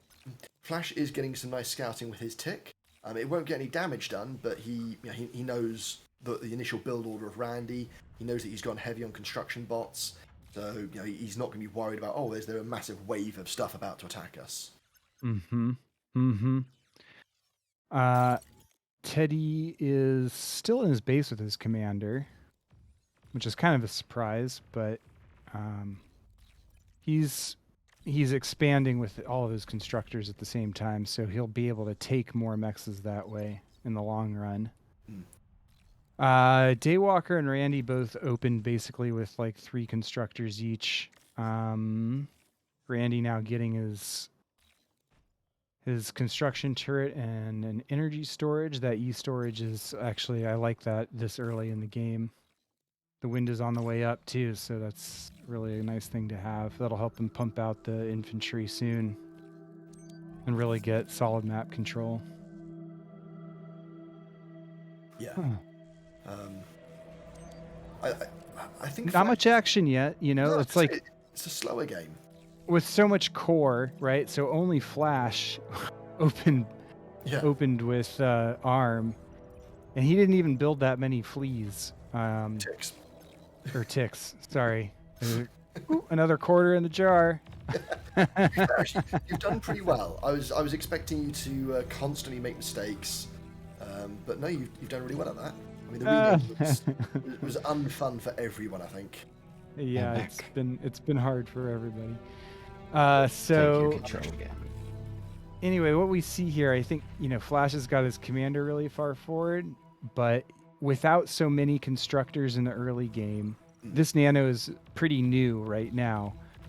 He's got a lot less units. And so this position advantage is going to be harder for him to hold, especially the more he keeps walking. And without building LLTs to lock out the infantry. And he's against grunts, so he gets outranged as well. Bit of a skirmishing on the left-hand side. Flash had his pawns in a line. Daywalker moved just to the edge of range and shot at them with the grunts, using that slightly enhanced range. Yeah. That's where the skirmishing nature of this can be really powerful, and grunts can actually have an advantage over pawns. Mm-hmm. And he's going to have a numbers advantage too, since Flash is now there on the other side of the map, far away from his own reinforcements. He's got 15 grunts versus 11 pawns, so I don't think it's that much of an advantage because each grunt is cheaper. Mm-hmm. I mean, numbers advantage is always good, even though the units are a little weaker. Yeah, the flanking bonus, as we saw when, in fact, Daywalker, I think, used it at the top of that game when he attacked Zechris. He had the 3 grunts that attacked that laser turret. He had the one in the middle that got shot first, but the other 2 went around the side and gave him the full flanking bonus damage. That was really powerful. Mm-hmm. So he's well aware of how to use that. So Flash is kind of being a little cheeky with his commander here. Walked in, degunned that turret, and walked back. But Teddy's really had his foot on the gas pedal for grunts. And looks like he's going to take advantage of this kind of blind spot from Randy to try to get units in. But Randy's got the radar. He saw it. Worth bearing in mind, you said Flash being cheeky with his commander. He is down to 85 or 86% health now, which may not seem like a lot, but in this sort of situation could be deciding. Yeah, if he gets surrounded by infantry, then every hit point counts pretty much. Yeah. But they're definitely starting something of a standoff there. We've got a couple of rocket bots here for Daywalker on the left-hand side, starting to pepper. They're doing a little bit of damage, but it's forcing Flash to either go forwards or fall back. If he tries to hold position, he's just going to lose laser turrets because he's not got much coming up to help him. Just he's got a few of his own rocket bots, but not many. Daywalker having a new forward lab being built as well, while Randy and Teddy sort of still just squaring off at a distance. Yeah. I like this lab from Daywalker, and Flash without a forward lab is going to have a really hard time fighting against that. He's having a hard time. Teddy's still a lot of skirmishing, grunt versus grunts in the center. Teddy's got the better numbers, and if Randy's not careful, that could turn around really fast into a commander snipe. Completely. Flash's commander is getting killed. There we are. I don't think the 15% made all that much difference, but you never know. Yeah, well, what did make the difference is being on the other side of the map, far away from your own reinforcements. Yes. And Flash stopped building infantry and he started sending rocket bots. And right now, even, there's still a line of rocket bots walking across the map, which are not going to be very helpful. Teddy has a couple of bombers out. He's still building another one. He's still with 5 more bombers and a scout. So I'd imagine he's going to fly the scout around, see exactly where the power is, and then he's going to bomb it. If he pulls that off, that could change the balance. Flash is getting some of the metal from the commander wreckage, but that's not going to last for long. Yeah, he's going to deny a small amount of it, but Daywalker is pretty likely to pick up the rest. Yeah, there's still 1,600 left, and I can't see how Flash can contest it at this stage. He just doesn't have the units there. Before we checked out this, but getting that radar from Teddy actually is really nice. I mean, I'm not sure it's worth that many grunts, but it definitely kind of blinds Randy's map vision up there a little bit. Yeah. Looks like Randy, I don't know if he resurrected those units. I think he did. I see a lot of halos, so Randy's grunt army is a lot bigger now. He's got 3 halos, I see. Or 4 halos with some behind. He's got a few more behind that still, but yeah. He's got 34 grunts against Teddy's 28, so it's not that much more. Okay. A bad position could mean that Teddy still wins. Daywalker must have walked into a Twilight Mechs there, I think. Yeah. All of his units were stunned for a second, but Flash not with the DPS to actually kill everything there. It was lucky that he got the pounder, because that was, you know. I mean, Daywalker's got a second one out now, but we've just had a comment in chat. I have no idea how good Daywalker is in Bar, because obviously, you know, Daywalker is not familiar with Bar. He's good enough that he's in the tournament, and the person asking that question isn't. Daywalker is definitely good, and we've seen him beat some very good players. He just beat Flash in lane. I mean, that tells you how good he must be. I mean, Daywalker has... I saw him in the public lobbies a couple times, and he was looking pretty good then. And he's been with Randy through this tournament so far, and it seems like he understands the game pretty well. Yeah. Teddy missed the wins. He whiffed there. It's going to give Daywalker time to get AA to stop this. I think these are core bombers, though, so yeah, getting whatever he does hit will die, which is nice. Worth noting that the Northwest team, they've got quite a lot of power production between them, so he'll have to take out an awful lot of wins to have a serious impact here. Well, really, and Daywalker has that Geo too, and it takes it takes a lot more bombers to kill a Geo. Yeah, it's very pretty when they do, but that's 300 power. Like, yeah, Daywalker is still accessing energy. He's made energy converters. Ragnar would be proud. Yeah. So how many grunts between Teddy and Randy up there? When those two armies finally do collide, there's going to be a lot of reclaim on the field. Shuriken could be a difference maker here. Yeah, can we get a look there? Because the Shurikens just went in and yeah.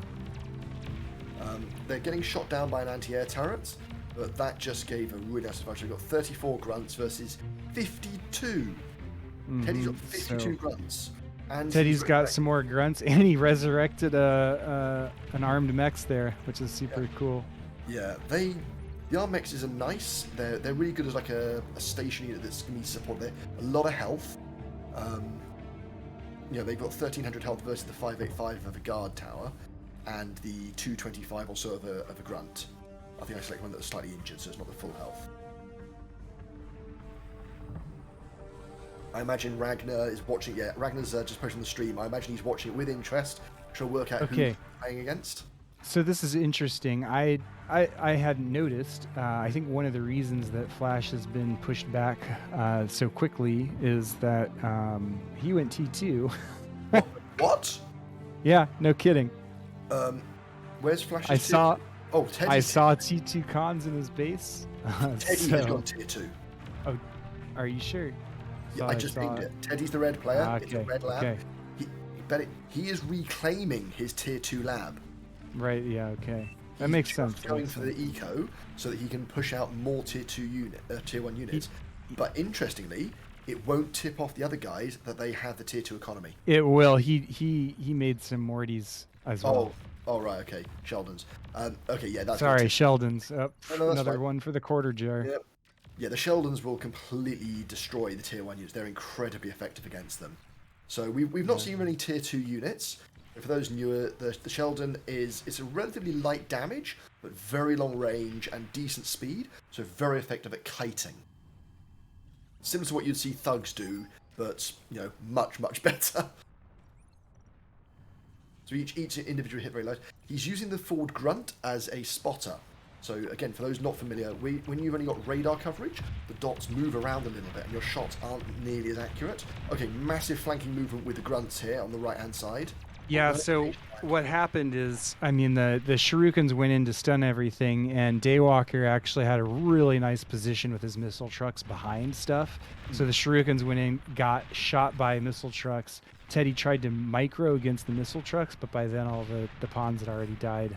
So. And Teddy's microing on 2 fronts. He's fighting against Randy and trying to micro Shurikens against Daywalker. That is not a good idea, even if you're this good. You're still going to move back and forth on the map. This is going to be hard for Teddy to hold, I think. Yeah. I think to Teddy's advantage, Randy doesn't really have any res bots behind this. No, he just has a conga line of grunts. Teddy with some pyros coming in. He must have got a Twitcher out of the lab, I think, before he reclaimed very it. Effective. I was going to say that Randy was doing a good job of pushing forwards and, not just taking the damage, but that's backfired massively now. Yeah. So that's another one for the quarter jar, right? But T2 units are going to be harder for me. Yeah. 4,000 metal is on the floor, and it's all being resurrected at the moment. Mm-hmm. There's only 4 resurrection bots, but still it's being resurrected. So Randy's going to be in a tough situation very soon, which is unfortunate for him. But luckily, Daywalker's doing very well against Flash. Yeah, Daywalker this time with the Shurikens and just one AA bot to push back there and a fighter.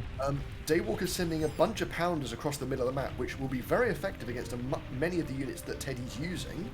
Oh, yeah. A long way away from any of the units that he is using. No, in the center of the map. Tarnished Knight. Well, I mean, there's so much action happening everywhere. I'm glad I'm not playing this game right now. Yeah, me too.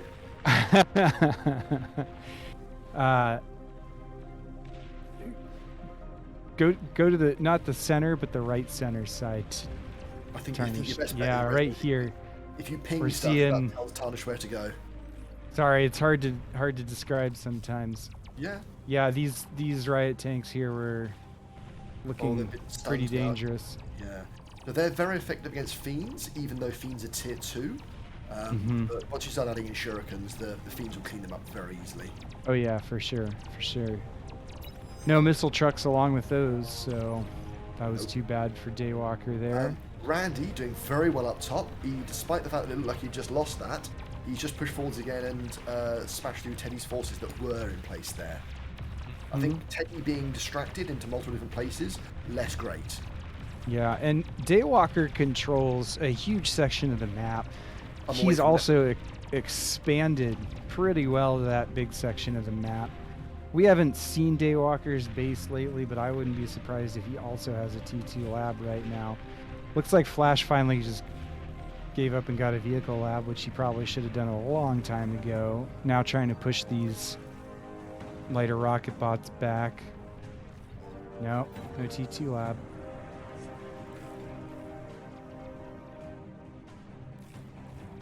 From either play, Randy's got a forward T2 lab. Feels like an awfully risky position. Okay, there's Daywalker is getting a T2 here.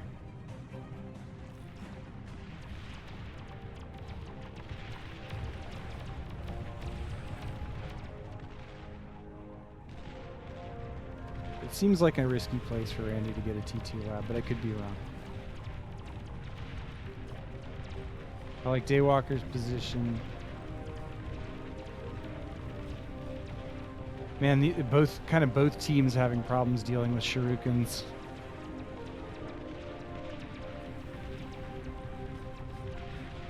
Are you still there, Teifion? I wonder if we lost Teifion. I think we lost him. All right. Well, it's good to know that he's gone at least. Yeah, it did go quiet all of a sudden. I know. I'm like, I thought I was talking to somebody here.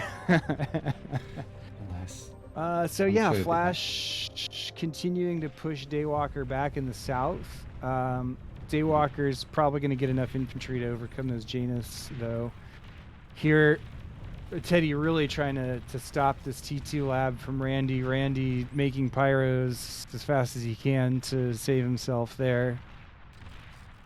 It looks like Teddy has some T2 tanks coming out.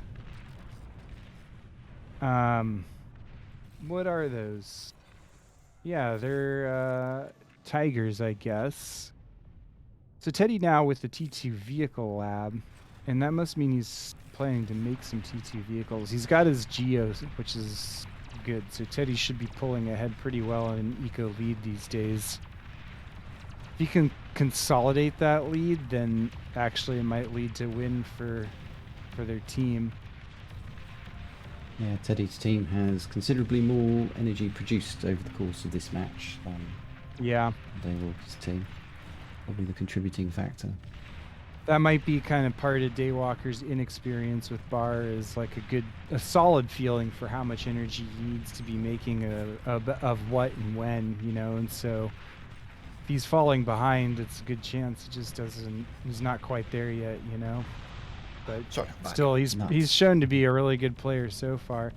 Teddy now all over Randy's lab. I knew it. I knew it was a bad idea. I said it, and now I have been proven right.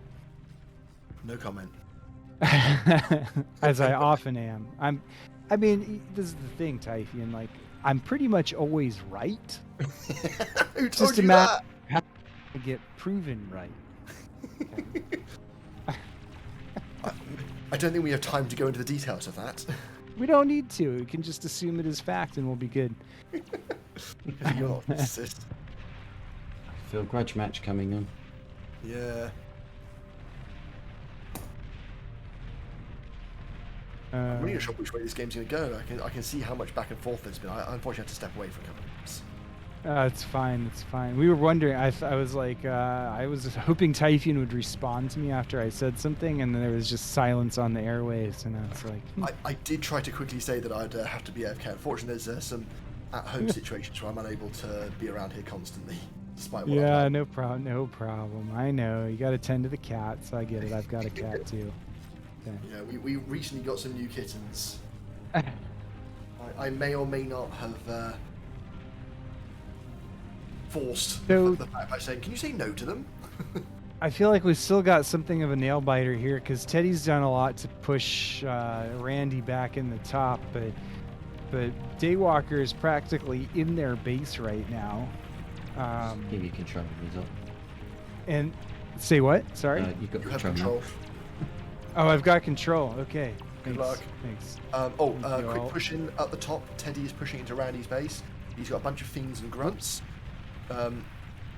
Randy is building thugs.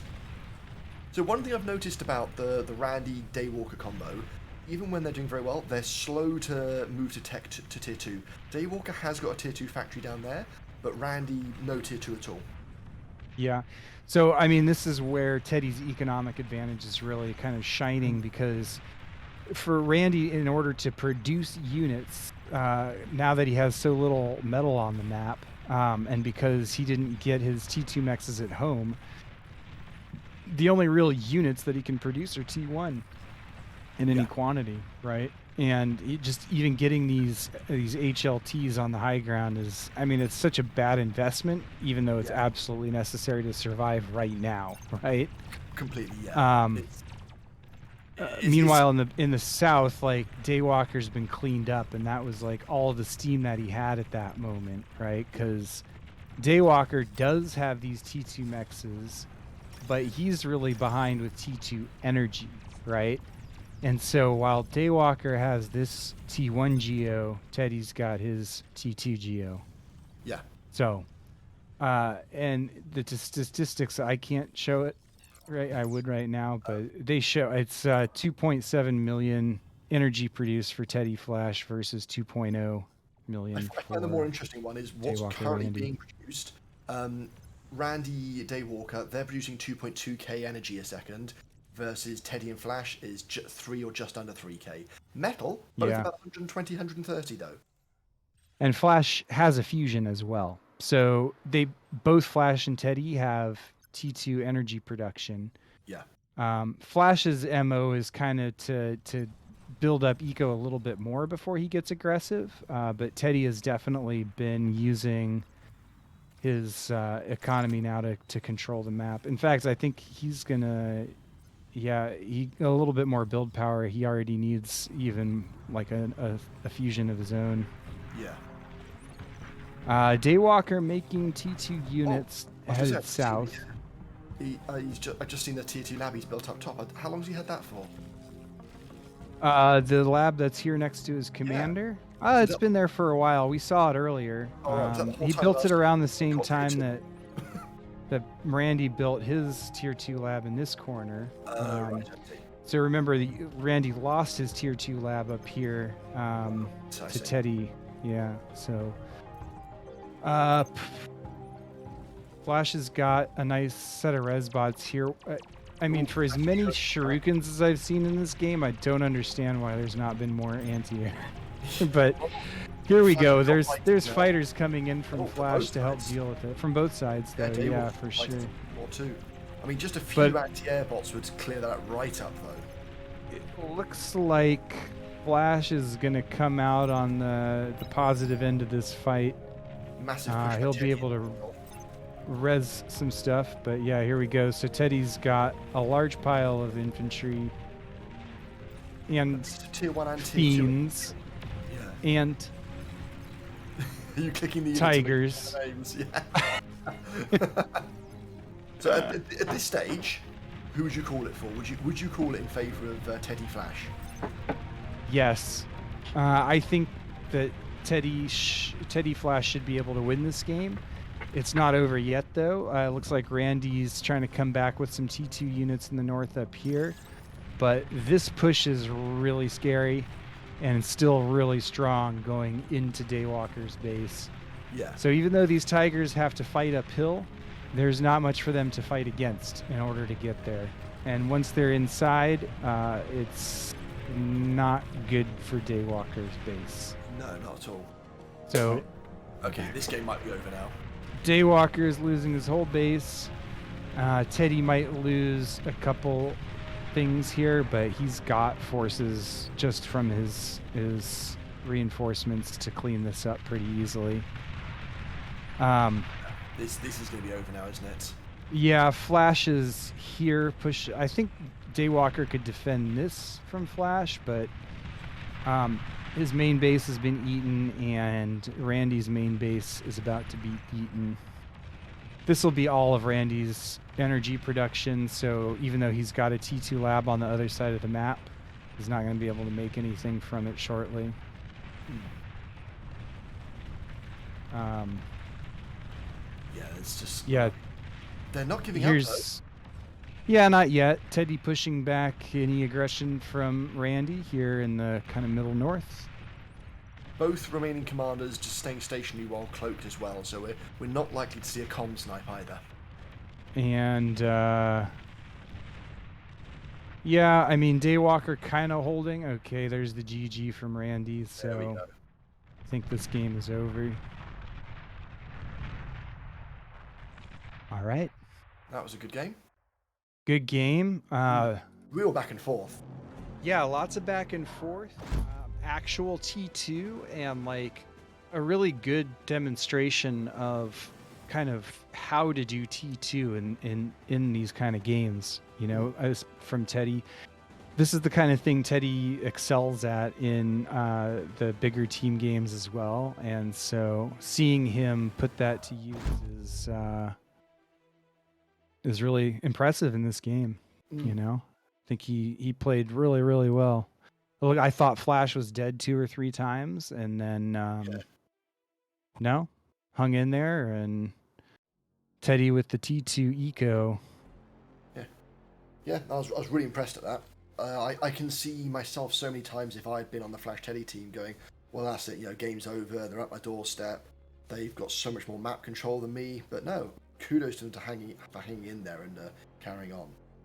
I think it just, lends itself towards the, thing you see in tournaments. It's just no matter how bad the match, maybe not no matter how bad the match gets, but you just keep fighting and you can sometimes just turn it around.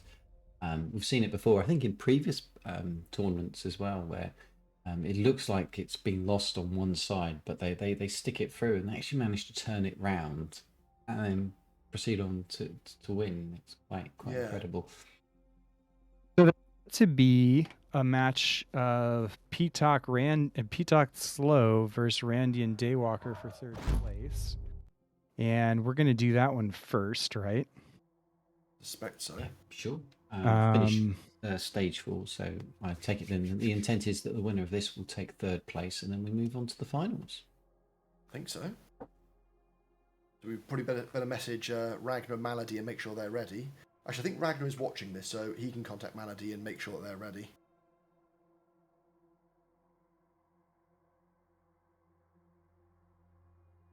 Yeah, so we're going to stay in the same lobby while they move teams around. Yeah. Well, now there's only one game happening at a time. Having just one lobby makes it a lot easier. Yeah, it does. There's no jumping around, anything like that, yeah. All right. While they are getting ready, I am going to take a brief breather. Okay, so I'll be back. I will swap over to Cat Cam. So you're going to get a highlights going for us? Oh, we've got TK, is that right? Yeah, I think we'll get another highlights going. We can get that set sensible, yeah. up. There's just so many things going on. Apologise about if people noticed there's like performance issue during some of the matches and that. Don't worry, Deltars, there'll be more cat later, I'm sure. Be right back. Let's upload that. Okay. And moment. Now see if this can actually reload. Okay, so all right, let's go another highlights reel. I hope everyone enjoys. Honestly, part of it, I mean, these Twilights, all that energy is expensive, and that might be part of why he doesn't have units right now to help defend. However, so there you go. Yeah, see, that's the value of the Twilight right here. When Twilights die, they EMP everything that's nearby. Yeah, yeah, this looks really bad for Flash, and he doesn't have the statics in place already. His commander's so nearby. He's going to lose a lot here. But yeah, he's going to lose all 3 construction turrets. His lab's probably about to go down. So that's, as we've mentioned before multiple times, build power. He's just lost a huge amount of build power. His force has also been pulled out of the front line. So game. And Teddy's just barely holding on by the skin of his teeth with this commander right now. Tier 2. Ragnar has a tier 2 vehicle factory. Okay. So he's only just finished it. Teddy's commander is toast. And that's going to leave a little hole here in the bottom for... It's going to lose all this energy. And his base coming from the front as well. There's just too much here for Teddy. It's coming in from all directions. Yeah, and once Teddy's base is dead, then it's just a matter of Malady redirecting forces into Flash's base. Flash, his commander here. And then Duck would be the only one in the game. And it looks like they might just do that. Claret does not have energy to degun. Yeah, so there's some free metal for Team East. Okay, hello and welcome back. The match for third place is just started. Didn't take long this time to get set up, so sorry I had to cut the show reel a little bit shorter. Resopmok and Teifion will be back in just a moment. Oh, you're back. Already back. Hey, Yep. Excellent. I can't tell with all these screens I've got up. So in the top corner we have Daywalker and Pro Randy. Daywalker looks like he's going to go. I think that's a bot factory there. I can just about make out. I'm just assuming they're both going bots because that's what they've done both games. I've seen them play, so I'm assuming bots from Randy as well. Down the bottom we've got Zlo, who has gone Cortex bots, and Taku, who's not queued up a factory yet. See if anyone goes first vehicles. I think Taku might be in there. Randy's gone bots as expected. Taku is going vehicles. Yeah. Something about that position, because in the last match, that position started vehicles as well. I think it's because that position has access to the centre of the map, which is a lot flatter, whereas the tops and bottom of the map, they've got a few more sort of like not so flat areas essentially. And it's when you have to send the bots uphill, so the vehicle's uphill, that's when you'll have the disadvantage of the vehicles. It's mitigated a little bit by some of the longer range vehicles, but if you're using Pounders, Brutes, Stouts or Januses for example, they're not much longer range and they need to be able to get up that hill quickly or they'll get shelled. Early scouts heading out, spreading out. For some of the people in the chat who are discussing TS, just a heads up, on the rating system we're using at the moment, we're using Open Skill. It's very similar. I'm not going to go into any of the details at the moment, but we are using Open Skill rather than True Skill, just a heads up. So it's sort of what we expected the openings to be, just, a couple of bots. Actually, you know what? Less than I expected to be. Randy has got not nearly as many constructors as I was expecting. Daywalker, on the other hand, queuing up 4 constructors in total after a couple of grunts or 3 grunts. Taku is going heavy into constructors. I don't know if he's going to change this, but he's queued up 13 builders at the moment in his factory. Admittedly, we're not clearly shown what the order is because he's got nearly, I'm doing quick maths, there's about 60 odd other tanks and other vehicles lined up in there, so it might not be all in one go. I doubt it's all in one go, but it's still a lot of constructors over that many units. It's sort of, actually it's like a 1 in 7, 1 in 8 ratio actually, so that's not quite so bad. Quite so crazy, but still, feels like a lot. Yes, he's expecting to lose me. You know what, that is true, he might be. I remember one of the DeepMind or Alpha Star AI's StarCraft 2, it would always over-drone. You could only have so many workers per mineral spot. It would always have a few too many on the basis that when it got raided it would lose a couple, but its resource income wouldn't go down. So maybe he's thinking like that. Yeah, he's expecting raids, expecting trouble, planning accordingly. Yeah. Although planning, as far as he is into the future, with 60 odd tanks and all that queued up, that's feels optimistic. I'd normally just build some light laser turrets. To be fair on this. I suppose to be fair on this map, it's a big map, so I suppose you can reasonably expect to know what's going to happen for the next 5 minutes. Yeah. So some of the chat are saying, it's unfair not unfair, but Randy and Daywalker are disadvantaged by being tired. However, they are fresh off a game on this map. Do you think that favours them or disadvantages them? The tiredness versus the familiarity, having just played this map with these settings. It's always going to be a problem with tournaments. It's like, how do you keep things fair and balanced? And with the time constraints and the number of matches that we got to play, it's difficult. And I think there's no way that it can be ever truly fair. But I think in tournaments, I think the general gist is that if you're ranked a little bit higher or you got a higher seeding or whatever, then the tournaments tend to favour those in those higher what I meant was, do you think it gives an advantage or a disadvantage? I'm fully aware, we can't do anything about it given the nature of the tournament. You're completely correct. Do you think that the tiredness versus familiarity favours Pro Randy and Daywalker or Taku and Zlo? Well, I remember in tournament chat last year, I think it was Taku's team that won. I think it was Taku's team won the 2v2. And he was in that position where he was in the winner's bracket the whole time, and he had to wait quite some time for the opponents to show up. And so we asked, did that give him an advantage? And he said, actually, it wasn't good for him. He was like having to wait around, but for a match, keep an eye on things, and it was probably a bit more draining. He'd rather just play matches. Yeah. So I guess it really depends on how players roll. I'm back, by the way. Oh, welcome back, Rezo. Thanks. All right, so actually, you guys got started faster than I was thinking. Yeah, they actually started loading in while the highlight reel was playing. So that was As soon as I walked off, right? moments later. Yeah, they were all chatting. They realised that you had gone. Like, go, go, go, go. Yeah. Bad sort of thing. But it's okay. I don't think you've missed too much. The game's still in the opening stages.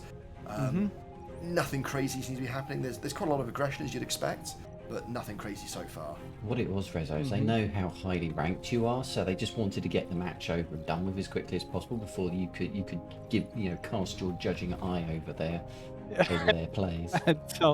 tell them where they kept making mistakes, right? Well, it's interesting. Glow looks like he's playing a very similar way to Flash last game, which, I mean, Flash is a solid player, but it's interesting that he decided to push his commander that far forward as well. But I mean, if you think about it, Randy is also in a very similar position with his commander. So, Taku looked open vehicles, right?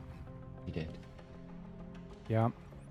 And that's actually helping, like, since incisors are kind of that much better than grunts, I think that's helping him control the center against both Daywalker and Randy at the same time. Daywalker with kind of a lot more rocket bots than he had against Flash at the same time last game. But more units in general. A lot of Slow's army has been tied up in the center, worried about the grunt aggression from Daywalker there. So he's getting pushed back pretty hard here. I'm not sure what he can really do except keep retreating. Yeah. I mean, like I said, you can dodge rockets with your commander, but it's pretty micro-intensive. So you also can't dodge rockets with stationary structures. That's really no, important. you can't. Yeah, that's true. LLTs are doomed. You can dance around with your commander, but it's really hard to get in range to D-gun while you're doing that. Lowe's commander's about to die, I think. Yep. Let's get an eye at southwest. Yep. That's why I pinged it. Yeah, there it is. So Daywalker again, very similar position. I think the lab might be in the same spot as last time even.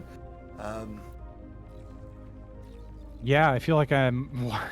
Yeah, the main difference is that on the right-hand side, Taku has gone vehicles, so it's not grunt versus grunt this time. Mm-hmm. It will be interesting if there's a long war of attrition here, how that works in the vehicles, because they don't get resurrectors, and that was a major factor last time, if memory serves correctly. Yeah, it depends on where the wrecks happen. So if Taku takes the fights kind of on his side and he's able to reclaim the metal, I mean, reclaiming is not as efficient as resurrecting, but it's still pretty good. Then, he can still maintain a production of better units. But in this case, it looks like a lot of that reclaim happened and is now belonging to Randy instead, so that's kind of problematic for Taku. Daywalker is also hoovering up the commander at the moment. He and Randy has a lot of metal in storage at the moment, which is maybe not the best thing ever, because metal in storage isn't metal that's blowing up the enemy. Daywalker has nearly hooved up the entire commander, and he'll only waste a very small amount of it. Well, he'll send it to Randy, who is luckily not wasting it. Well, Randy was nearly topped up already, is the thing. That's what I'm trying to say. I know. He's not being very efficient. On the flip side, Taku and Zlo are both low on resources at the moment. I mean, that's not because the sliders are low either. They're short. Well, Randy just spent a pretty good chunk of it. I bet he got a forward lab. And Daywalker's pushing out tanks, so he's gonna spend. Yeah. No. Taku and Zlo had low metal. Taku has just reclaimed something big because he's just got a lump of metal in. Randy does have 40 grunts on his front line. Taku's got a whole bunch of laser turrets near his commander, so I don't think his commander's out of position, but he could be vulnerable. Yeah, I mean, artillery and pounders are a pretty standard combination against lots of grunts and a commander, because you can take out the LLTs, and then you can push with the pounders, and the infantry can't really push against pounders or back against pounders at all. And then with the artillery, you just keep shelling and keep pushing and keep shelling and keep pushing. It can be really hard to stop. Yeah.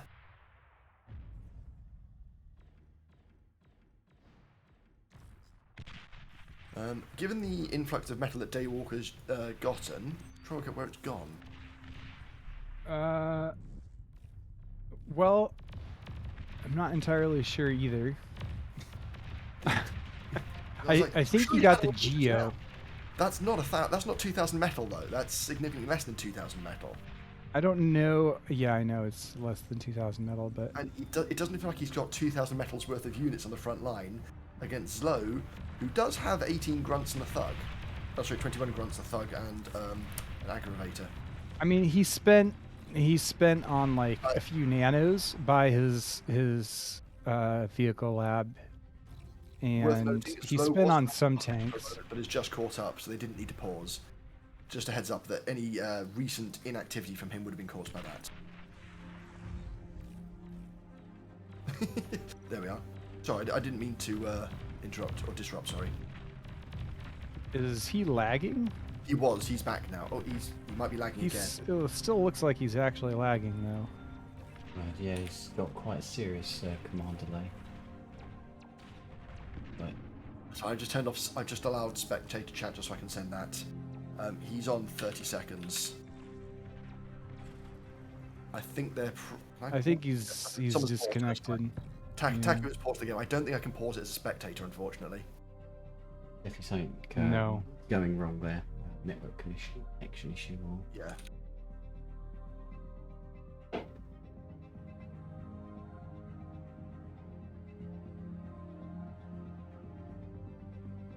So we're paused, and I think we want to hear from Zlo, right? That's kind of the... His session was back last time. It looks stable. I think he's getting a network issue as opposed to anything else, but not sure. Okay. I've just disabled spec chat again just in case. Okay.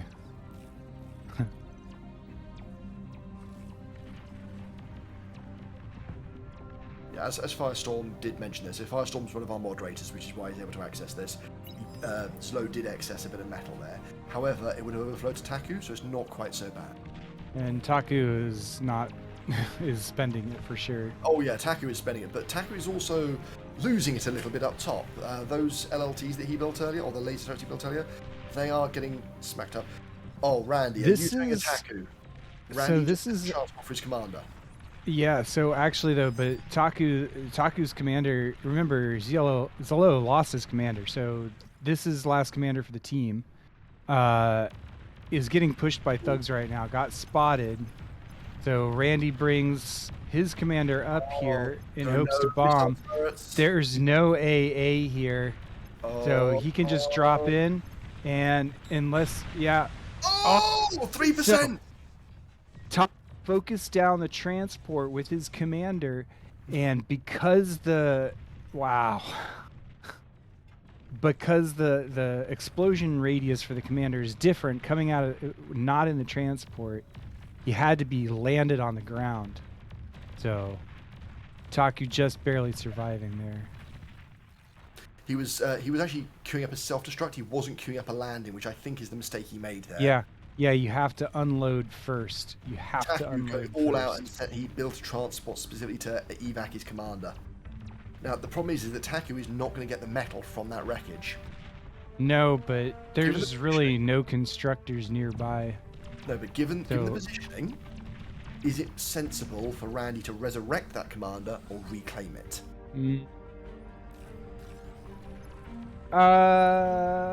It depends, I think, on Randy's energy production too. I Randy- mean, as long as Daywalker's commander stays safe for now, they're fine. Yeah. I don't think that they need a second commander necessarily.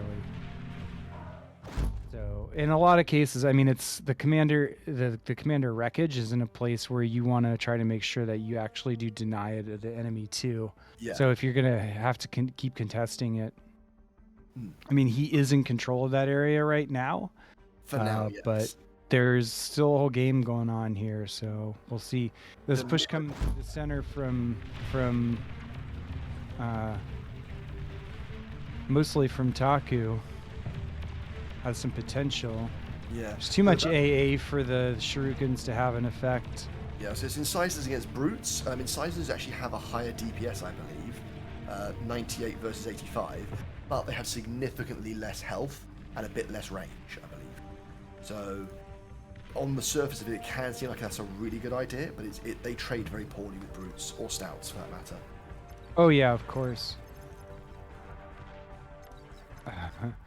Randy has really done his best with the control area there. Or the best with controlling that area, sorry.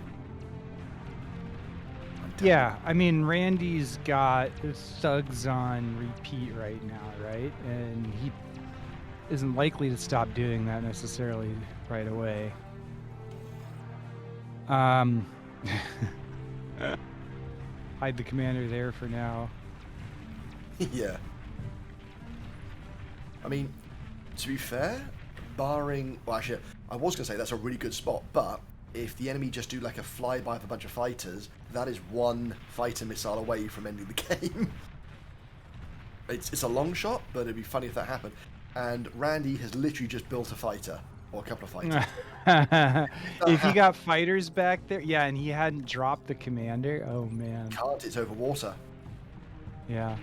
So if they do a flyby of the base for whatever reason, they might shoot that. I can't see why they would, and if they did, I would imagine they'd be like, wait, why did they do that? What happened? I mean, maybe it depends on if like a fighter turns or something like that, you know. I was thinking about why they sent them to the base as a whole. Daywalker has a tier 2 bot lab in his main base. He's still got the forward vehicle lab. We don't have any tier 2 out for the southeast team yet, though. Okay, so Daywalker deciding to be the first one to jump on it this time. He's like, well, I saw what Teddy did last game. I think I'm going to try something like that, right? I mean, it's 17 minutes in. He's got good eco. He's at, plus 96 metal and plus 2,300 energy. I think he can manage it. Yeah, and even though they're still fighting in the middle, like he's got actually pretty good map control in the south. And their position is very defendable as well. Yeah, they've got that hill, they've got the eco and the build power for the most part behind it. I think they can manage. Yeah, and they're going to get all this reclaim probably too. Yeah. Which is a lot. Oh yeah, that's going to be tasty. And that'll help him get all the T2 that he needs. That's 3,500 metal there. Daywalker did just donate a construction box to Randy, so that'll help Randy build up his eco without having to build a tier 2 lab just yet. Yeah, that's right. It's important actually for Randy to keep making units right now, even though he doesn't seem to have very much. Yeah. Yeah, it's easy to be in Randy's position and go, oh, tier 2 is now the new thing. The enemy's backed off. No, it's still important to keep those units because in this sort of game, the enemy is going to keep applying pressure. And keep in mind, he's got the T2 constructor, but those T2 mexes are actually kind of expensive too. So, metal income that he gets right now, he also wants to spend on the T2 mexes. Yeah. Worth noting, Daywalker and Randy's team, there's reclaim happening, so it's a little bit wobbly, but they're on approximately 3 times the metal income of Taku and Slow. Energy is 3 to 2k, is a 3k versus 2k. So they've got a decided resource advantage, which is obvious from the map control as well, but it's always good to confirm it. Yeah, I would probably say it's a decisive advantage as well, you know, and it's going to be hard for Taku and Slow to pull this one back. This is why I was saying it was important for Randy to keep making units, because leaks like this still happen, and so having like a pile of thugs on hand is pretty helpful. I'm not sure he did, though. I think he actually stopped making units. Maybe it was just to put the build power on his mechs, but these tanks could have some impact. Oh yeah, they're not being stopped in time, and Teddy's tanks, sorry, Daywalker's tanks are behind Slow's tanks. Yeah, and they have to come up the hill too. Yeah, so they're gonna they're not going to get crazy damage done, I don't think, because the winds are all spread out very well. Okay, there's pyros in there now, so that should clean it up pretty quick, but Randy's going to lose some stuff here. It's not going to be comfortable. He lost a lot less than I was expecting. There's an advanced construction bot that got killed, so if that missed, that could have a long-term impact. If he thought he was upgrading all his mechs and then 5 minutes later, hang on, why aren't they upgraded? That's something that's happened to me multiple times. In the centre, on the other hand, Daywalker's forces are pushing forwards quite nicely. Randy still holds the north really nicely.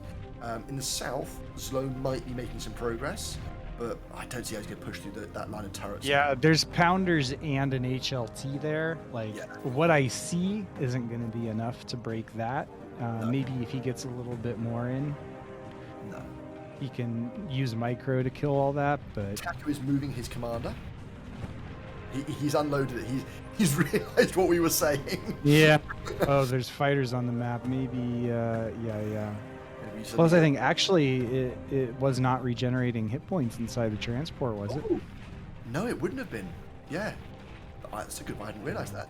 Taku is now building up a bunch of bombers. It's a decidedly decent bunch. If he sends even a few fighters with them, they could do some quite serious damage to the economies of Daywalker and Randy. Yeah, but undoubtedly they've got AA in their bases already, and can they do enough damage? I mean, this push from Daywalker, from my perspective, is going to end the game. I could be wrong about that, but Taku has nothing here to stop this entire army. Randy resurrected that commander. He did resurrect it. Okay. Two commanders again. It's up there in the top near where it died. He also resurrected that tier 2 construction bot, so he's not forgotten about that. Which, if this push doesn't work, would have been relevant. Yeah. I think killing that T2 construction bot was maybe the last thing that, last push that Zillow had for this team against. I think so, yeah. Against Daywalker and Randy. I'm not saying it is over, but it's looking pretty decided at this stage. It'd be really interesting to see what Taku tries, because he's done multiple Hail Marys before, and I don't think any of them have worked this tournament, but they've all been fun to watch, so I'm really interested in what he goes for this time, and does it work? Well, it sounds like there's still bombers coming out of their lab. He's got 11 bombers, and he needs to use them sooner rather than later. Yeah, they're on their way now. He's got some scouts ahead of him too, but bombers are about to get scouted by Daywalker's mechs, but I don't. Oh no, he's changed path. They can get scouted by these towers. I don't know. By the time they get to the energy that they want to destroy, there's some anti-air on the way. Yeah, they've taken a few hits, nothing crazy. Randy has some fighters on the way, so I don't think the bombers are going to get much done. They might get one pass, but I can't see them getting much more than that. And he's bombing the tier 1 factory because he doesn't think he's going to make it far enough otherwise. But yeah, and he might not even get it. The construction turret's healing it. Yeah, I think he's giving up now. And this is it. Called GG. Yeah, that was game. I think he was hoping the bombers might do something, and he's just realized they haven't. And yeah, look at this swarm of stuff going into the base. Slow's like, nope, I can do this. I can do this 1v2.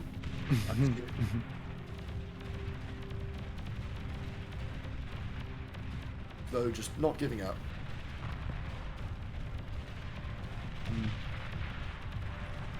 That said, that last commander is hidden, so we might need to call stop to actually make it happen without having to wait forever.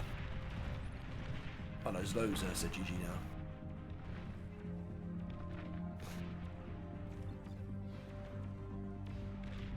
Yeah, he's self-destructing the commander. Game's over. All right, That was here we a go. really good game. Yeah, that was really well played by Daywalker, especially, I think, there. Yeah, Honestly. really impressed. Randy got pushed back really far. I thought he was going to lose his base. At one point. Yeah, I did too. So. It's really good, but obviously Daywalker again. He's new to Bar, and there were some questions like, is he going to be able to manage? Is he too new? All that sort of stuff. Well, I think he's clearly demonstrated that he is not too new. He was arguably the MVP of that match, and that was against Taku and Zlo, who have clearly demonstrated they are not slouches. I mean, if there's a truth in any RTS, it's that you want to make more stuff than your opponent. And Daywalker has definitely shown us that he can make a lot of stuff. So. Yeah. That was an absolutely incredible showing, I have to say. It's like you think, he's about to do it, and then he gets pushed back. You go, well, perhaps he hasn't quite got some of the mechanics of the deeper side of Bar, and he's gonna, and then he turns it round, and wow, that was absolutely incredible. Oh, cat cam. Yeah, there are a few requests for less Bar, more cat. So this is Beans. She's a blob of fur and fat, and she likes it.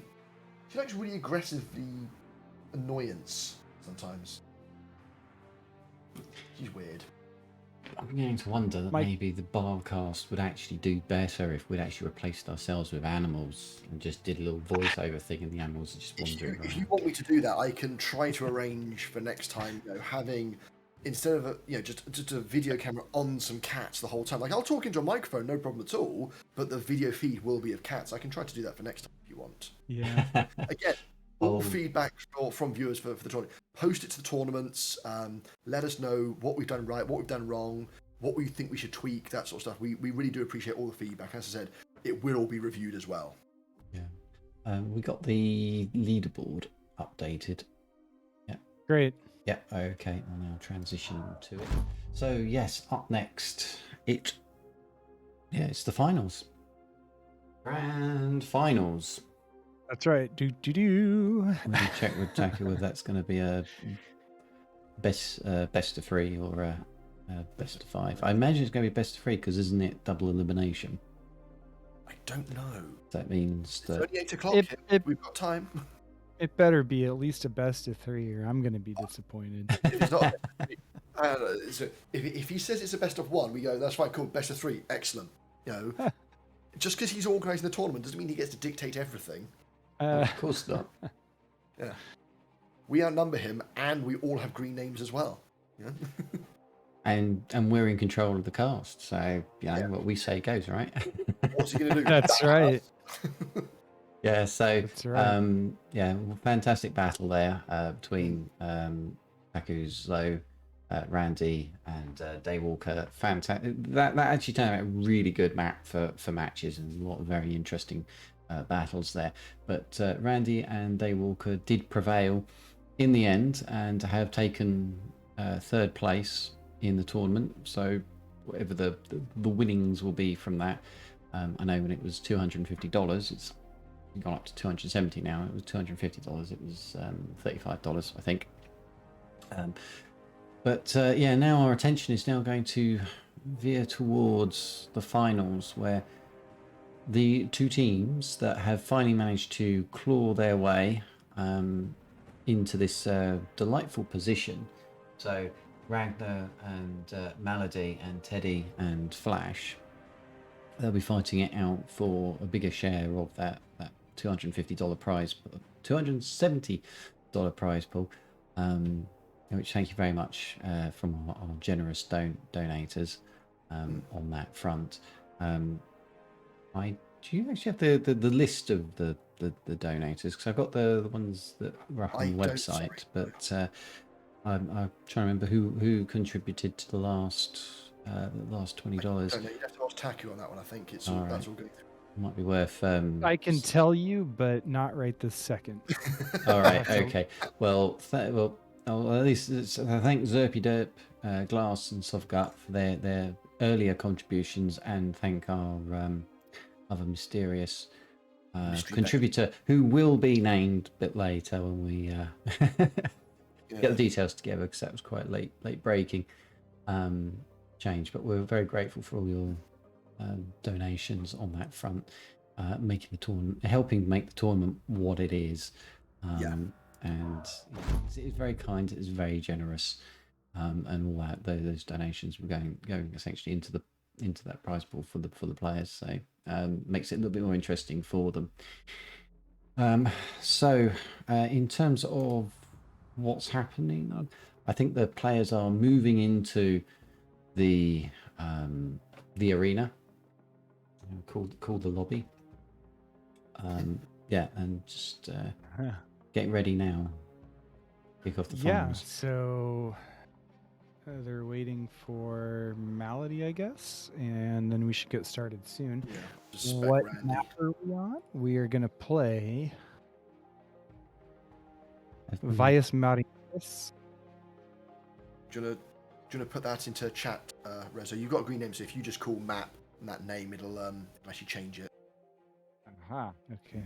No voting needed.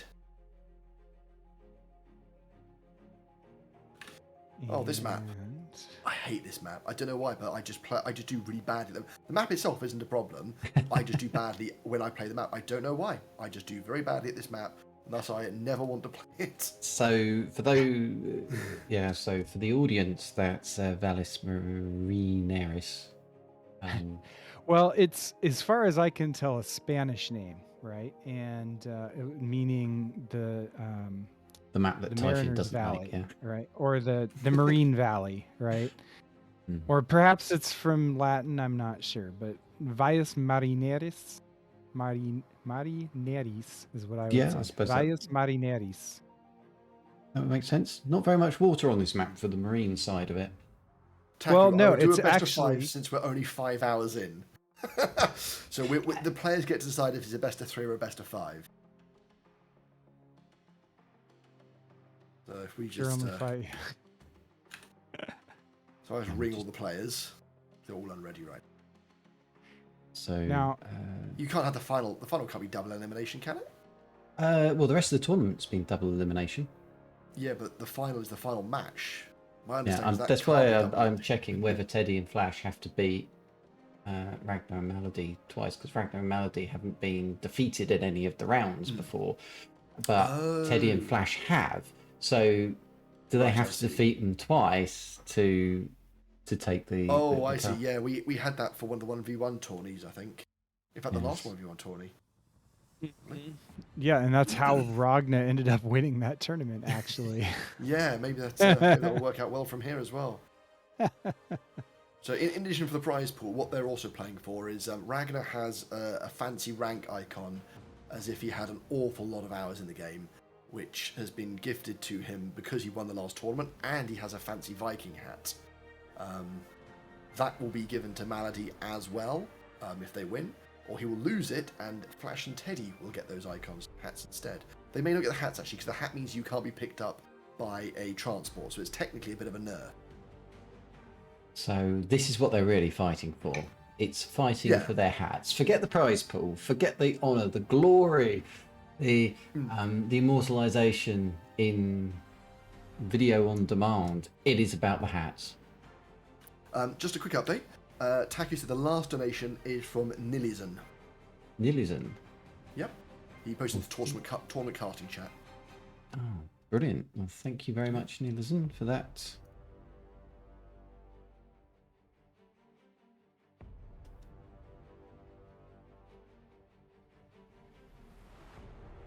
Donations are greatly welcome.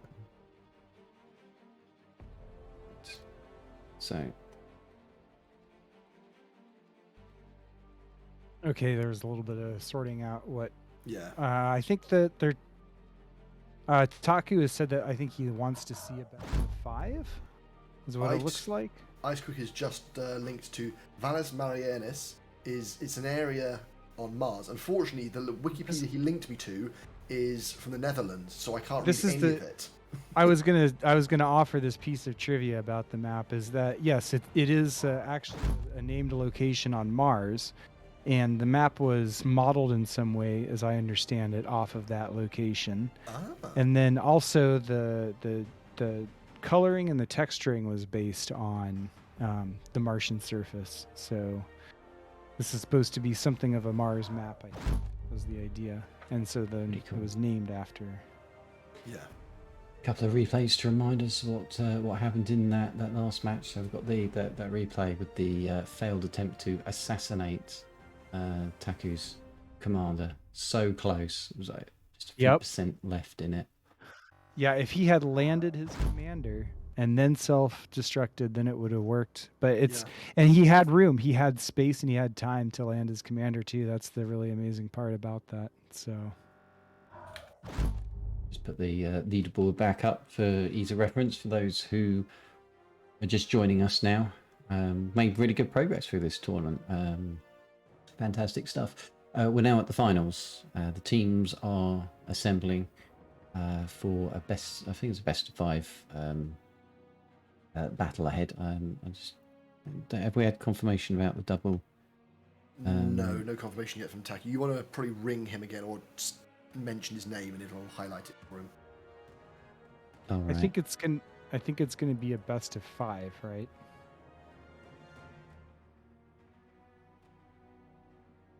Either way, it's starting now. The game. Yep, the first match is starting. So, as here in as the casters, we just we just keep casting until the tournament stops. Yeah. Well, I on a Sunday I normally play with a bunch of friends, and I've said to them, "Sorry guys, casting comes first. You're great lads, but not that great." It's fine. They're streaming a different channel. They can't hear any of this. No, it's Rikers and crew. Yeah. No, they are very nice. I'm disappointed they didn't try for the tournament themselves. All right. I'm loaded in. We're still waiting for Tarnished Knight. Yep. I think that's part of the joy of being the host, where my machine's loaded with all the software that's doing all the streaming and everything. And I know. Once, so as much as it's a very capable machine, there are. It's not that capable. Well, yeah, it's not a Threadripper server. Oh god, well, yeah, well, Threadripper server may. Someone wants to donate a Threadripper server. If you had a Threadripper server, I imagine that we would go full ECS by tomorrow. ECS, for those not sure, is an entity component system. It's a way of composing the game differently in a way that works more multi-threaded. It's one of the things that Tarnished Knight is working on. I'm sure that he will be giving an interview or something of such in the near future. Yeah, we'll see if people are interested actually in that. Yep, so I'm now in the game. Hey, so positions here. So, okay, new map. Very Marsy looking. Martian looking, sorry. That's good then, because that way the map maker has achieved their goal.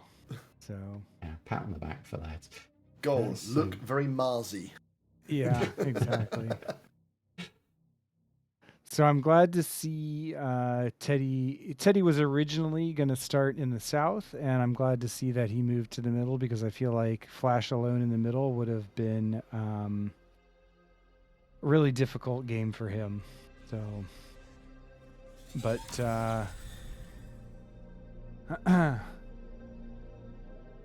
players placing mexes to start. For me, I'd probably get my 3 mexes first. Looks like at least Ragnar and Malady are going to opt to do that. Flash going to do a 2 mex start, but he also started forward. And Teddy also with a 2 mex start.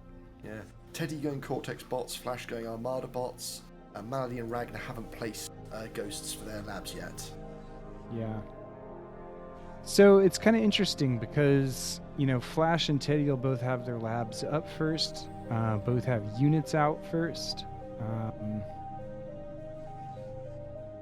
and they've both been kind of producing energy for a little bit longer. Both Ragnar and Malady are going bots. Malady is Armada, so the top half of the map will be Armada and the bottom half will be Cortex. Yeah. And he just said, don't forget the slider. They're both using full communism sliders. So that's quite good. Yeah, it's interesting. It's interesting that no one else has copied them on that yet. I imagine if they win this will become, one of the new things that you do in a competitive game, which I like. I think it's a really good thing. It very well could be. I mean, I think there are times, like especially with the larger team, Yes. Let's say you're playing an 8v8 and let's say that you're the one teching. There are times where you need to be able to store, 3,000 metal at once. Yes. And you don't want to be sending that to your teammate on accident because you're using it to build your fusion, right? That's fair. But at other times, like especially if, say, front players or something like that were putting their bars down, and I mean that would share also with techers and help you get your tech faster. Yeah. I agree in a larger game, but in a very coordinated game like this, where you can move it temporarily, for example, but in general you want to make sure that you're pooling as many resources as possible. It's worth bearing in mind that for those that are going to compare it with other games like FAF or ZK, it's not full communism.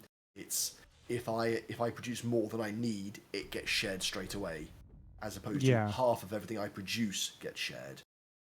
It's not really communism so much as putting excess to better use. Yeah, minimizing excess. Yeah. And then if I'm on Ragnar's team, I'll just build a metal maker out of spite, even. Yeah.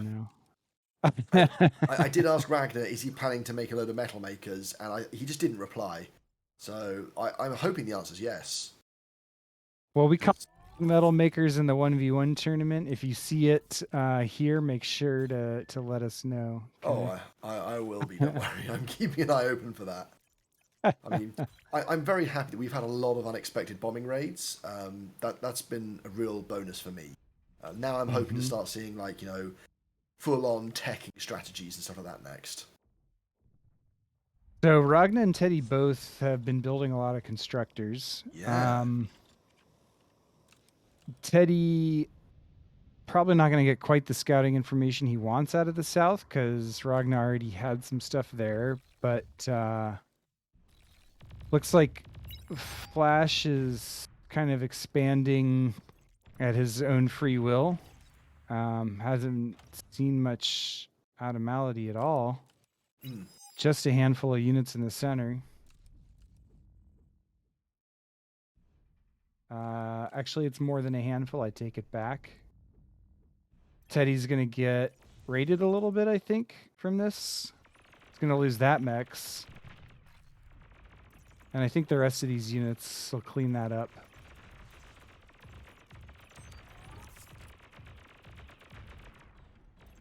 Maybe, Malady's going to be sneaky. So these pawns actually are going to probably do... Okay, so Teddy's moving grunts into position to help against that. He'll lose this grunt, but the rest of them should be fine. Yeah. Should be. It's interesting that it looks a little bit like Ragnar has more territory, but he's not built anything in that, and he's not got any defensive structures. So if those grunts die, he loses that territory, if you will. So it's one of the interesting things about having such a large map, which again is normally designed for more players. And I really like seeing how a 2v2 plays out on these larger maps. Well, we're going to see. Flash with a great connection up top against Malady's units. Oh, good. Yeah, Flash actually might get through with a raid on the top side, too. Ragnar's still trying to get around Teddy in the south. Now, one important difference between Ragnar and Teddy now, Ragnar's got 2 constructors expanding and Teddy's only got 1. So Ragnar should be able to take all of those southern mexes a lot faster than Teddy.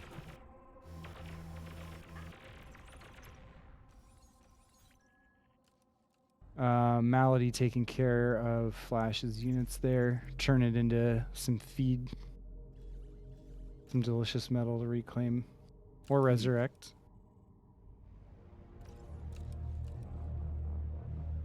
Looks like they're LLTing up the center.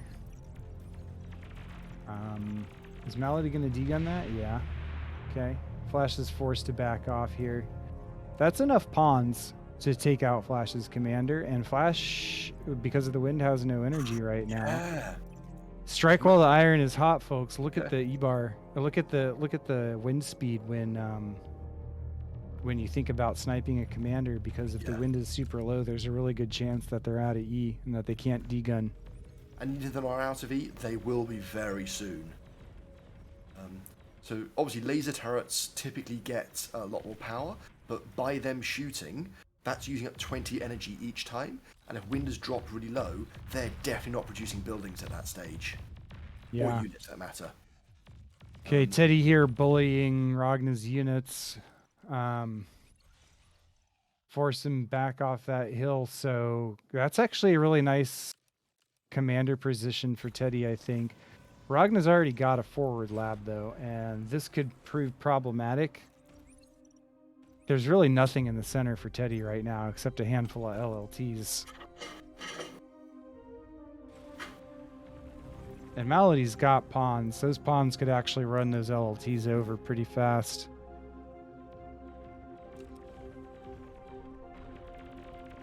Especially since Flash's commander is in the north, too.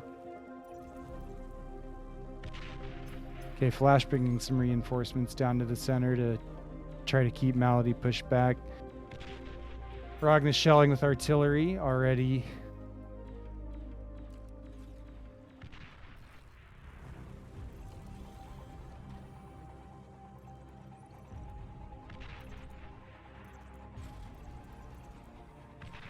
It seems pretty slow right now, but once these pounders get moving, this is going to be a hard push to stop.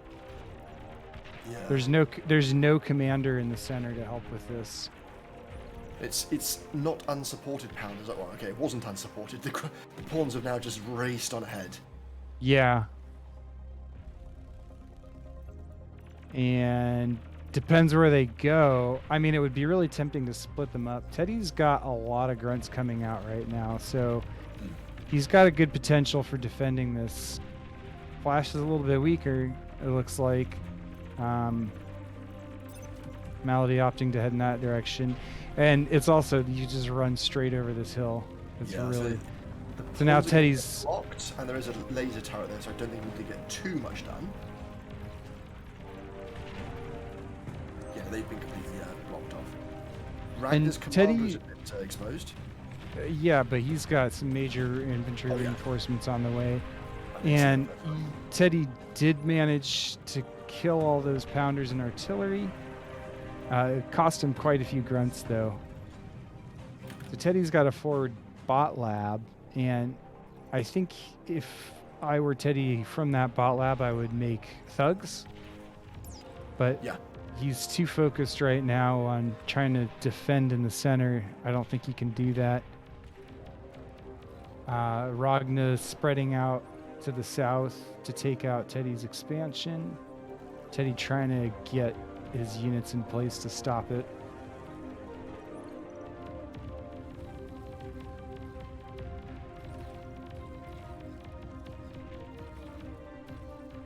Ragnar gonna pull back. Yeah, you say that. Well, yeah, for now. Ragnar gonna pull back. Moments later, Ragnar starts moving stuff further forwards. I know. The thing is, Teddy's doing the equivalent of Ragnar just further down, so I don't know which one's the better play. So Teddy's got a very defensible position, whereas Ragnar's in a position to move on a lot of other things very easily. Well, Teddy's kind of behind in the sense that Ragnar's already pushed with the vehicles, and Teddy's just now producing the thugs. But he's getting... I think he's... No. He got his own vehicle lab.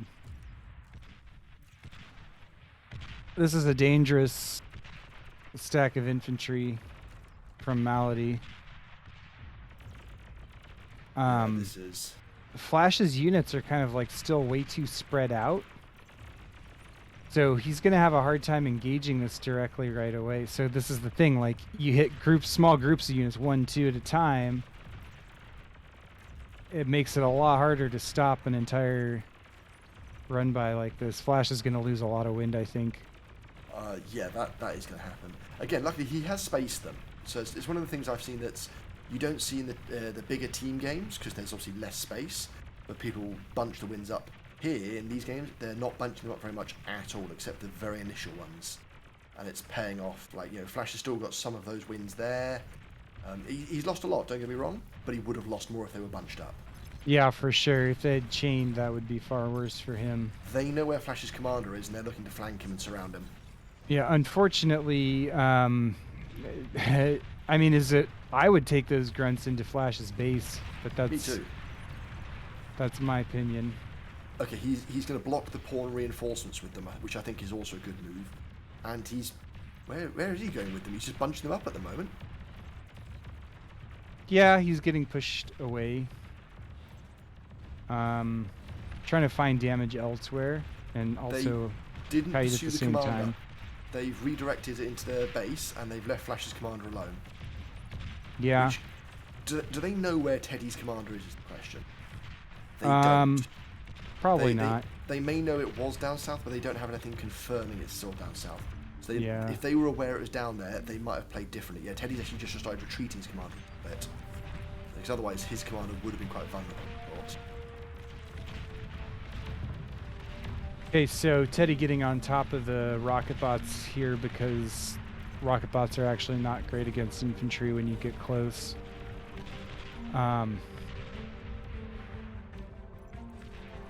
Teddy kind of doing something of a war of attrition in the middle against Ragnar's vehicles as well. Flash is just fighting for his life right here.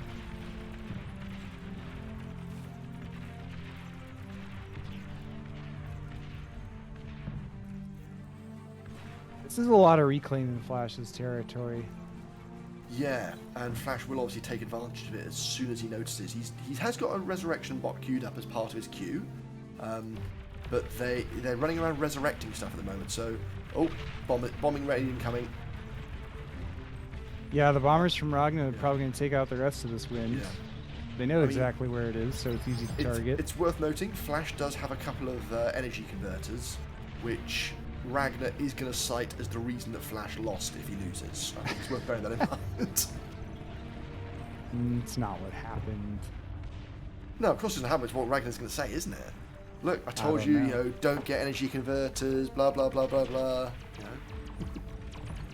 False equivalence and all that. No. The shurikens, they're doing a nice job, but there's too much anti-air nearby. Yeah, I mean, actually, Flash, sometimes he makes a few too many anti-air, but in this case, they're definitely very useful.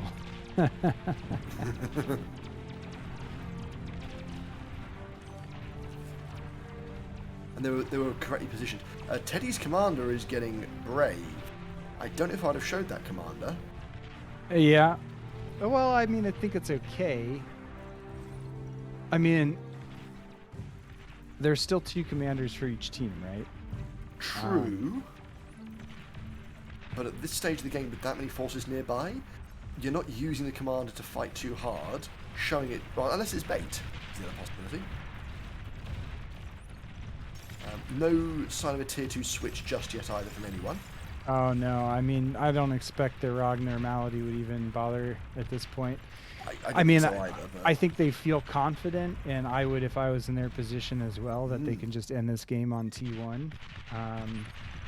Resources-wise, they're 70 versus 50 approximately for metal, and 3.5k versus 1.2k for energy. So they're decidedly in the lead for resources, but not by as much as their map control would suggest. And I think the most likely person to go T2 here would be Teddy, but I think he knows that he can't either. He can't, no. He's producing the most metal in the game at the moment, or he was momentarily as reclaim. He's just behind Malady in terms of metal production, I think. And now Malady's army getting into Teddy's base. Teddy didn't lose that much wind there. And he has a Geo, so that actually was kind of a donation for him. What is...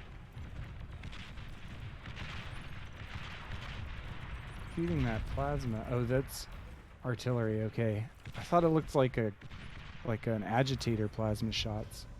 I was well, like, that's the next best thing that Ragnar wouldn't get. I was like, wow, really? Yeah. Wow, Ragnar trolling, flipping heck. the agitator does. He has made agitators before, but he does consider them a bit of a noob trap as well. Yeah, well, they are here comes kind the next of bombing a noob run. trap. He's bombing a line of empty ground for the most part. That's less good. He's going to hit the geothermal. Bombing units not usually that great. Depends on the units and if you can He hit them or should not. be able to get the geo. Yeah, Geo's done in one run. He's going to bomb a bunch of the winds. Next. No, he's going for the winds. No wins. Oh, Okay. Teddy is going for the Eradicator. That's a very expensive anti-air turret. You don't see it very often. It's 800 metal, nearly 8,000 energy. It does have a large range, and would help stymie any further bomber attacks, but I feel like it's not... Oh, wait, that was Ragnar's commander. Was it? Yeah. Ragnar's commander just went down. Malady's commander is now walking backwards. He's not queued it all the way to the back of the base, but he's sent it fairly far back. Yeah, I mean, oh, this is interesting. Malady actually shooting the wreckage to make sure it gets denied. Yeah. That's a really smart plan. It takes a second to kill a commander wreckage, though. They're still pretty beefy. Oh, yeah. I mean, Flash's commander is almost dead. We didn't say anything about it, but he was he degunned an LLT right before he blew up. Oh, that was close. He had a really close call there. You're saying denying the wreckage. It's down to 80%. Teddy very much enjoying that metal income. Unfortunately, due to the amazing strategy of unexpected bombing run, or like the second or third time this game, he has no power. He's got 4 construction turrets, and they were healing each other. Yeah. Well, Flash's base is dead now. Yeah, I don't see how they can pull it. Flash's command is going to die in a minute. If Malady spreads out the pawns, maybe. Teddy has very little energy income at this point. That was Teddy's commander just died. Yeah. Flash's commander is going to be not long for this world. There it goes. Yeah. So that's game 1 goes to Ragnar and Malady. So well played them. Yeah. All right. Hey, I need to perform a very quick chore, and I'll be back in less than 2 minutes. Chores? Right? What are those? I know. In this case, it's feeding the cat to make sure that he doesn't, claw my legs off during the next cast. That's a valid reason, I suppose. We'll allow. All right. Thank you. Be right back. Pisces. Oh, wow, so many things happening there. Yeah, that was a hard game to keep track of. Well, Flash was so, he was when he went up to that laser turret. I was like, oh, is he gonna go? I was watching that. It was down to like 3% health, and then just as I pull away from him, it's like Ragnar blows up. God damn it, I missed that one. And then Flash is in trouble again. So I go, all right, they're gonna get him this time. And then suddenly, out of nowhere, Teddy just explodes. And I was like, no. I was like, I don't know which way to work. And both times, Flash didn't do a nice big explosion. So I feel as though I've been cheated. Have you seen this map before, Tarnished? The Melting Glacier map? The next one, Yeah, it's in the lobby at the moment. Ah, yes. No, I don't think I've had the pleasure of that one. I've never played on it, but I have seen it a few times. It's one of the new ones. I think Nekuxus he's made a bunch of the new ones recently. This could be a very interesting. It's another big map. You can play it with decently large teams. It'll be really interesting because we might get some sea power. Yeah, that would be nice to see. This tournament. Make it on there. Nice to see air. Oh, very good, very good, very good. So, yeah, so that one will be quite an interesting one to see. But I don't know. Maybe they'll just go air and just build on the islands. Oh no, actually, they're going to start on the islands. So, possibly yes. Yeah, so this is the map Melting Glacier. So there's going to be like a massive frozen landmass in the middle of the map, and then there's a number of islands down the side. So I think they're spawning on the islands, but now then they're going to move into the middle, where the where the big glacier is. So this is going to be a new map for the tournament. So it's going to be quite an interesting one to see how that plays out. So the first round goes to Ragnar and Malady there. Best of It was 5. made by Nacaxus. Sorry. Okay, I'm back, by the way. Welcome back. Excellent. I'm We're gonna just get myself loading a minute. into we're just loading into the next match. Yep. Melted Glacier, is that what it's called? Yeah. This It is certainly the is. very new map, actually, by one of our more prolific map makers, Nacaxus. And it's asymmetric, so there's not really balance necessarily on either side. That's what we love to But- hear in a tournament, a competitive tournament. Yeah. But it's relatively balanced, I would say. We've played this map a few times in team games. I've had some experience with that, and I would say the most important part of this map is controlling the center island. It's got all, the majority of the metal. And I think as a rule of thumb in this game, it's easier to invade sea from land than it is to invade land from sea. So having control of that island and then being able to go out and deal damage to the rest of the map is the way to go. And I think Ragnar and Malady know that. Tarnished Knight's not actually loaded in yet. I'm just loading in at the moment. Just thought I'd go on the loading screen this time. Well, not the most exciting of things. It does give some useful advice, so I thought we'd impart some of that. But wow, it's even got snow effects. That's amazing. Yeah. You can see It's I'm actually- easily impressed. It's a pretty attractive map in my opinion, actually. No. But it looks like Ragnar and Malady are gonna both start on the island.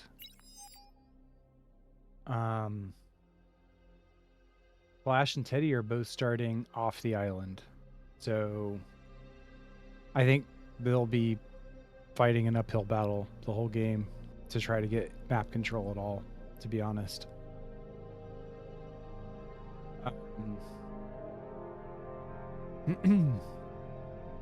Yeah, I guess we'll see what their plan is. Now, I mean, getting air on a map like this is potentially really good. So, Malady makes a good point.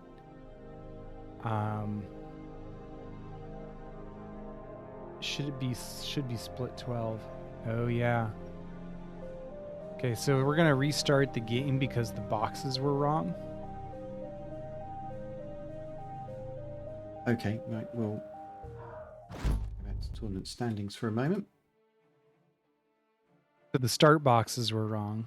Are they supposed to be bigger or smaller? Smaller. Oh, So I you think the couldn't idea rush with the- this, yeah, I think the idea with the start boxes is now it makes starting on the main island much more difficult, right? Does that mean Ragnar and Malady have now lost their winning strategy? Well, not necessarily. Well, they can always fall back on the alternative winning strategy, and that's Teifin's recommended unexpected air rush. Air raid, sorry. Is a good option. Well, so I think it's interesting. Starting further back, I think actually increases the strength of one player opening with an air lab. And there's a lot of potential with that because if you move your commander away from your base at the beginning of the game, I mean, even if you don't, like if you lose your commander and your base, then basically it's up to your ally to play, right? And meanwhile, even though all you got is an air lab, you still have something at home, right? So the potential for a comm bomb on this map is real. If you did leave your base and then you drop in, then you can degun a whole base and run away pretty easily.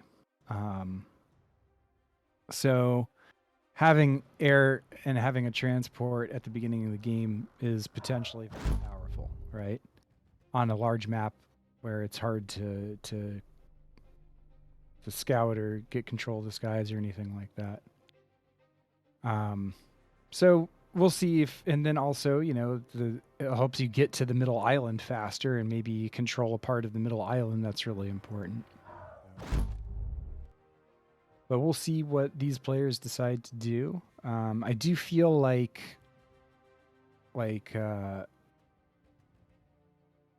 maybe walking to the island is still good, like a slow walking expansion where you get maybe even an energy storage, and then when you get to the island, you've got, you know, lots of resources to set up your lab and your base pretty quickly.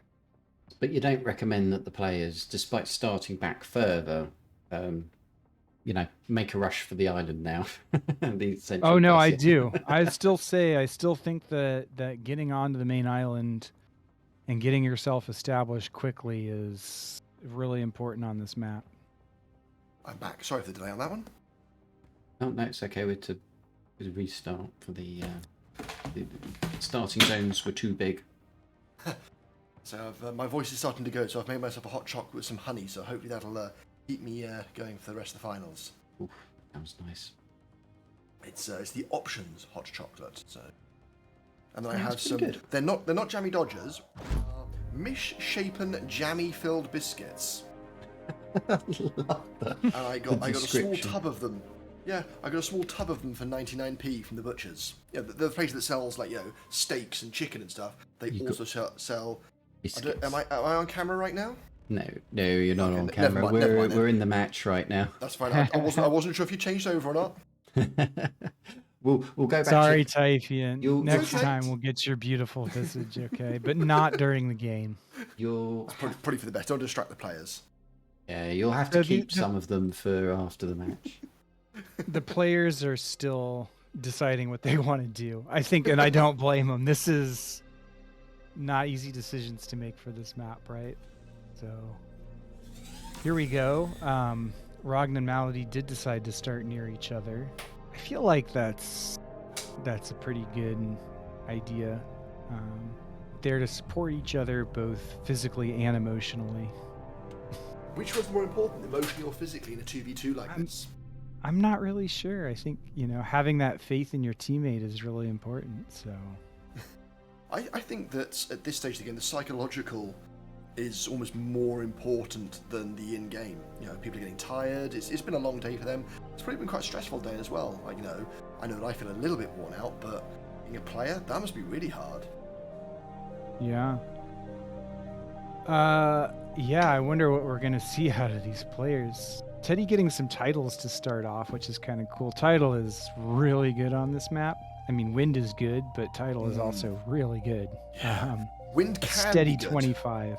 Yeah, Well, wind a is steady 5 to 25. Yeah. I mean, the wind is energy cheaper to build, and I think metal cheaper to build, than so it is typically more efficient at the higher range, but a steady 25 is really nice, you know. Okay. Ragnar gonna start with a transport. Malady starting with no lab. This is kind of one of those slow eco openers I was talking about. So Ragnar's gonna give Malady a transport. Ragnar Malady started goes with to a fighter and a scout. Oh, okay, even smarter. Yeah, air.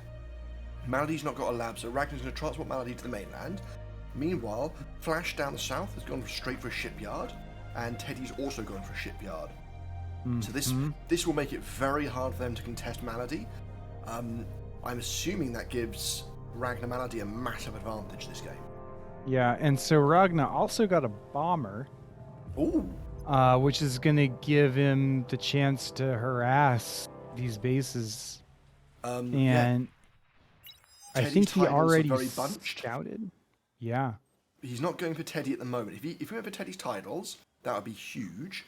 But I think he's going to go for Flashes instead. Now, Flash has an AA boat out already, but it's going to be out of position, I think. Maybe it'll get a couple shots. Ragnar's reclaiming his lab, and he's going to go to the mainland as well, I suspect. Yeah, that's a smart move. Mm. You can have all the ships you want, but if you can't shell in land, it doesn't matter. In theory, anyway. Actually, the title's standing up pretty well to bombs. Oh, so they are. And Flash able to just kind of repair and move on with his life. Teddy taking as many sea mexes as he can right now. He's going to get some of these mexes along the coast as well, I think. Malady with a bot lab getting established on the island with build power. And I think that they both know that neither Teddy nor Flash are on the island yet. And so this is just like they can push out constructors and take the whole island before they even really have to think about defending themselves. Better yet, Teddy and Flash are completely unaware that anything's happened on the island. If you click on one of them and select player view, they can see some titles for Malady. They can see Ragnar's bomber that's flying around, also his gunship that's flying around, but they can't see anything on the mainland. They can't see any evidence that they've moved to the mainland either. Yeah, they did find the original start positions, and it looks like all that wind is forfeit. Oh no, I'm sure they're devastated. Well, actually, that was kind of their energy source, but I mean, Malady does have at least a nano already, and so replacing that wind isn't going to be too difficult. Yeah, they've got loads. I mean, wind is really high right now, so the few wind they do have are more than enough. If they'd managed to do that when wind was 5, could be a different story. Mm-hmm. Now, I will say Flash and Teddy have a pretty strong control on the EC so far. Oh, completely. Contesting that control is going to be very difficult. It will be. I don't know how Ragnar's going to be able to do it in Tier 1. I think they're going to have to go Tier 2 to contest it. Well, I do think we have a long game ahead of us here, to be honest. Considering like the amount of damage that either side can do to each other right now is pretty minimal given the army compositions that they have, right?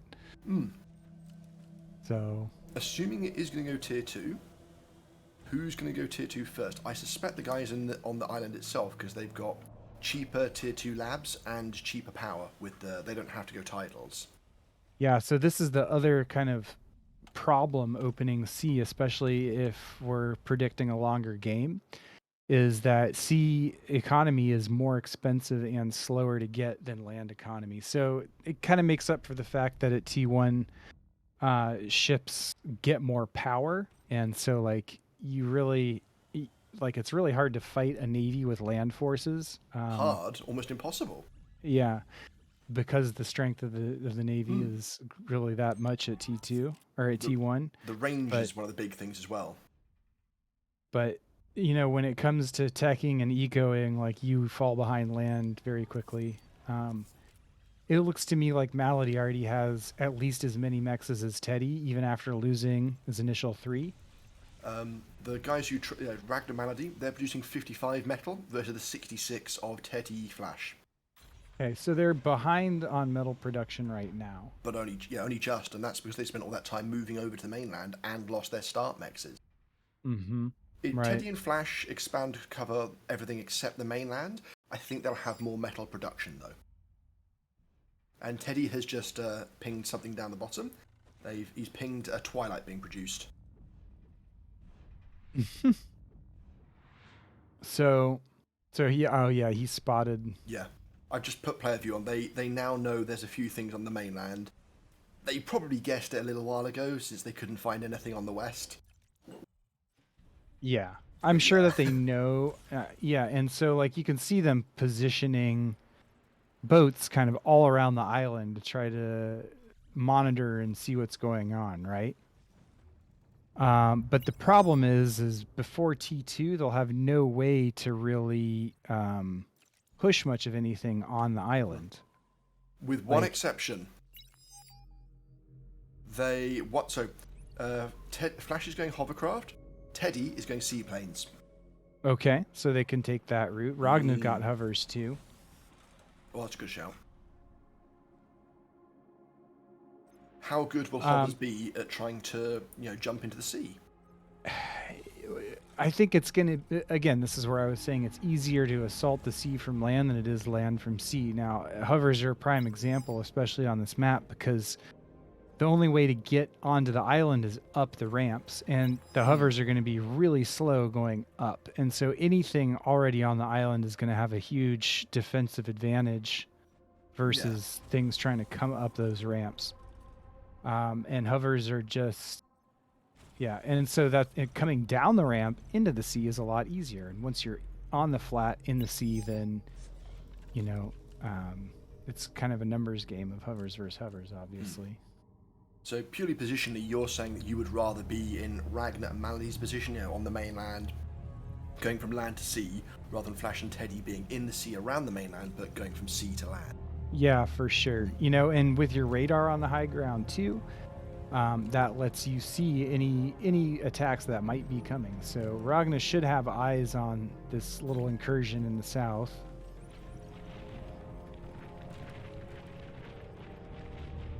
It's worth noting that even on the islands they cannot place a radar that sees very far into the mainland at all, partly because of the height differences.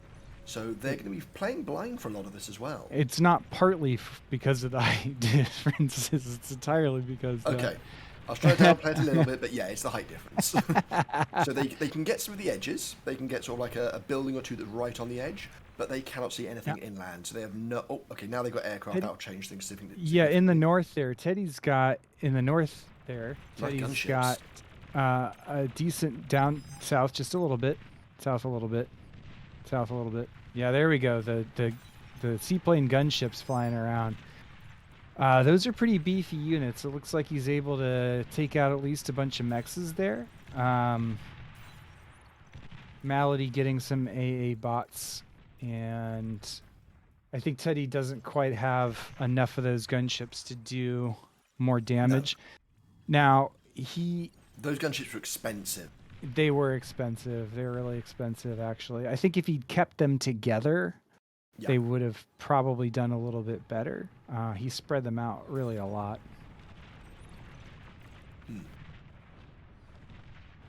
And even though, one nice thing about this, though, is at least, it's metal that he's spent, but at least it's not metal that is given to Malady and Ragnar.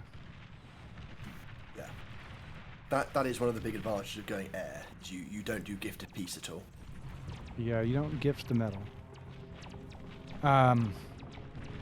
Blade Wing's out for Teddy. I guess he's got a land air lab too.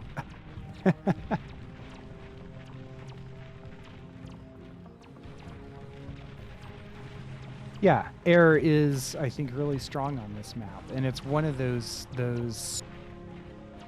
unit types that enable going from land to sea a lot easier. Yeah.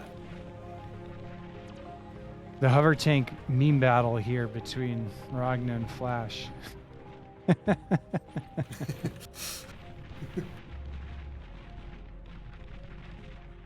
Ragnar has better numbers, actually. And those anti-air hovers are actually really good. They're really good. They are incredibly powerful. So hovercraft obviously like a tier 1.5 sort of thing. Yeah, which they does are. help a lot. As are seaplanes. Ragnar getting a tier 2 vehicle factory. Hasn't reclaimed his hovercraft factory yet, which is a nice bit of metal that he could be getting. He's just reclaiming it now, yeah. Wow, it's like he's listening. I know, I think that... actually, that could be problematic for Ragnar if he's not careful, because it seems like Flash is still building I think Ragnar's himself. Gonna be okay. Well, because Ragnar's got that force attacking Teddy at the moment, I don't see Flash suddenly doing too much. Those hovers aren't going to be doing an awful lot at the moment either. Well, these hovers are probably going to do a fair amount of damage to Teddy. Actually, I meant Flash's hover. Sorry. Oh yeah, Flash's hover is not going to really be able to get up onto the island and do much. Ooh, losing a seaplane constructor too. Ouch. That's not too bad. Just the constructor. You can build a new one. He's still got the lab, and the hovercraft can't hit the lab. Actually, that's true. The lab, yeah, the construction turrets. That's a different story. They're gonna kill pretty much everything else, though. Teddy's all just the thrown his comm nanos. over. Teddy's just thrown his comm back to his island. Okay, I assumed it was some sort of really crazy play, but I think it's just so he can rebuild faster. I think he's trying to. Yeah, I think he's trying to salvage. He can destroy the sea paint factory. If you force attack the water, the damage does it. Yeah, the splash damage. Okay, that makes sense. I know that you can do that with LRPCs against a commander. So if you've got a basilisk or a basilica, and you know where the enemy commander is, you can force fire that spot, and you can kill it that way. It's just it's not very easy. Ecoing in C is slow to begin with, and then once you don't have any more nanos, it's really even slower. Yeah. Ragnar is starting to transition to tier 2, but he's really not using enough of his build power. I'd love to see him build a bunch of consoles and send them to assist some advanced vehicle constructors, because he's got 1,200 metal at the moment. Mm-hmm. That's not a small amount of metal. He's literally just building consoles now. He's not in the chat with us, so I don't know how he's doing this. He's reading your mind. That's how he's doing it. Yeah, consoles are good. And again, in this situation, they're also good. Yeah. I think, can consoles build pelicans? I don't remember now. They can build Corsairs, which are the destroyers, but they can't build pelicans. They can build T1 construction ships as well. Yeah, so this and is also like amphibious anti-air bots. So there you go. Like console, another reason that invading the sea from land is a little bit easier, right? The console is just overall one of the reasons that armada vehicles are so strong. It is. Yeah, it's really helpful. Yeah. So Flash has still been making hovercraft. Yeah, they've not really progressed. They've got loads of metal and energy. And even though he's got to fight up the hill, he might actually have enough here soon to get into the island. And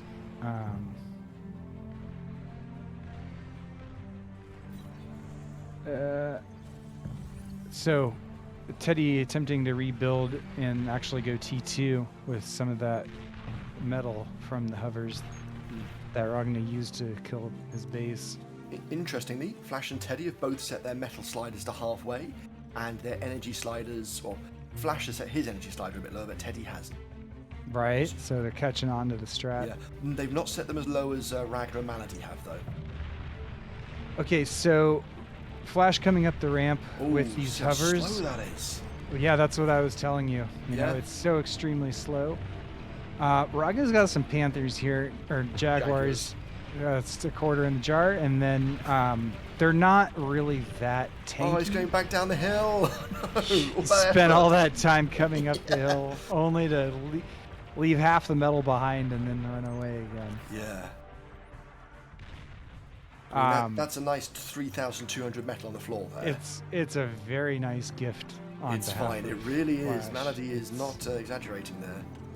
Yeah. Malady got some tier 1 gunships flying around, just cleaning up stuff on the west side.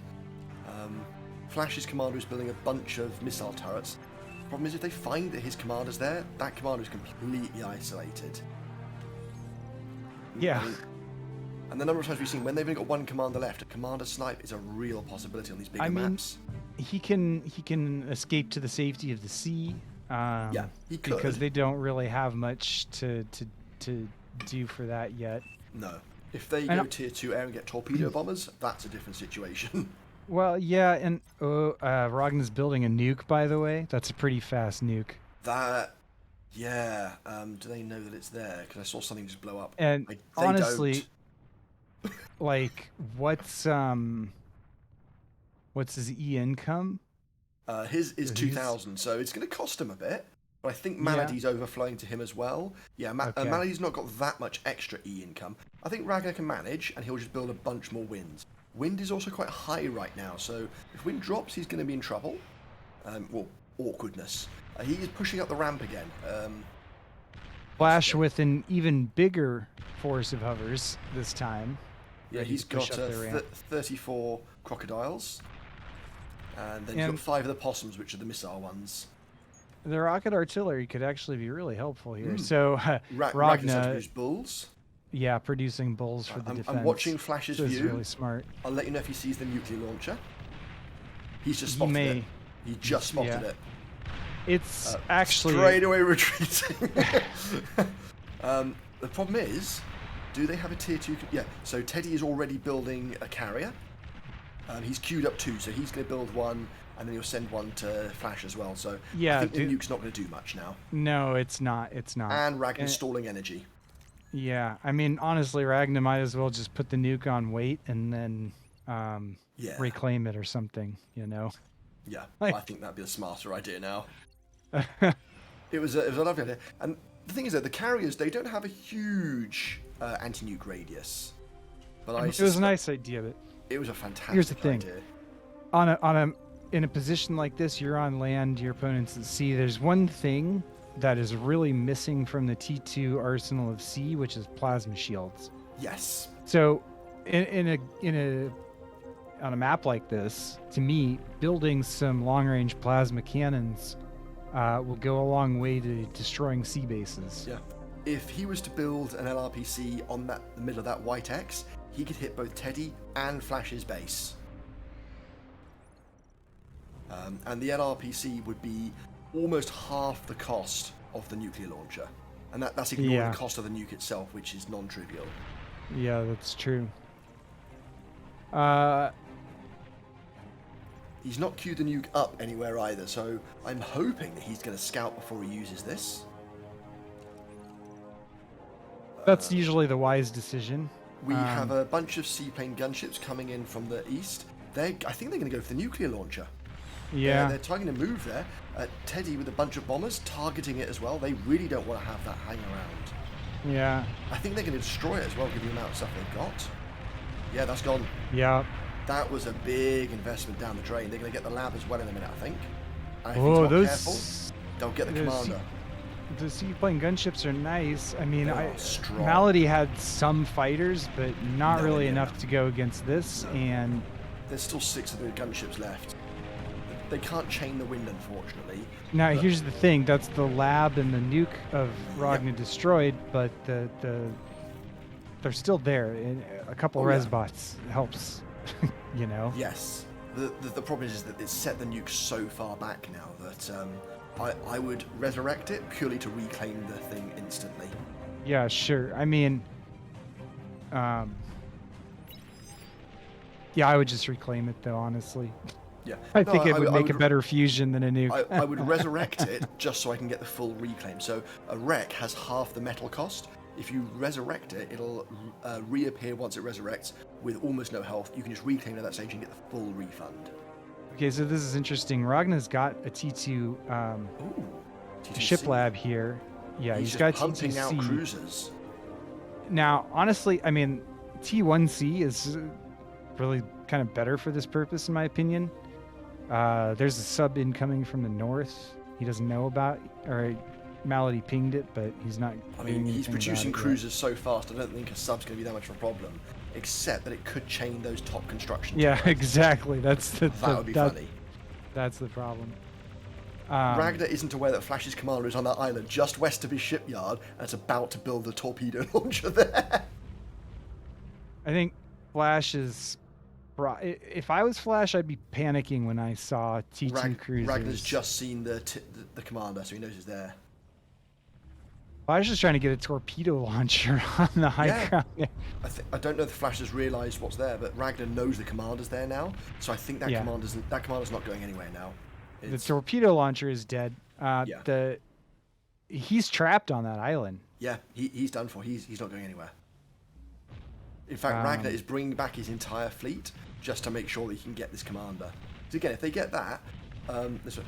Now, interestingly, Teddy has built a tac nuke and is starting to build an actual nuke. I like this. I like this a lot.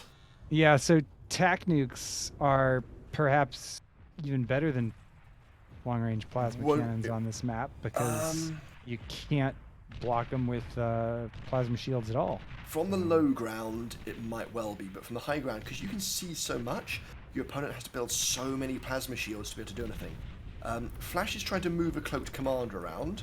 Ragnar, I don't know if he's shelling the commander or... Yeah, he's shelling a spot where the commander was. So I think Flash's commander is okay. Yeah, I think he's... Yeah. He's building some anti-air ships because he's expecting Flash to try and airlift the commander out. So that's obviously going to get prevented.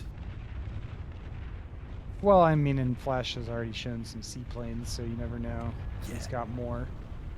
Teddy has some gunships, 4 of them, about to attack these cruisers. The cruisers don't have any anti-air at all, so that's not going anywhere. Malady does have some EMP bombers and a whole host of fighters and scouts, like 14 scouts, because, you know, more the merrier, right? The cruisers actually do have basically 2 LLTs on them. So they do have something to shoot at the air, but it's not very much. I was going to say, they're shooting at the air. I wouldn't say that they are fighting the air, though. Yeah, that's true. Yeah, they're not really doing anything to actually fight there in that case. Yeah.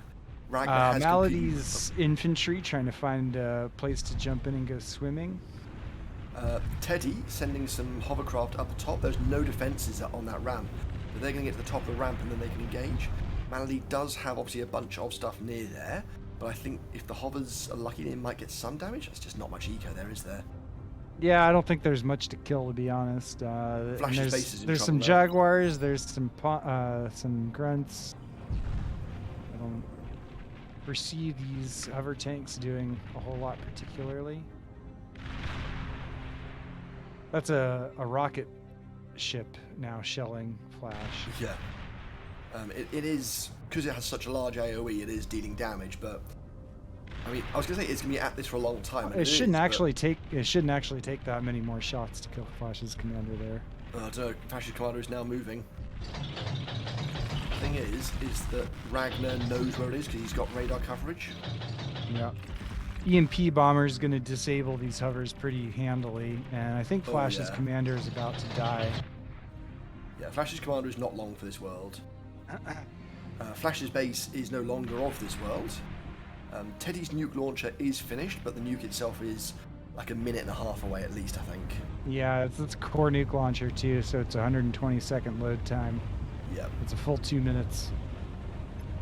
These cruisers doing their job, for sure. Oh, fantastically. I mean, the gunships were a great move, but I think sending a long-range battle submarine against them, maybe not the best idea. Well, subs... I mean, if not. anybody's heard me talk about the sea meta, subs are really not that good. And you don't really especially wanna against bother building cruisers. them. Cruisers are like an anti-something.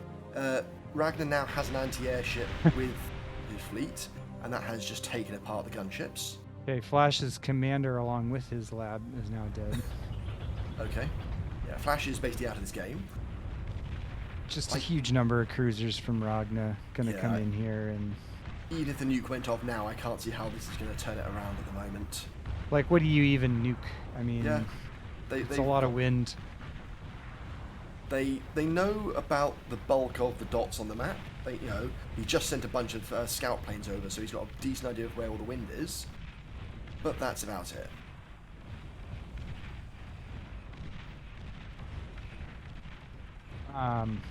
There's a Ragnar Taku could easily ready. pop a carrier out of his queue. That would be nice. Oh yeah, completely. He's not done that. I think he's thinking he's going to kill, or maybe he's not realised. He has seen the nuke launcher. Teddy has... It's going to one be missile hard in to the hit. Taku. So the walls of the cliffs make it really impossible for plasma to shoot that unless you have something high trajectory. So you need the rocket boats in here. Yeah, and they're pretty slow. You launch the TAC nuke. I'm not sure what it's going to hit, but maybe the... Oh, I see. He was aiming for boats and didn't hit much. Yeah, they're quite hard to hit at first, especially if they keep moving. And if you don't know where they're moving either, I think this might be game in a minute. Oh, I think this is game. I think it's over. Malady's got some torpedo bombers in here too. Oh, yeah, that's not nice. And Ragnar just without has a any conga line of ships now. Yeah, without any real anti-air, then... Oh, the nuke is nearly finished, but I don't think it's going to get a chance to complete. Or is it? Maybe it will. But I was saying, you can't shoot it from the low ground with those plasma. Come on, Teddy. Target the nuke somewhere. Oh, yep, he's targeting it. He is targeting it. There.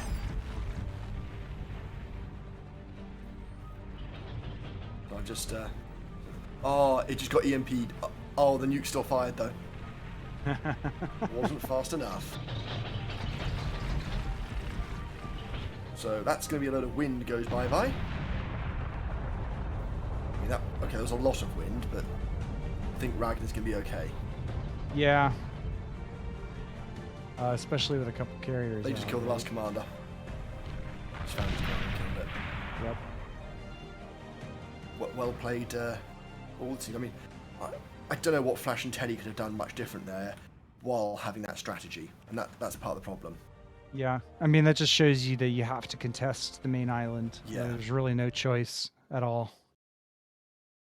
And if you don't do it in the beginning of the game, if you don't get some kind of foothold, then it's really, really hard as the game goes on because of like the walls of the island. You know, those cliffs are like a fortress. Oh yeah, completely. So if this island was like mostly level with the water, it would actually be a very different map to play. Yeah. So if they win this game, that is a 3-0 victory to Ragnar and Malady. Yeah. Making for Are a they going to take slightly a short shorter break before tournament. the game? Are they going to take a short break before the game? Or are they going straight into the third?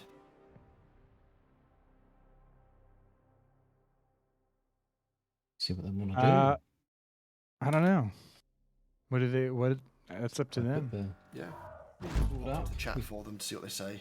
We still need to obviously mark the final, the second victory for Ragnar and Malady. Malady wants a 1 minute break, so that's fine.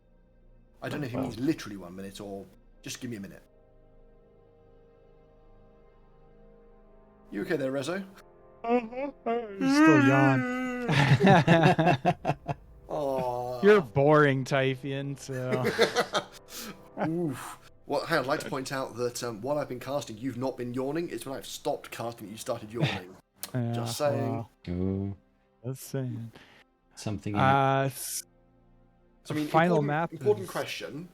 Yeah. What do they think of the shirt? Is this loud enough for me? Hang on, let's let the audience see this nice and clear. There you go. Teifion's shirt. What do you think? Let's just change the poll to the question that everybody wants to answer, which is, should Teifion burn this shirt?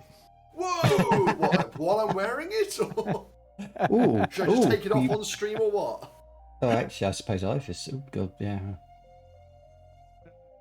Either way works. Got a different thing to show you quickly. Oh, cool. Cat cam. Beans.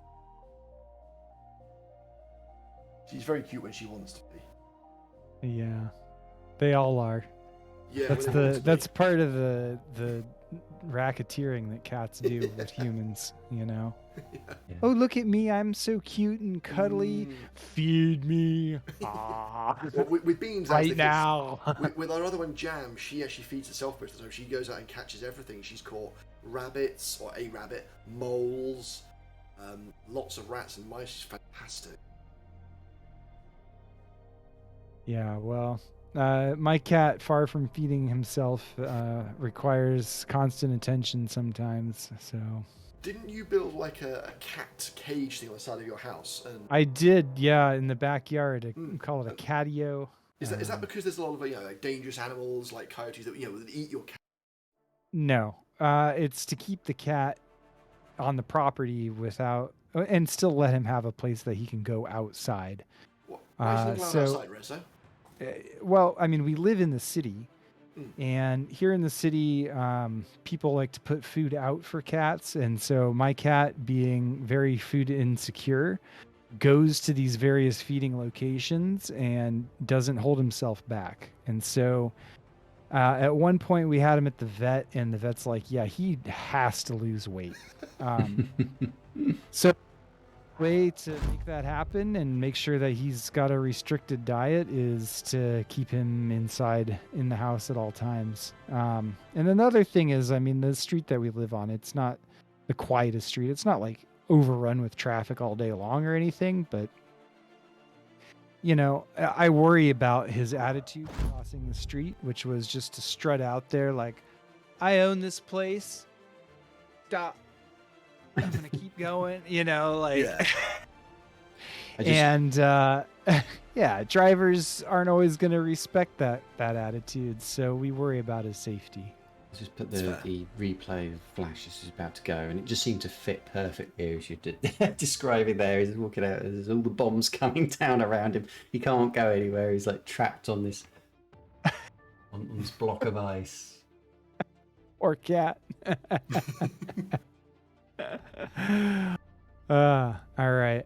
Well, Check the status. Melody's still not back yet, huh? It wasn't a literal minute then. No. Not a literal minute, a figurative So minute. the chat is now, or say the chat, CJ is saying hashtag Rezo versus Teifion. Well, unfortunately, after the cast is over, I'm gonna need to eat lunch. I need lunch right now. It's already very late. It's already 1 o'clock in the afternoon, folks. And poor Reso has not had lunch yet. He's been up since before 6 a.m. I had breakfast. Wow. I had my granola and yogurt and banana in as much of a rush as possible to get here for you all to be here to cast Beyond All Reason. And just so I'm going to have to forego, you know, the ultimate defeating of Teifion and rubbing his face in the dirt. It's going to have to happen at a later time because I need to have lunch when we're done here. All right, Okay. you heard it. Okay, It's if you gonna say be so. done at a later time. Is it after you receive some coaching? Is it? Go wait and see who wins this tournament and get coaching from them. Oh, that could be No, the you reward. want coaching from Ragnar because he won the 1v1 tournament. Yeah, 2v2 is a different game, mate. But if we go That's with why the it's two, different. I thought if we go with the 2v2 winners, Rezo can be coached by one person and Teifion can be coached by the other, right? Does that mean we each get 2 commanders, or we actually get an ally? In which case, we just let the ally do all the work, and we just hope for the best. I was just thinking of being coached by the winning Fair team. enough. I mean, that's what I try to do every game, but for some reason I always get stuck in the front and then have to fight like 3 or 4 people at once. So There is a solution to that. Get good. I say this as someone knowing that I have a lower rating than yourself. I'm yeah, well aware of yeah. that. It doesn't Yeah. stop it from Funny. being true, right? All right. We would be backseat players coming, judging everyone else.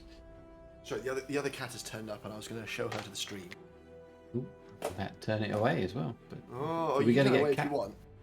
we're gonna Right, get cat hang on. cam. Jan. I see what you're using to bring your cat. and Creamy. it's- Yeah, they're food motivated. Yeah, just like every cat. This is the murderous killer Jan. Look how vicious she is.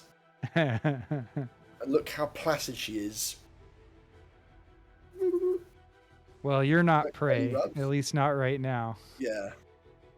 Not hungry enough for that. She's very squeaky sometimes. She goes squeak, squeak, squeak. Doesn't care. We got them since they were babies, and we had one time when their claws were going quite sharp, and so I gave her a pedicure. Did she enjoy And it? then I gave Beans a pedicure as well. And, the girlfriend was very confused, like, I'm very surprised the cat allowed you to give him a pedicure. Not only that, when I gave Beans the pedicure, Jam was sat down looking upset because she wanted another pedicure. A complete morons.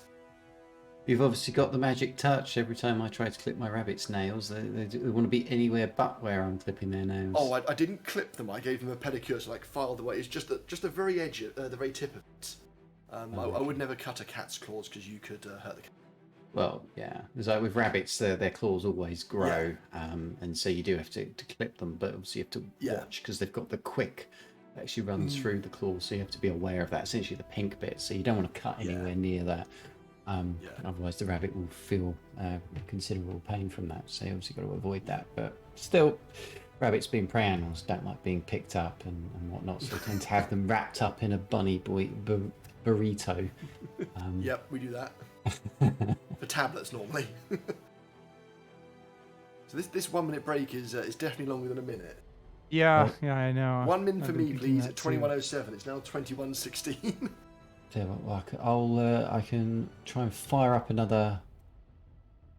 I mean, do we have time for a quick grudge match then, Rezo? Is the question. I mean, for the amount of time it's going to take me to beat you, probably. I think they're gonna love this. They're gonna love this. We just get the get merchandise going. Team Teifion, Team Rezo. Who are you backing? Get your answers in the comments now. Is that going to be the next big thing in bar? It's like when we had the unit rename. It was like, what do we rename the Pee-wee? And then we made it porn. And then one person was very upset by that, and they made a load of mess out of that. Is Rezo versus Teifion going to be the next big thing? And people are going to disagree strongly over who they support. Show your support by clanning for Rezo or clanning for Teifion. There you go. There you go. I think you two should become like the gatekeepers of like the TS score that everyone gets rated relative to you. No, that's a bad idea because everybody gets rated really highly very quickly. That's a pretty low standard if you ask me. Both cases. It's like the opposite of having these 4 players that we're watching at the moment, having them as the gatekeepers or the standard. If you compare yourself to them, you're going to fall short in most cases. Compared to us, no problem at all. Brilliant. All right, well, we'll take a very short break. As soon as the players are ready, we will jump into the match. In the meantime, I'll try and play some highlights reels of some of the things that we have seen over the I was trying to think how far back this goes, but this time make sure we see Zechris' commander exploding, please. We haven't seen enough of that. There's been a number of complaints about that. I feel like if you don't, I saw the complaints. They said that they miss seeing Zechris' commander explode. It's going to become the next meme. All right, well, I can't promise that, but we can have a look at what we've currently got. We'll do a big reel at the very end where you can watch Zechris go. I might put it in a few more times, perhaps, just overnight. There you go. Let's see. But in the meantime, enjoy what we have here. Thank you. I wonder where is Flash's army? I guess it's in the south, farther. I think a lot of his army are these laser turrets. He's got like 9 laser turrets here. He's gonna lose his commander here for sure. This is just too many grunts. So.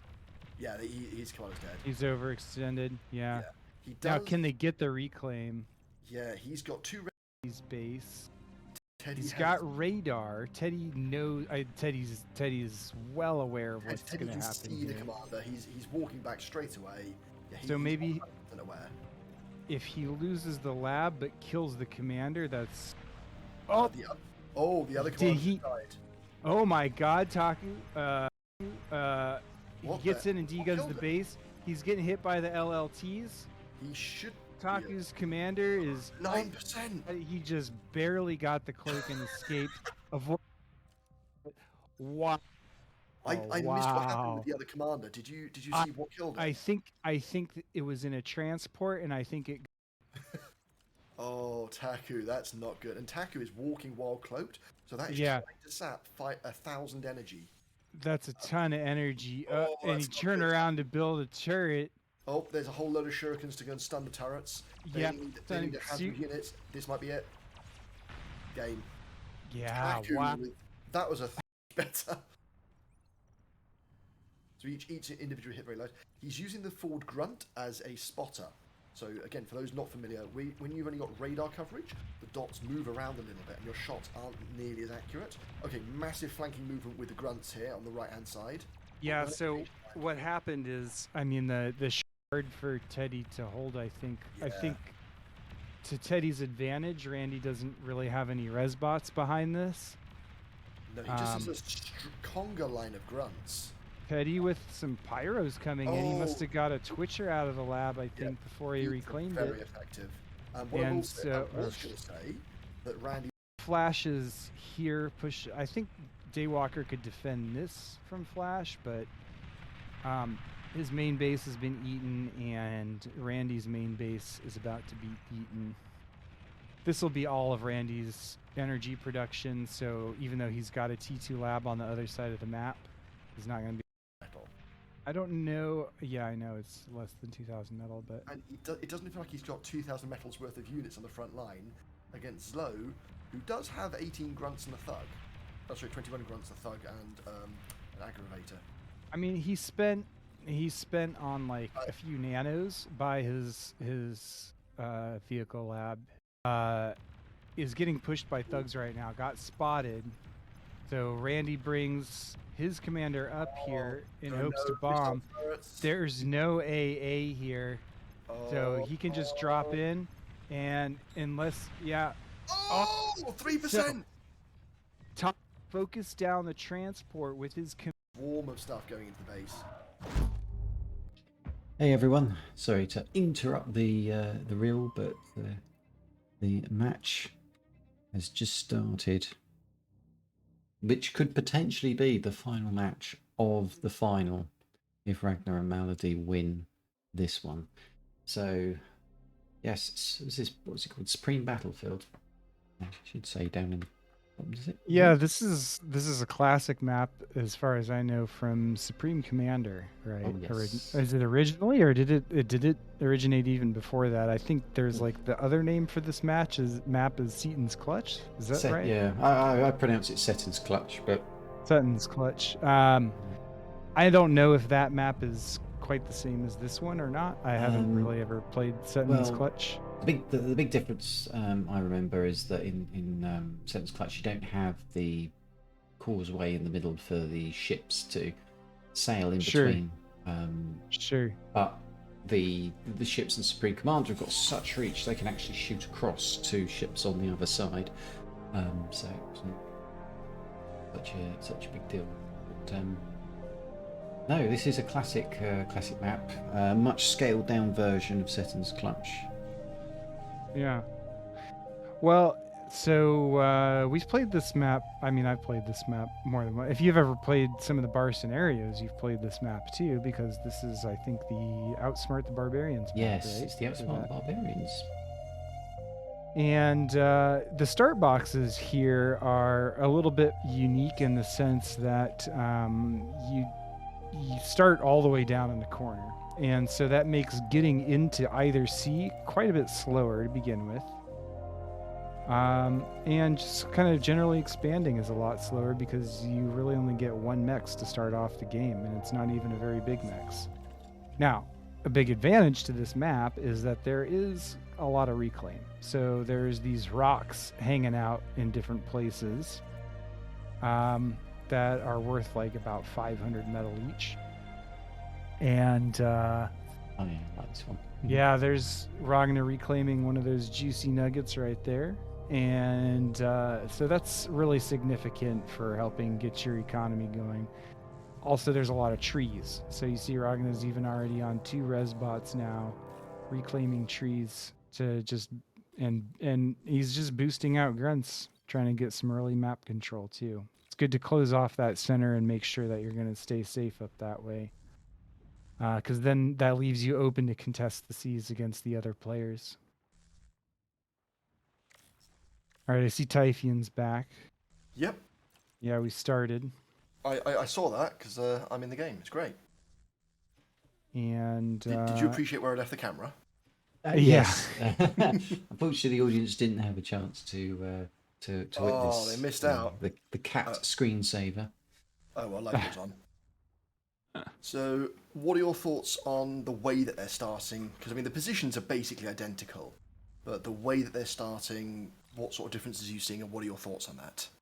I mean, they all look kind of very similar to me, I think. It doesn't...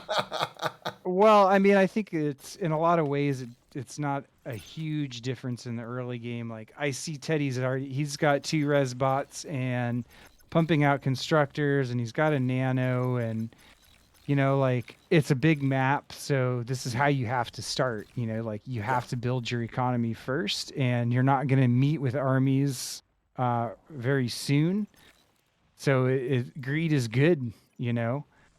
Malady is expanding quickly towards sea, so I think Malady is probably going to be the first one in the water on the strong side of the sea for this team.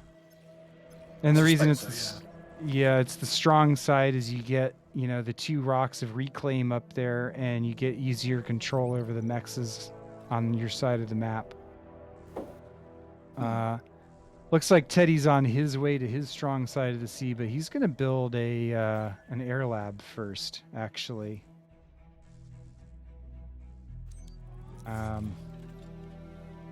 Flash doing a very Flash thing and producing rocket bots. So this is like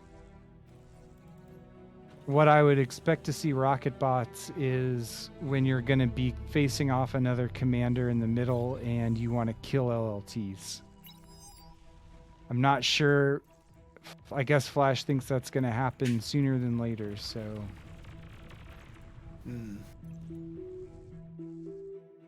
He's working his way up there. Ragnar doesn't have much units, surprisingly enough. That is unusual for Ragnar.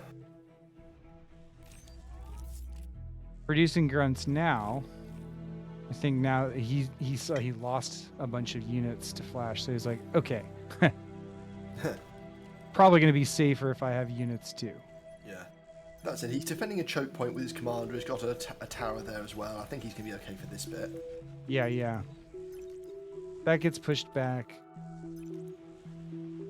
Might be worth zooming in on Ragnar's commander. Show everybody, you know, what the players are competing for in terms of headwear.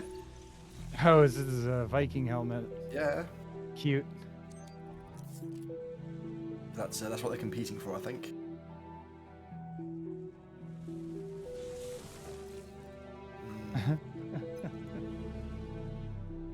I think it's like slightly out of sync with the rest of the commander, though, so it keeps rocking backwards or forwards as he leads. That gives it a certain charm. I know. I assume that was a deliberate bobble on there. No, I think it's an unfortunate side effect of the way that it's rendered or follows the commander. Interestingly, Teddy hoovering up a load of the reclaim by Malady.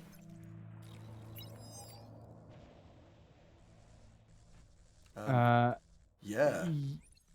Well, Teddy's getting picking up rocks with an air constructor is super smart. He's got all of the naturally occurring metal that started for reclaim. When we played the 3v3 tournament on Tangerine, there's a lot of rock reclaim in various places on that map too. Kind of similar in some ways to what you see here. And I actually, for our team plan, I ended up opening air and getting a constructor to go and reclaim all that metal from around the map. So I love starting air, it's great. So yeah, this is like a really, I mean, this map lends itself to this kind of stuff, right? There's one main choke point, which is the center focus of the entire map. It starts off, you know, like it's the land is far enough on either side that you kind of pork up both sides and it becomes really difficult to assault from the land.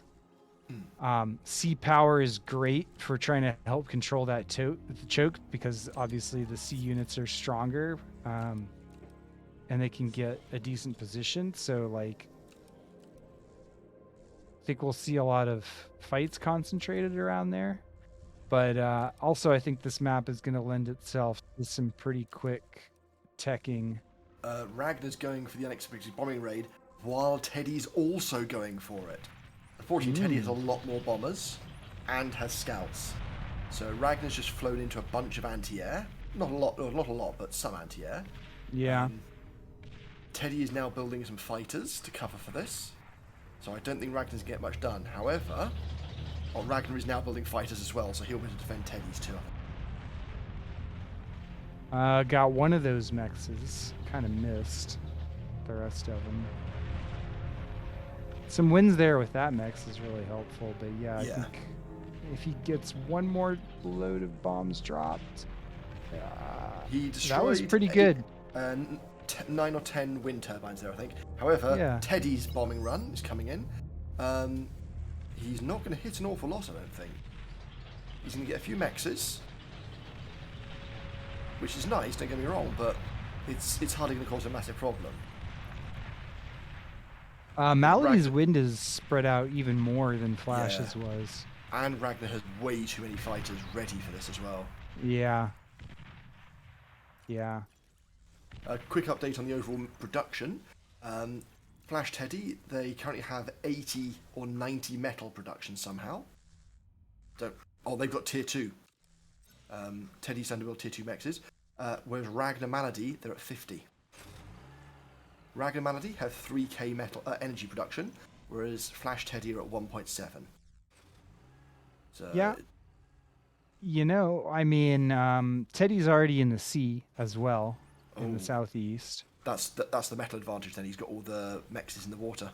Malady is just now talking about going sea. I mean, I think we might see, right now it looks to me like Teddy and Flash are kind of in the lead on this game. I think Ragnar's really kind of aggressive style is difficult to pull off on a map that's this large with such a slow start. So Ragnar's just found out they've got tier 2 because he's just seen the gunslinger. Yeah, I think that Ragnar's normally aggressive style is not working here, as you said. It's also worth bearing in mind that while Flash and Teddy have been defeated, I wouldn't say comprehensively, but they were solid victories to Ragnar and Malady each game. They are very good players, and they're very good macro players as well. So them having this much of an advantage, they have a serious advantage. This isn't like, some lower skilled players got a little bit lucky, and Ragnar and Malady have got a bit of an uphill battle. Flash and Teddy have a serious advantage here. Yeah. I mean, there's a lot of grunts there from Malady, it looked like, and I think actually they probably could have overrun this position pushing with them. But, they could, but they don't know how much is there. Yeah, that's the trick, right? You never really know what you're up against. Teddy's got a bunch of shurikens behind. Flash has a bunch of shurikens behind that. So anything that does push forwards. Flash also has a spy. If he uses this correctly and self-destructs it, the EMP blast is going to do some serious damage to those units. And by damage, I mean they'll stun them. Oh, no, spy's dead. Yeah. I think Flash ran out of energy or something. Yeah, I think actually he was stalling energy and decloaked.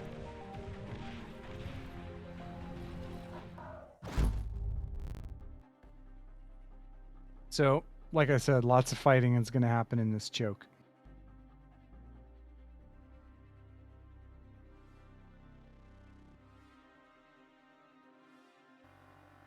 And the water is shallow enough. This is an interesting water depth because the water's shallow enough that like peewees and T1 in general can shoot from it.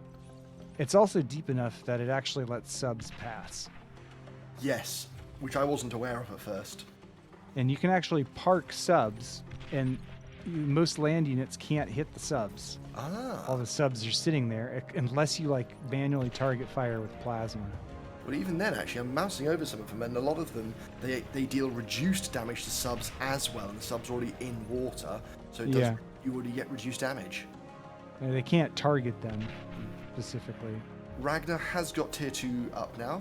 He's almost finished his first tier 2 mechs, and he's just finished Malady's tier 2 constructor. So they are a long way behind. Teddy Flash almost have twice the metal income right now, and they've got slightly more energy income. Flash is getting his C lab on the other side now. Malady did go C and looks to be having some subs actually out on the map. Those subs are probably going to kill most of Teddy's mexes on that side, but I think he's going to have a problem using the subs for anything else. Here we go with Teddy with bringing some ships into the center too. He's got a destroyer and 2 frigates, I think. Yeah, 2 frigates. So the destroyer's got significant range. It can hit quite far inland, especially for something like this. And they will very much turn the tide of this battle if it wasn't already in their favour. Yeah, those frigates have actually a lot of DPS too. So whatever is in their range kind of gets busted down pretty fast. Even better for the destroyers, I think Teddy's going to find against Malady's subs is that they have the depth charges and the micro to actually kill the subs, because it seems like that's kind of what Malady is liking to spam right now. I always get sad when I see C games devolve into sub spam, but it happens. So, looking at the numbers, it's looking bad for Ragnar and Malady right now. If you're in their situation, what do you do to try and claw back an advantage? I mean, you've got to hold and hope that Ragnar's economy is going to kick in soon. I think it's kind of it's going to be difficult. Like, this army is pretty imposing. Now, there's not the sea support that there was, but there's also no more pork left, and Ragnar lost his forward lab, and I mean, you can see he's kind of desperately making a Sabbat pop up. If he finishes that, it will help hold against him. Otherwise, I think he might have to just comm bomb to stop that army. He's not going to get there. He's not going to do it in time, I don't think. His command's about to go down as well. There we are. Oh. That's got to be game at that stage, right? Yeah, I mean, you can't blow up your whole army with your commander. Yeah, that's typically a bad move. For anyone watching and looking for tips, do not do that. Do not put your commander in the middle of your army and then let it blow up. That's a really bad plan. Yeah. Worse yet, Flash still has a bunch of units there, including 7 Resbots. Yeah. I mean, the Resbots can suck down the commander, and that just adds to the metal lead. Yeah. It's more a case that Ragnar can't recover using that metal, I was thinking. Yeah. It's more important to deny the metal than it is to take it here. I mean, obviously taking it and denying it is fantastic. Malady just doesn't have anything on the land to deal with this either. And actually, Malady probably going to lose the shipyard here. No, the commander. And that's the last commander, so that's GG.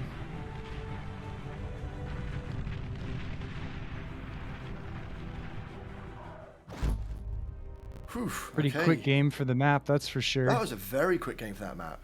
It's the quickest one they've had so far, I think. And typically that's quite a slow map given the choke point. Yeah. Teddy showing the strength of his macro in a game like that. You know, he went T2 first. He did it wisely. You know,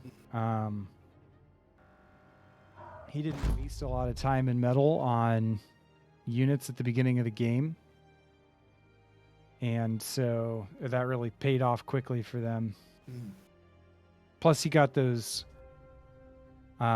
He got all those rocks with the air constructors for reclaim, and he was able to take C-Mexes with the aircon too. Yeah. So all those things boosted his metal income pretty significantly. Here's the camera position that we were going to have. While we just did a replay. We'll transition in a moment. It was just another comm explosion we're watching. Not a Zechris one, but... that doesn't count then, really, does it? All right, now we're back. Old Teifin's point. Poking a cat. Beans doesn't care. You just poke her, do whatever. She just doesn't care. Does care. Not that. No. I kill your hand if you're not careful. Oh no, she won't do that. Jam would do that. Beans won't though. They're a little bit on edge because we've got 2 new kittens and they're not thrilled about the idea. So Jam at the moment is just running around like a lunatic.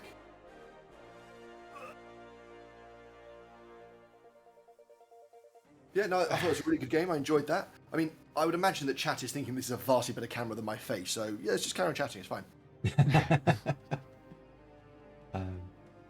Cats. Oh, bye, Beans. And they all gone. Time for a instant replay for a moment. Sit here. Be Jam cute. Jam might. Be cute for the audience. Yeah, Jam, I need you to act up for once.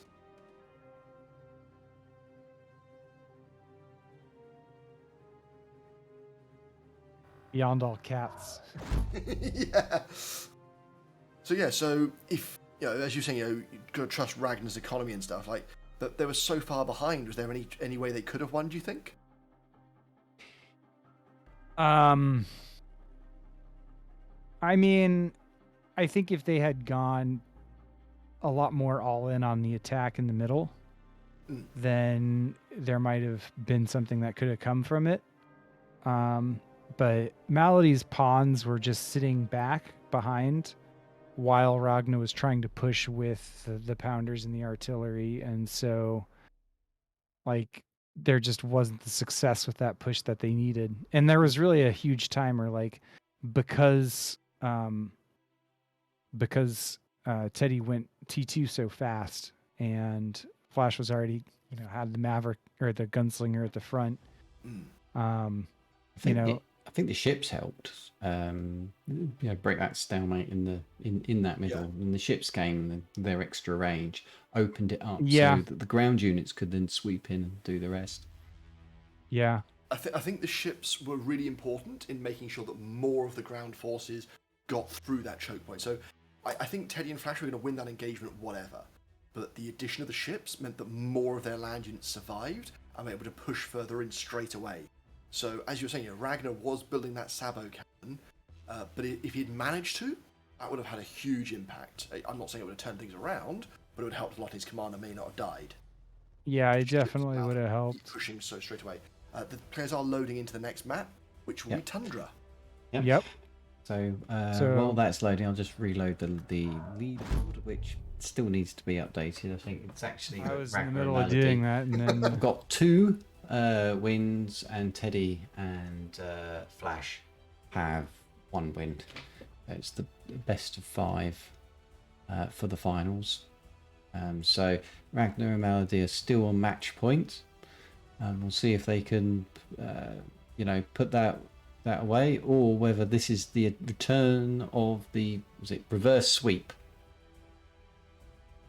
We'll find out very, very soon whether Teddy and Flash can secure a second victory.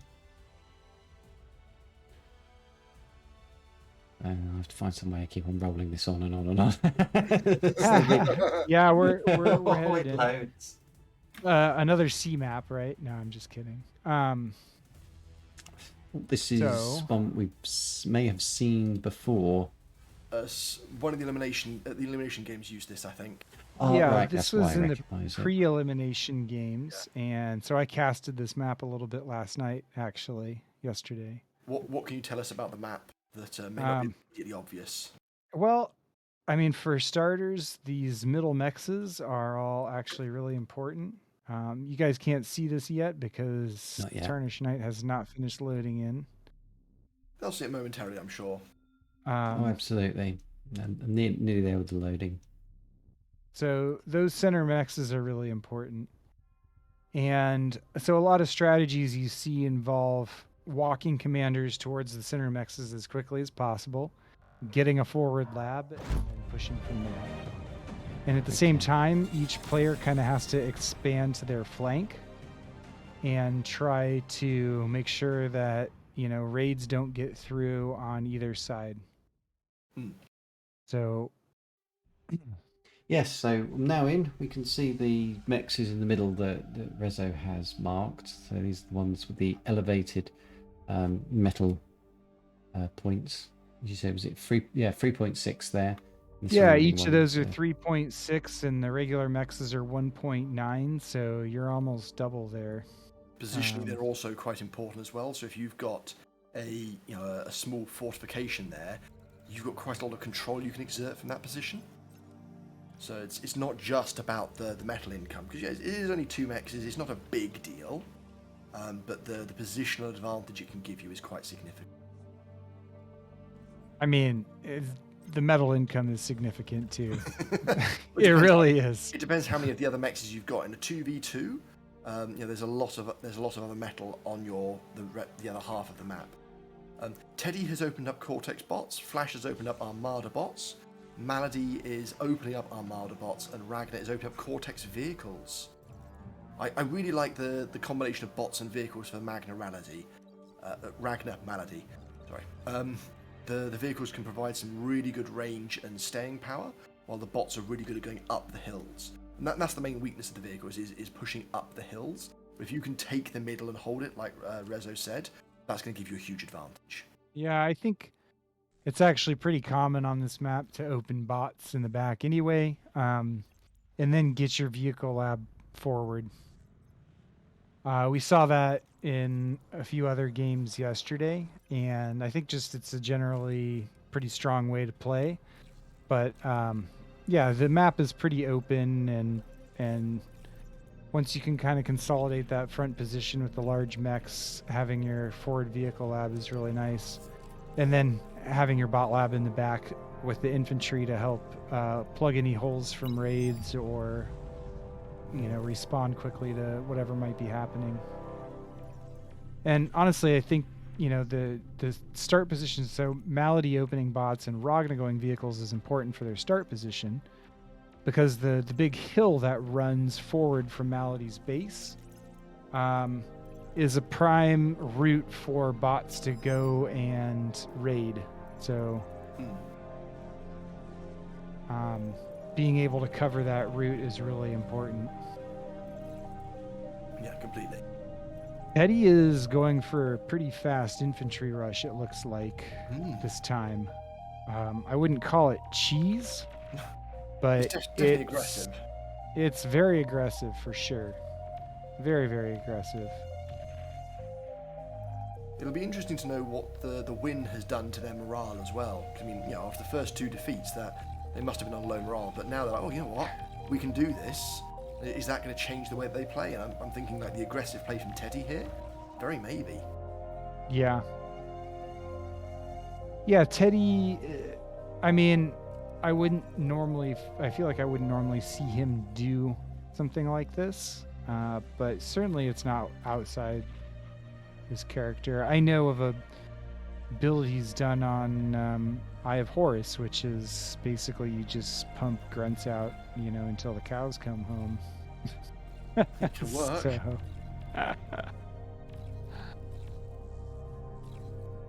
terms of but early resources, we've got a slight lead for Flash Teddy in terms of metal, but a slight lead for Ragnar Malady in terms of energy, which I think is just well. I say that for now, as Ragnar's wins are getting shot up a little bit. Yeah, well, you can tell. I mean, neither Ragnar nor Malady have actually left their base completely yet, and Teddy and Flash are both approaching the center of the map already. So, in it to win it. No risk, no win. Something. Yeah. That's no risk, no reward is the phrase that I know. That's the one.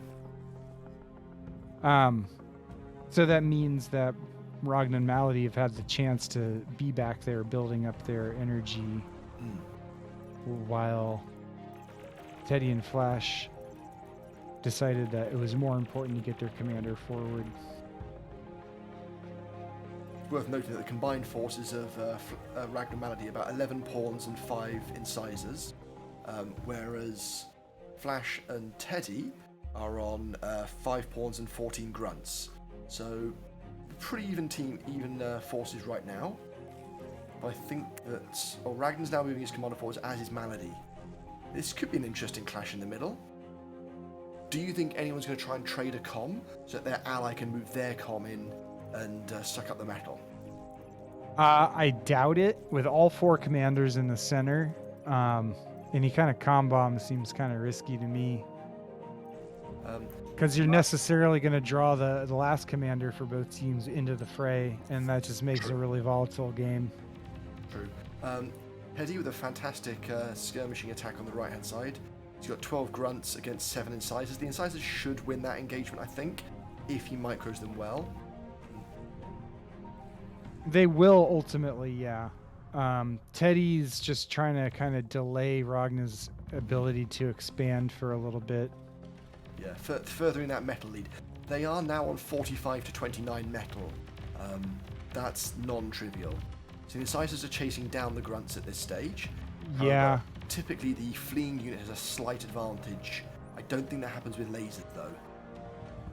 Well, in this case it perhaps does. I mean, you have to consider first off that the laser is accurate in every shot, so every shot does hit, whereas like with Pee-wee's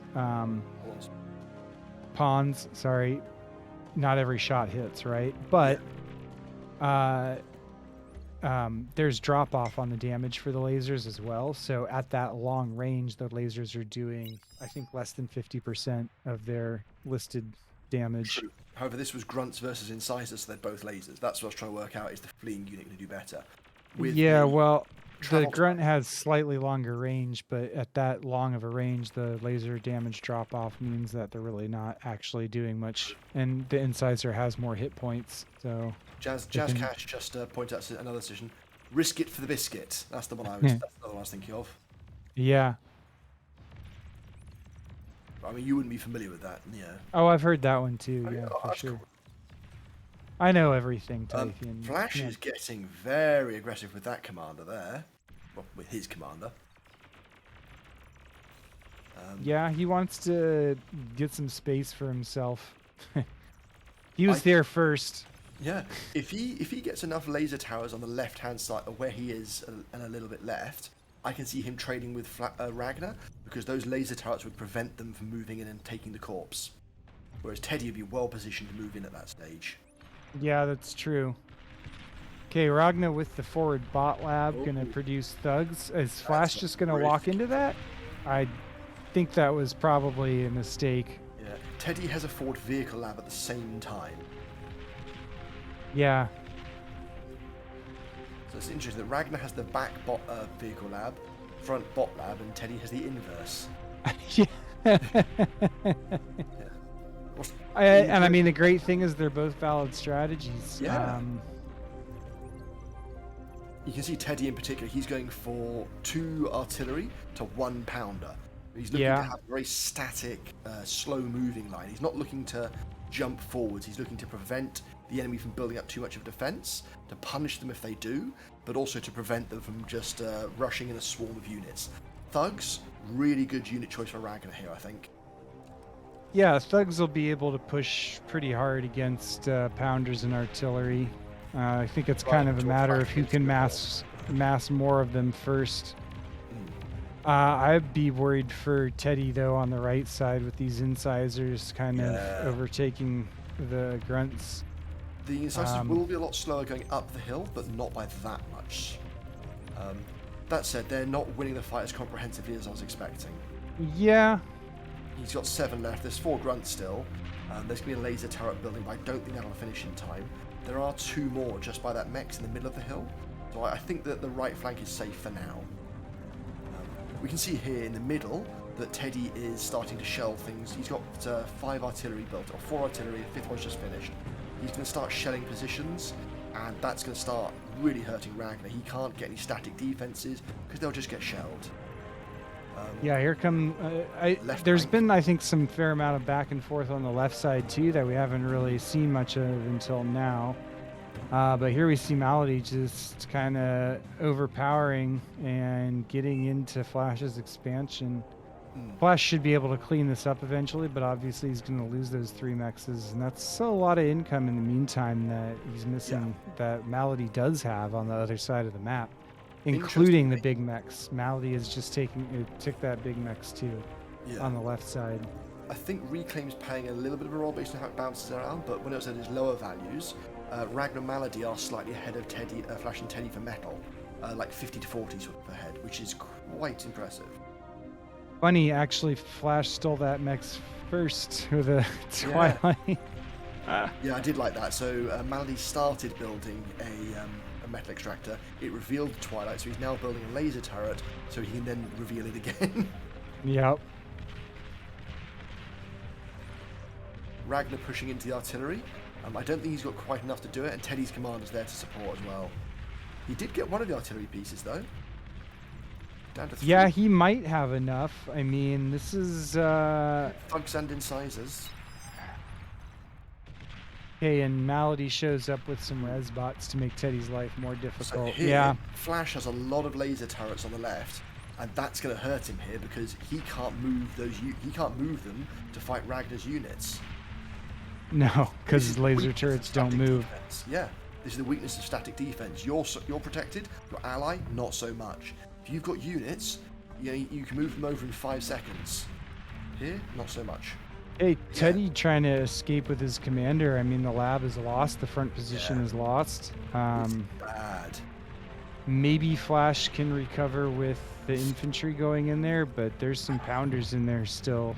Yeah. There's 1 pounder at least. It got resurrected, so He's got that's 6 laser unfortunate. turrets, which between them have 1 kill. So I mean that's 85 metal each. That's a non-trivial amount of metal. Yeah, and Flash is missing all of his left side expansions now. Yeah.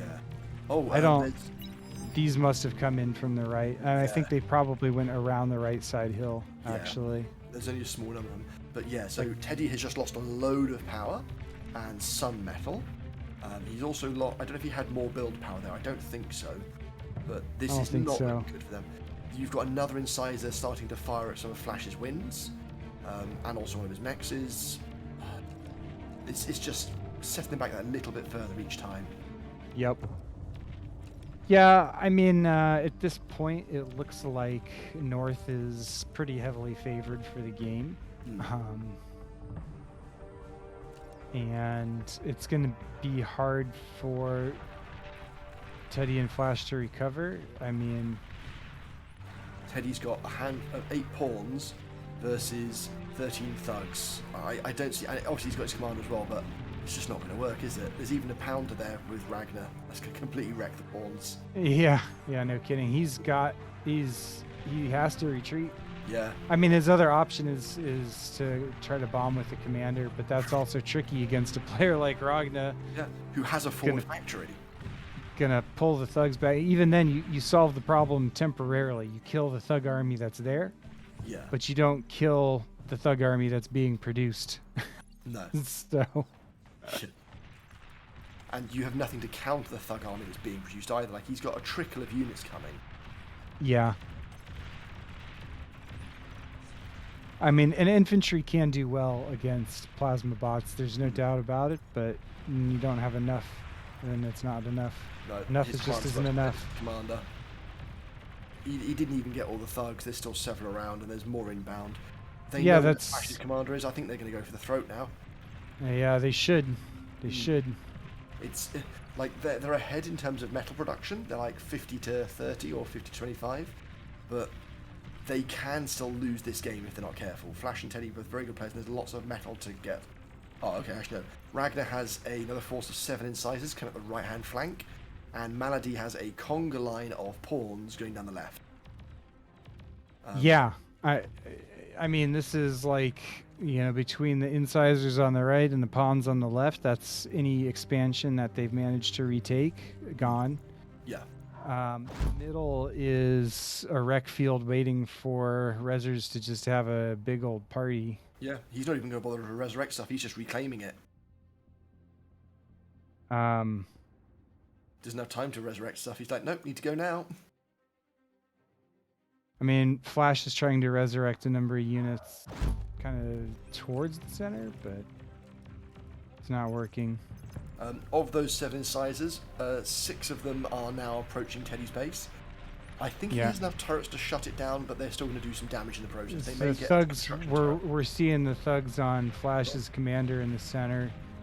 Flash hasn't taken that much damage on his commander yet. No. Most of the thugs died to LLTs, so that's happy for Flash. Yeah, I mean, obviously, those LLTs have the disadvantage that they can't move to help an ally, but they are effective against thugs in that number. Unhappily for Flash, there's a bunch of pawns standing next to his base. Yeah, that's going to go very bad. They started moving just fast enough to make a difference now. They are bunching up a bit more than I would have expected Malady to do. They're not quite as effective as they could be, but he's still done less damage than I was expecting, actually. I was expecting them to do a bit more. Again, Flash's the wins fact are that pretty well spaced. Oh, hang on. Yeah, not that well spaced, though, because there's a bombing run. Which, I mean, at this stage, it should be quite an expected bombing run, really. Well, I mean, Ragnar does it pretty much every game. It's part of the sequence, right? Yeah. It goes either bot vehicle air or vehicle bot air.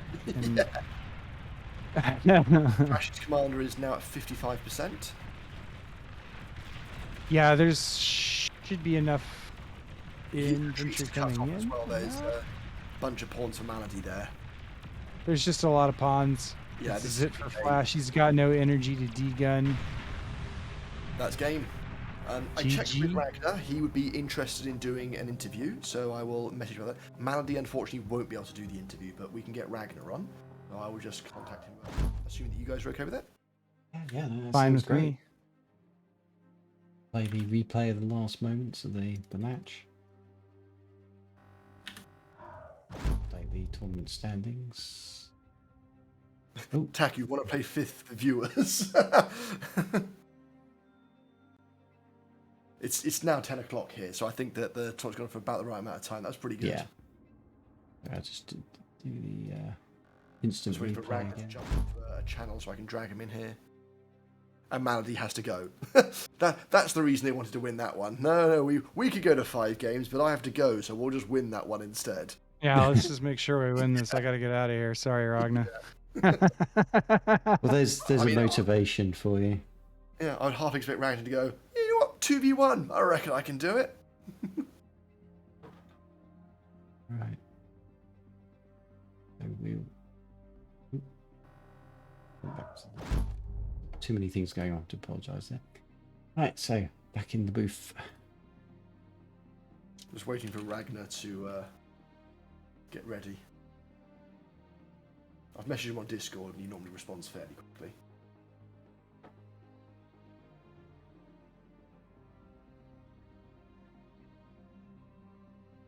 Watching the final moments of that game on the stream here. Yeah. minute delay. Hang on, no. Well. Well, Ragnar keeps his helmet and his nice little rank icon, so that's always a bonus, I suppose. Yeah, that's. I think once you reminded the stream that was what was at stake, suddenly games weren't being lost. Yeah. Like, oh, Supreme Crossing. Oh, I didn't realise it was that serious. Right, well. Yeah. Mm-hmm. One of the viewers just said, "I thought a con with a silly hat. That guy can't seriously be good. Boy, was I wrong." Yeah, right, 1 second. I'm just going to drag Ragnar in here. Hello, Ragnar. Welcome to the stream. Hey. Congratulations. Thank you. That was loads of fun. That was super cool. I like how surprised you sound. Like, normally winning's boring, but that was a lot of fun. No, the whole tournament. It was super well done. It was loads of fun. That was really cool. That's brilliant. Was there any particular moments that stand out that you'll remember for years to come? Well, a lot of the team play with Malady was simply amazing. Too bad he couldn't be here, but yeah, this the general tournaments, like the team play, the coordination, and everything. This is super fun to do, like on a really high level against really good players. This is the team play in general. I really enjoyed. Did you do much preparation for the tournament with Malady, or was it very much as you just had to quickly grab someone's? Oh, I'll go with Malady, and it's like it's okay. Let's go and win a tournament now. So a little bit, not too much. I felt like we were very much in tune. We knew exactly what to expect from each other really quickly. So there wasn't really much needs for too much preparation because I don't know. We were in tune very quickly, very easily. So that was super fun to play. I think one thing we noticed as far as a strategy that you guys kind of used throughout every game was how you set your resource sharing. Do you want to talk anything about that? Yeah, that's super powerful. I highly advise anyone doing a 2v2 to do that very extensively. Because if you have a good amount of trust between each other, that no one will like steal resources to do like useless stuff and everything, then you can really set like a high sharing, and then when someone's low on energy, the other one shares. If someone's low on metal, the other one shares. So you get this really, because it just meshes really well together. Especially if one makes bots and the other ones make vehicles. You have a disparity with energy production and everything, so it complements each other really well this way. Yeah, that makes a lot of sense. And so did did you choose? I say you obviously chose Malady, but was I think the last time you played, I think you had someone else on your team. I didn't play in last year 2v2 Yeah. tournament actually. Oh, okay, that's fine. Is it so choosing Malady, was it quite obvious to you? It's like, this is the guy I want. Well, I mean, you guys have seen him play, right? Like you've Hmm. seen He was okay. he's pretty good at the game, I think. So yeah, and I don't know, we get along really well. Super friendly guy, super cool. So I would say it was a easy pick for me. Yeah. What Okay. would Would you like to hear? Yeah. Would you like to hear about your rating that how it's changed over the course of today, Ragnar? Oh, did it? Yeah, it's changed slightly. So you started today at 49.73 in a at 49.96 after the Falendal one. You've ended up at 50.01. However, you did have a 0.57 drop from that Supreme Crossing game. And in every situation, the server thought that you should win those games based purely on ratings. Well, I guess that's what you get when you play low-rated players, right? Yeah, because Flash and Teddy are very low rated. Yeah, they're like so low-rated. So if you lose one, you lose so much, right? Yeah. So let's talk about a couple of the games in the finale there. It looked like on Valles Marineris, you were pretty much in control of the game for the whole time. You looked confident and like not even too worried. I noticed that like Teddy's commander ended up south and kind of forward.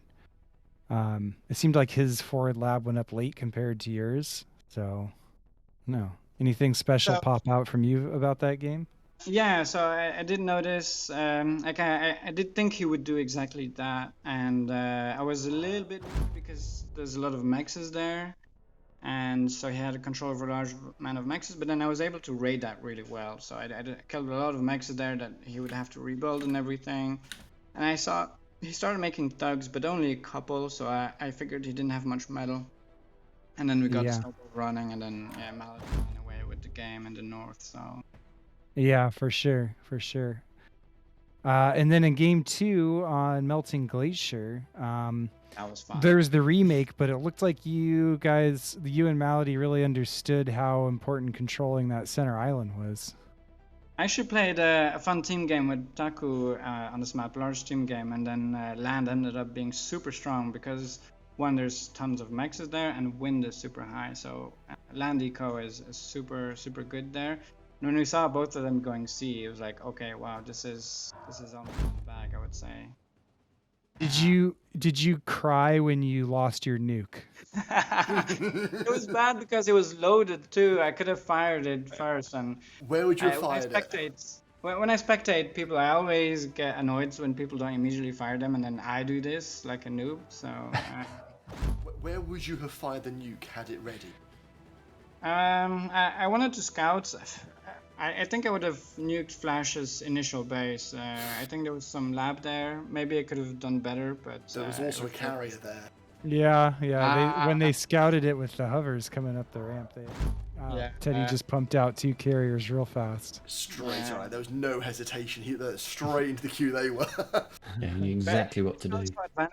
It shows how advantaged land is there, because I was able to make a whole nuke and it did nothing at all, and then we were still way ahead, right? So the follow-up question is, why didn't you build Basilica or Basilisk, long-range plasma? Why didn't you build one of those instead? Okay. I wanted some spectator sport, I guess. I wanted something fun to see, and then I got nuked. So basically, for the fans. Yeah, for the fans. Yeah. So I got nuked, and in the end, I got the explosion that I was looking for, right? That's good. And then on Supreme Crossing, it looked like the classic Ragnar T1 heavy push in the center just fizzled so fast. Teddy already had T2 and he had so much metal. As I was in the middle of doing it, I was thinking, shit, this is actually a really large map. This is taking forever. This is taking way too long. Damn. So yeah, I never everything for that part, and they're good with macro and everything. So yeah, they played really well there. Yeah, for sure. And then, what was your plan for Tundra? Yeah, me pushing in the center and Malady with bots over the mountains and everything. At some point they had a big map control, but I guess Teddy made his lab a little bit too forward. A bit too greedy there, wanted the extra mechs. Mm-hmm. And then standard play. At the end of the day, like, yeah, pushing, front lab, then going air, tree lab. Unexpected bombing raid works every time. Yeah. It's so strong, especially on the wind map. You can destroy so many winds. Yeah. Bombers is like almost a must. So what did you Nice. do to prepare for the tournament, Malady? We played 1v1s against each other. Yeah, just get in a groove of it, because Malady doesn't play that much, or didn't play in recent months that much, so he needed some warm up. So They had me fooled. we didn't practice anything special 2v2 with other people. Well, I mean, how much practice you need to just move those sliders down? Yeah, exactly. Amazing. Even in large team games, like if the entire team would like move their sliders down and like not waste metal on useless stuff, or make metal makers, stuff like this, then that'd be really strong. A slight tweak the way that the question's been asked, but if you weren't to play with Malady and you couldn't pick any of the other players who were in the tourney, who would you have picked for the tourney? Besides, obviously, myself or Rezo, who are world-class players.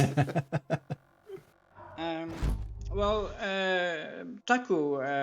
First, we had the idea of playing together, but there was some miscommunication, and then we didn't end up playing together. I get really along well with Taku. He's a amazing, cool guy, and he plays really well too. So that's loads of fun. And I think one of the best players otherwise in the tournament, Teddy. He's super strong in every aspect. This is what's really good about Teddy. He's good at everything. So this is really good. Of people who weren't in the tourney, who else would you weren't? consider picking? I'm sorry. Yes. I'm so sorry. I misheard your question. Okay. People who were not in the tourney. Does pre-elimination count? Yeah. Yeah, I would say Groupie is super fun. He's super aggressive, and then if you play with two people who are super aggressive, this is super fun. LSR has some really good ideas, and this is really fun to see his theory crafting and then do that in practice. This is super fun as well. TJ is a fun cheeser, so sometimes that can be super fun. Yeah. What cheese strategies did you consider trying, but ultimately decided not to? I say we didn't consider any at all. We felt really good. I feel like cheese is especially good if you play against better opponents. And we felt confident playing standards, and we felt like it was a risk we didn't need to take. Okay. Some comments from the audience about being able to see you, Ragnar, and Icequicks reminds us that the Q&A session that was held yesterday, hosted by Requiem, people go and see that, and they'll get to see Ragnar in the flesh. Well, no, not in the flesh, over video, because according to Taku, he is even more handsome in real life. No comment. Fun fact: you've now got to go and see what this is all about. We're bigging you up now, but yeah. Can't see any more questions from the chat at the moment, unfortunately. Yeah, And I'd like to thank everyone organizing as well. This was a super fun format as well. I really enjoyed it. It was like a bit different than the traditional tournaments with the round robins and everything. I felt like we wanted to play more games, I guess, but that was for the losers. They got to play more games. You got best. Save up. Well, I guess you just have to play a more dangerous tourney next time. Deliberately lose the first round and then. I was going gonna to say you just have to lose games then. You know, it's that simple. Include me on your team. You will play loads of games because you're just going to non-stop lose. Yeah, but don't choose me because you'll just drop out completely. Sorry, I can't play with you. I'm hosting the tournament. Yeah, thanks again for the entire bar team, for everyone working on the game. This is by far the best game there is out there. This is super amazing. Thank you for everyone being involved with this, in the background and the foreground. This is super fun and super competitive, and yeah, thanks to everyone and everyone playing, and this is super nice community as well. I appreciate it a lot. Well, thank you so much for taking part and showing us how bar is done. I don't know if it's quite met the standard that Rezo was expecting, or. What do you mean? What do you mean? Not enough metal makers. Oh, wow. We didn't get to catch Ragnar in the act of building a metal maker this tournament, I think. I did on the What? screen crossing I made. Yeah. Oh, that's why you lost it then, obviously. Yeah, see, we lost. I made metal makers, we lost. I expect a tutorial video about this. Clear connection. It's going to be hilarious. It'll be like, make metal maker, lose, don't make metal maker, win. And just do that repeatedly. based on that, actually, that's been around for a while. There is a meme image that Icequick made for me, literally about that. I'll post it to the bar memes in a moment. Brilliant. Okay, have we got any more questions for Ragnar? Not from the chat, and I can't think of any. I don't have any either, and honestly, I'm ready to go make my lunch. So. You're hungry, are you? Oh. Was there any? So Ragnar, was there any scary moments for you in the tournament, or was it all just plain sailing and no concerns really for you? Yeah, no concerns really. We both felt really good about it throughout. Like not overconfident. Like okay, we can lose any game and everything. It's always possible, but like we felt good about it. And I would say yeah, the Supreme Crossing was very quickly obvious we were gonna lose this. And like okay, well next map is a more normal map, so we will do fine on that. And I'd like to say that, especially in this 2v2, we saw so much variance in unit composition and everything. I personally like to play what I feel confident with and what I practiced a lot with. So even though I make a lot of the same units, it's still a wide variety of units, I would say. And I think that shows how amazing the game is as well, how varied the unit compositions were. Yeah, I think it's nice that we have some more of these additional map options, you know, and especially a map like Melting Glacier, even though maybe it's not the most balanced map, I think it does okay for 2v2. And, you know, it definitely encourages some thinking outside the box. Amazing map maker Nikoxis as well for making that. So. Yeah. Okay. Well, we'll let you go and bask in the glory of your victory. You've saved your hat. It remains upon your commander's head, and not entirely unique. Your teammate Malady will obviously get to wear it as well. But yeah, the most important thing of this tournament is you've preserved the hat on top of your commander. Obviously. All right, GG's. Thanks again, everyone. It's been a pleasure. Thank you. Bye, Ragnar. Right, so that was Ragnar. Unfortunately, Malady wasn't available to join us for the tournament. He had to disappear. It was a long day, and we'll soon be following in his footsteps. But yes, Ragnar gave us his views on the tournament there, and yeah, I've just got the leaderboard up at the moment, so you can see the journey that's been taken, the trials and tribulations. That's finally led to Ragnar and Malady taking first place in the tournament and getting the vast majority of the $270 prize pool. Second place, obviously, Teddy and Flash. they did an absolutely outstanding job to make it through a very grueling tournament for them. They had to fight so many battles to get back into the finals, and they even managed to take a match off Ragnar and Malady there. So that's they showed that they definitely had what it took to see it all the way through. They were prepared. It's just today just wasn't quite there. It just wasn't meant to be for them. But absolutely outstanding performance, and certainly shouldn't be ashamed of what they've achieved today. And like, very well. Yes, and likewise Randy and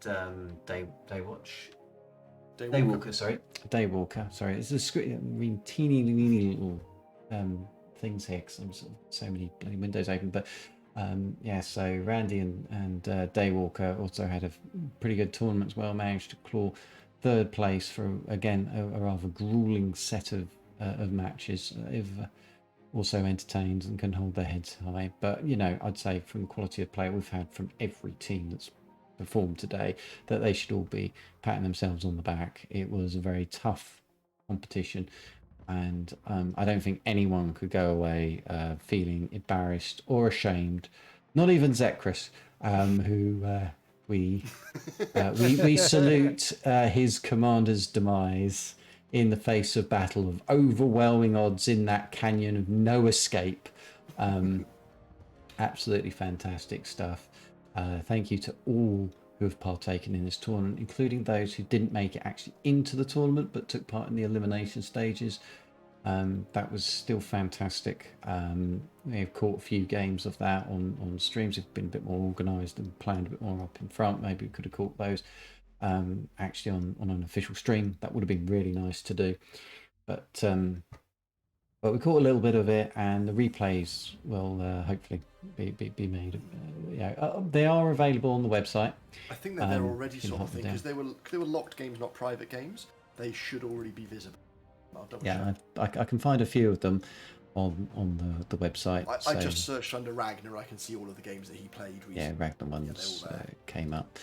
So that's fantastic. Well done to everyone who's partaking, regardless of the position that you got into finally in the tournaments. It's been an absolute pleasure watching from the sidelines. I've certainly enjoyed my time here. With that, I hope Rezo and Teifion, you really enjoyed yourselves as well here today. Yes. What I was going to say is, when you end the stream, I think you can forward people to a different stream and stuff. There's actually someone casting a streaming bar right now, and I've posted a link to it in tournament casting chat. It's Rikers is very confused. He is normally very confused. He's also streaming bar. All right, I'll see what I can do after the tournament stream. No promises though, because I'm tired and I might miss hit buttons and I might send them off to the oblivion. But or I might just fall asleep at the keyboard and we'll see what happens. But just paste a link to the stream into the chat and then there's a whole thing about sending people over and stuff, but I'll paste the link as well. Yeah, but this whole raiding thing that Twitch does or something, and apparently it's I'll double check the raid. But yeah, so any before we close up, were there any particular highlights for you guys in this tournament? No highlights whatsoever. Everything was fantastic. You couldn't possibly. It was all really good. There were some games that weren't quite as good as others. There was obviously some individual moments, like the nuke and stuff like that. That was a lot of fun. But overall, the tournament was a lot of fun. It was a lot of there's a lot of depth and nuance to certain parts of it, and it was overall a very high quality. And because of that, there isn't a highlight. If we had followed every single game and there'd been a load more players, then you might see the path to victory sort of thing, more highlights there, for example. But no, all the players were of a really high standard. We'd had some elimination matches, and then we ended up with 6 teams of very good players. So yeah, all of it was really high quality as far as I. Yeah, the sheer number of close calls that there were, the plays that keep you on the edge of your seat are kind of what to me make it exciting to watch, especially in this format. in 1v1s, you're not going to see people flying their commanders around to try and comm bomb to win the game and then throw it all away when they get their commander shot down in a transport instead, right? So it's going to happen in 1v1. Yeah. And honestly, in like the larger team games, I mean, that kind of stuff does happen, but it doesn't have a big impact on the game a lot of the time. Whereas in this format, it can be decisive, it can be absolutely decisive. So it keeps you on the edge of your seat and it makes it exciting. And I think that's one of the great things about this game in a format like this. So. Absolutely, I totally agree. With I tend to find with TA Supreme Commander style games in RTSs, a lot of RTSs lend themselves very, very well and very well tuned for 1v1, and they really excel at that. And they kind of do fine. They're still enjoyable in bigger team games and free for alls and stuff like that. They're still great. Just don't quite feel like that's where their key thing is. But when you get to like the TA and Supreme Commander ones, it feels like that they really do excel in those environments. And while they're fine in 1v1, I feel that it's in many ways it's the community side of those games where you've actually got more people playing, and it just seems, maybe it's because it's a slightly more, say, relaxed, but it's just the way that it feels, things are a bit more open. And it just seems to lend itself to those type of games more, and I think this tournament does actually show that off really well. And I think it's been a fantastic format for that. For me, if there's just to add to the list, I think the thing that I found most interesting wasn't from the players were all fantastic, and like Teifion says, I couldn't pick any one of the players out there. And as Rezo says, the particular plays that had us on the edge of the seat are all, it's just fantastic, and they were coming at key moments and things. But I guess probably the thing that I'm going to probably remember is Melting Glaciers, where we practically saw everything. We saw ships, we saw hovercrafts, we saw seaplanes, nukes, just everything. We didn't see tier 3, but I got that was like almost everything coming out the kitchen sink and everything, and that was just so different to everything else that had been played. To see hovercrafts being finally used competitively like that was quite something to see for me. So that's probably why that stands out. It's just the uniqueness of that map, and I think we'll probably see more of that map. And if map makers can come up with fantastic ideas and designs that will bring out these sorts of strategies, because quite often it's just we tend to get in the tendency of like, we'll stick to what we know, as Ragnar says, blobs of ground units running around, and it's great to see that doing the mastery of controlling that. But you do feel a bit sorry for all these other units like the hovercraft and seaplanes and that don't tend to get used at all and get completely discarded. And it's not like there's anything wrong with them, it's just that the maps and things that we've had historically have been geared in such a way that these just ground units and that are really the way to go. So that for me is a standout.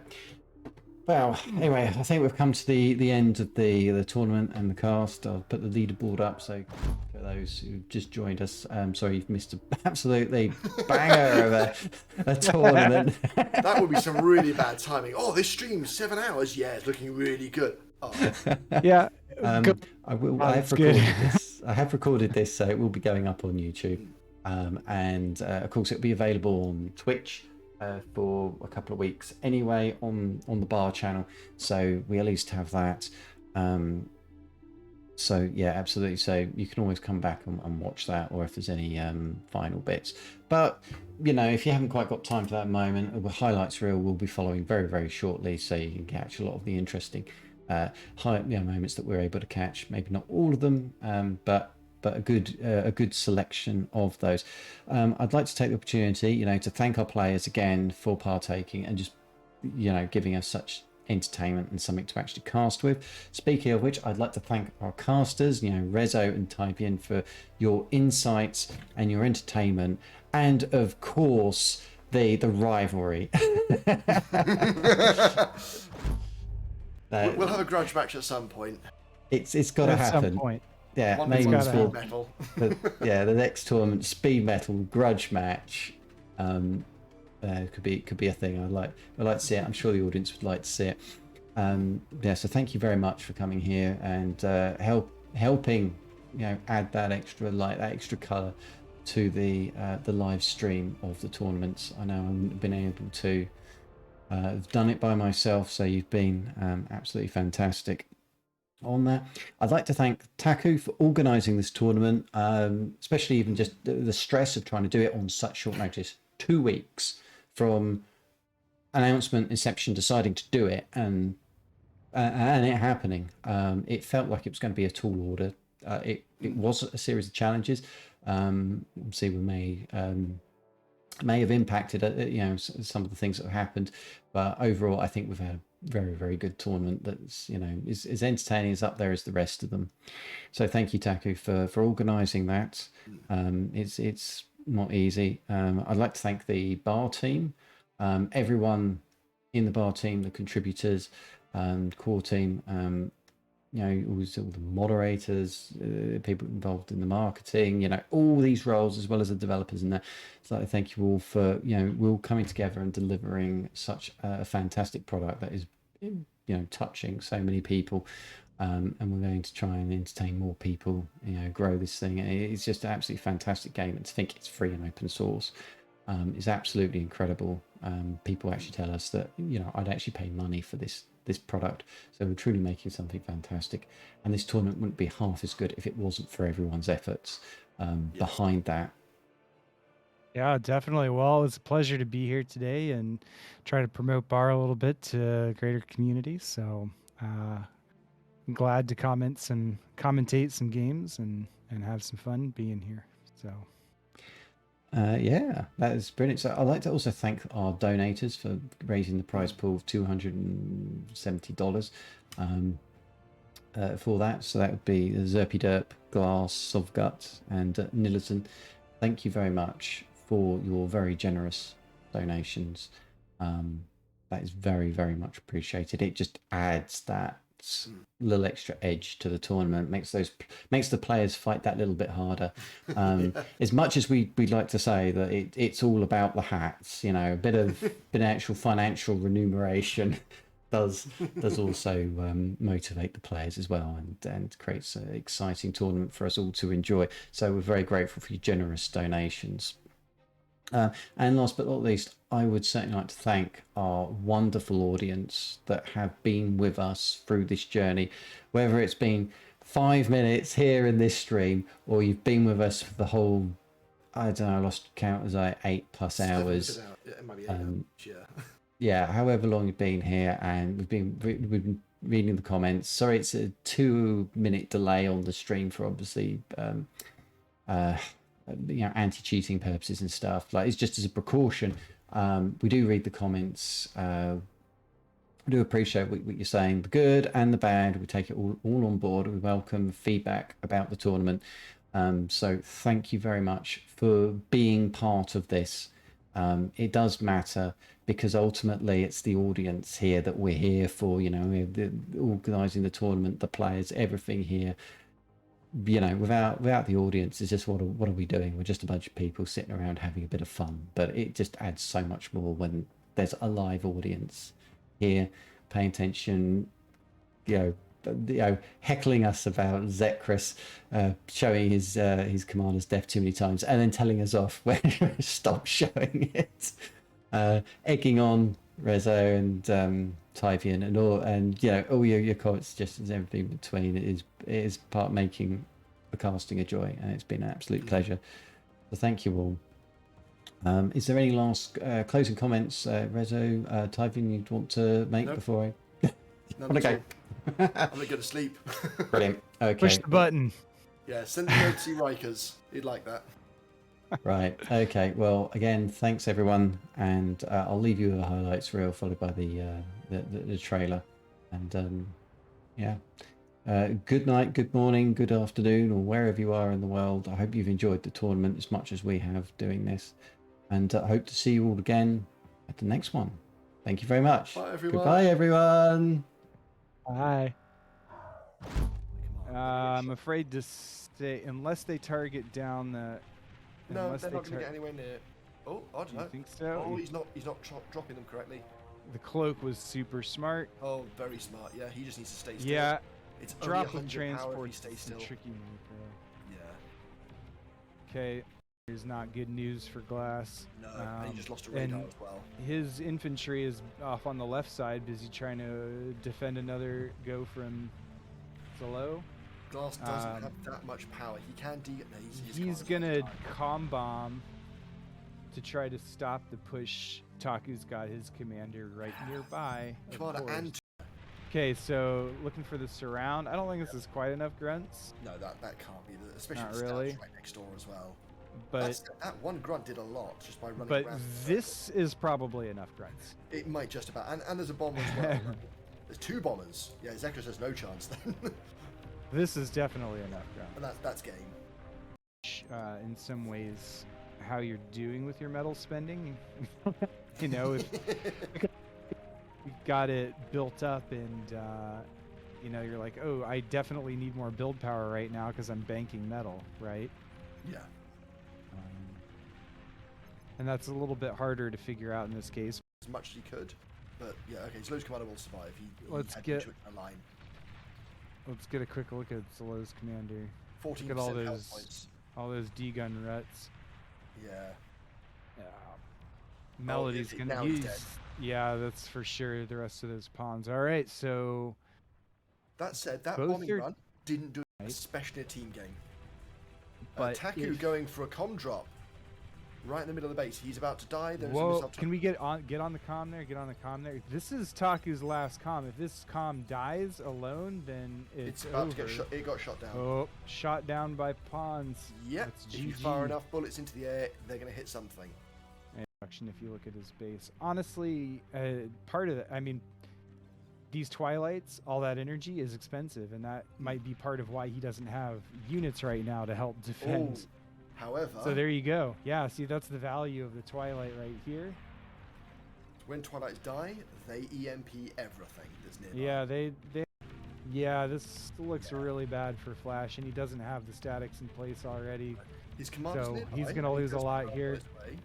But yeah, he's going to lose all 3 construction turrets. His Yep. lab's probably about to go down. So that's, as we've mentioned before multiple times, build power. He's just lost a huge amount of build power.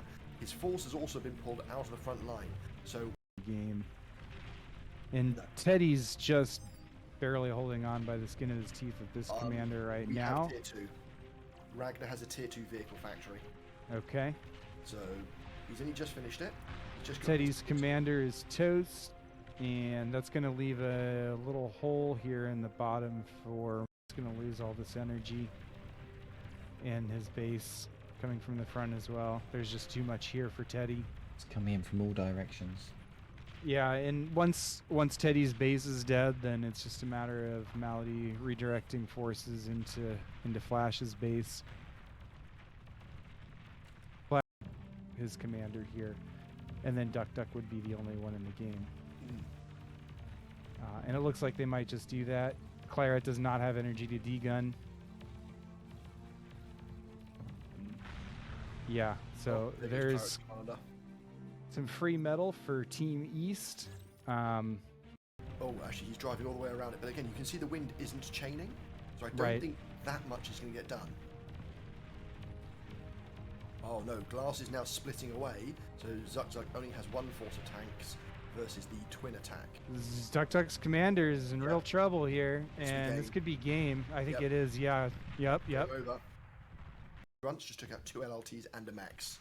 Oh, that hurts. Yeah. Yeah. This is really tentative for Andy's commander right now. Yeah. Definitely not safe. Yeah, some power Grunts issues, may even take out the next LLT. Oh yes. Oh, it yep. does. and then That's and then the huge. Nexus too. Yep. And up the top, you've got 1 grunt. And if this is like confirmed knowledge and not just like rumors that you want to spread around, please feel free to type it into the chat. Claret has just Would closed love his to know commander, more. And they worked out where it was, so they just fired on the ground. So Mhm, Claret probably- about to die.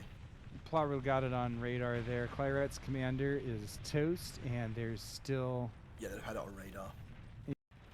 a star push into.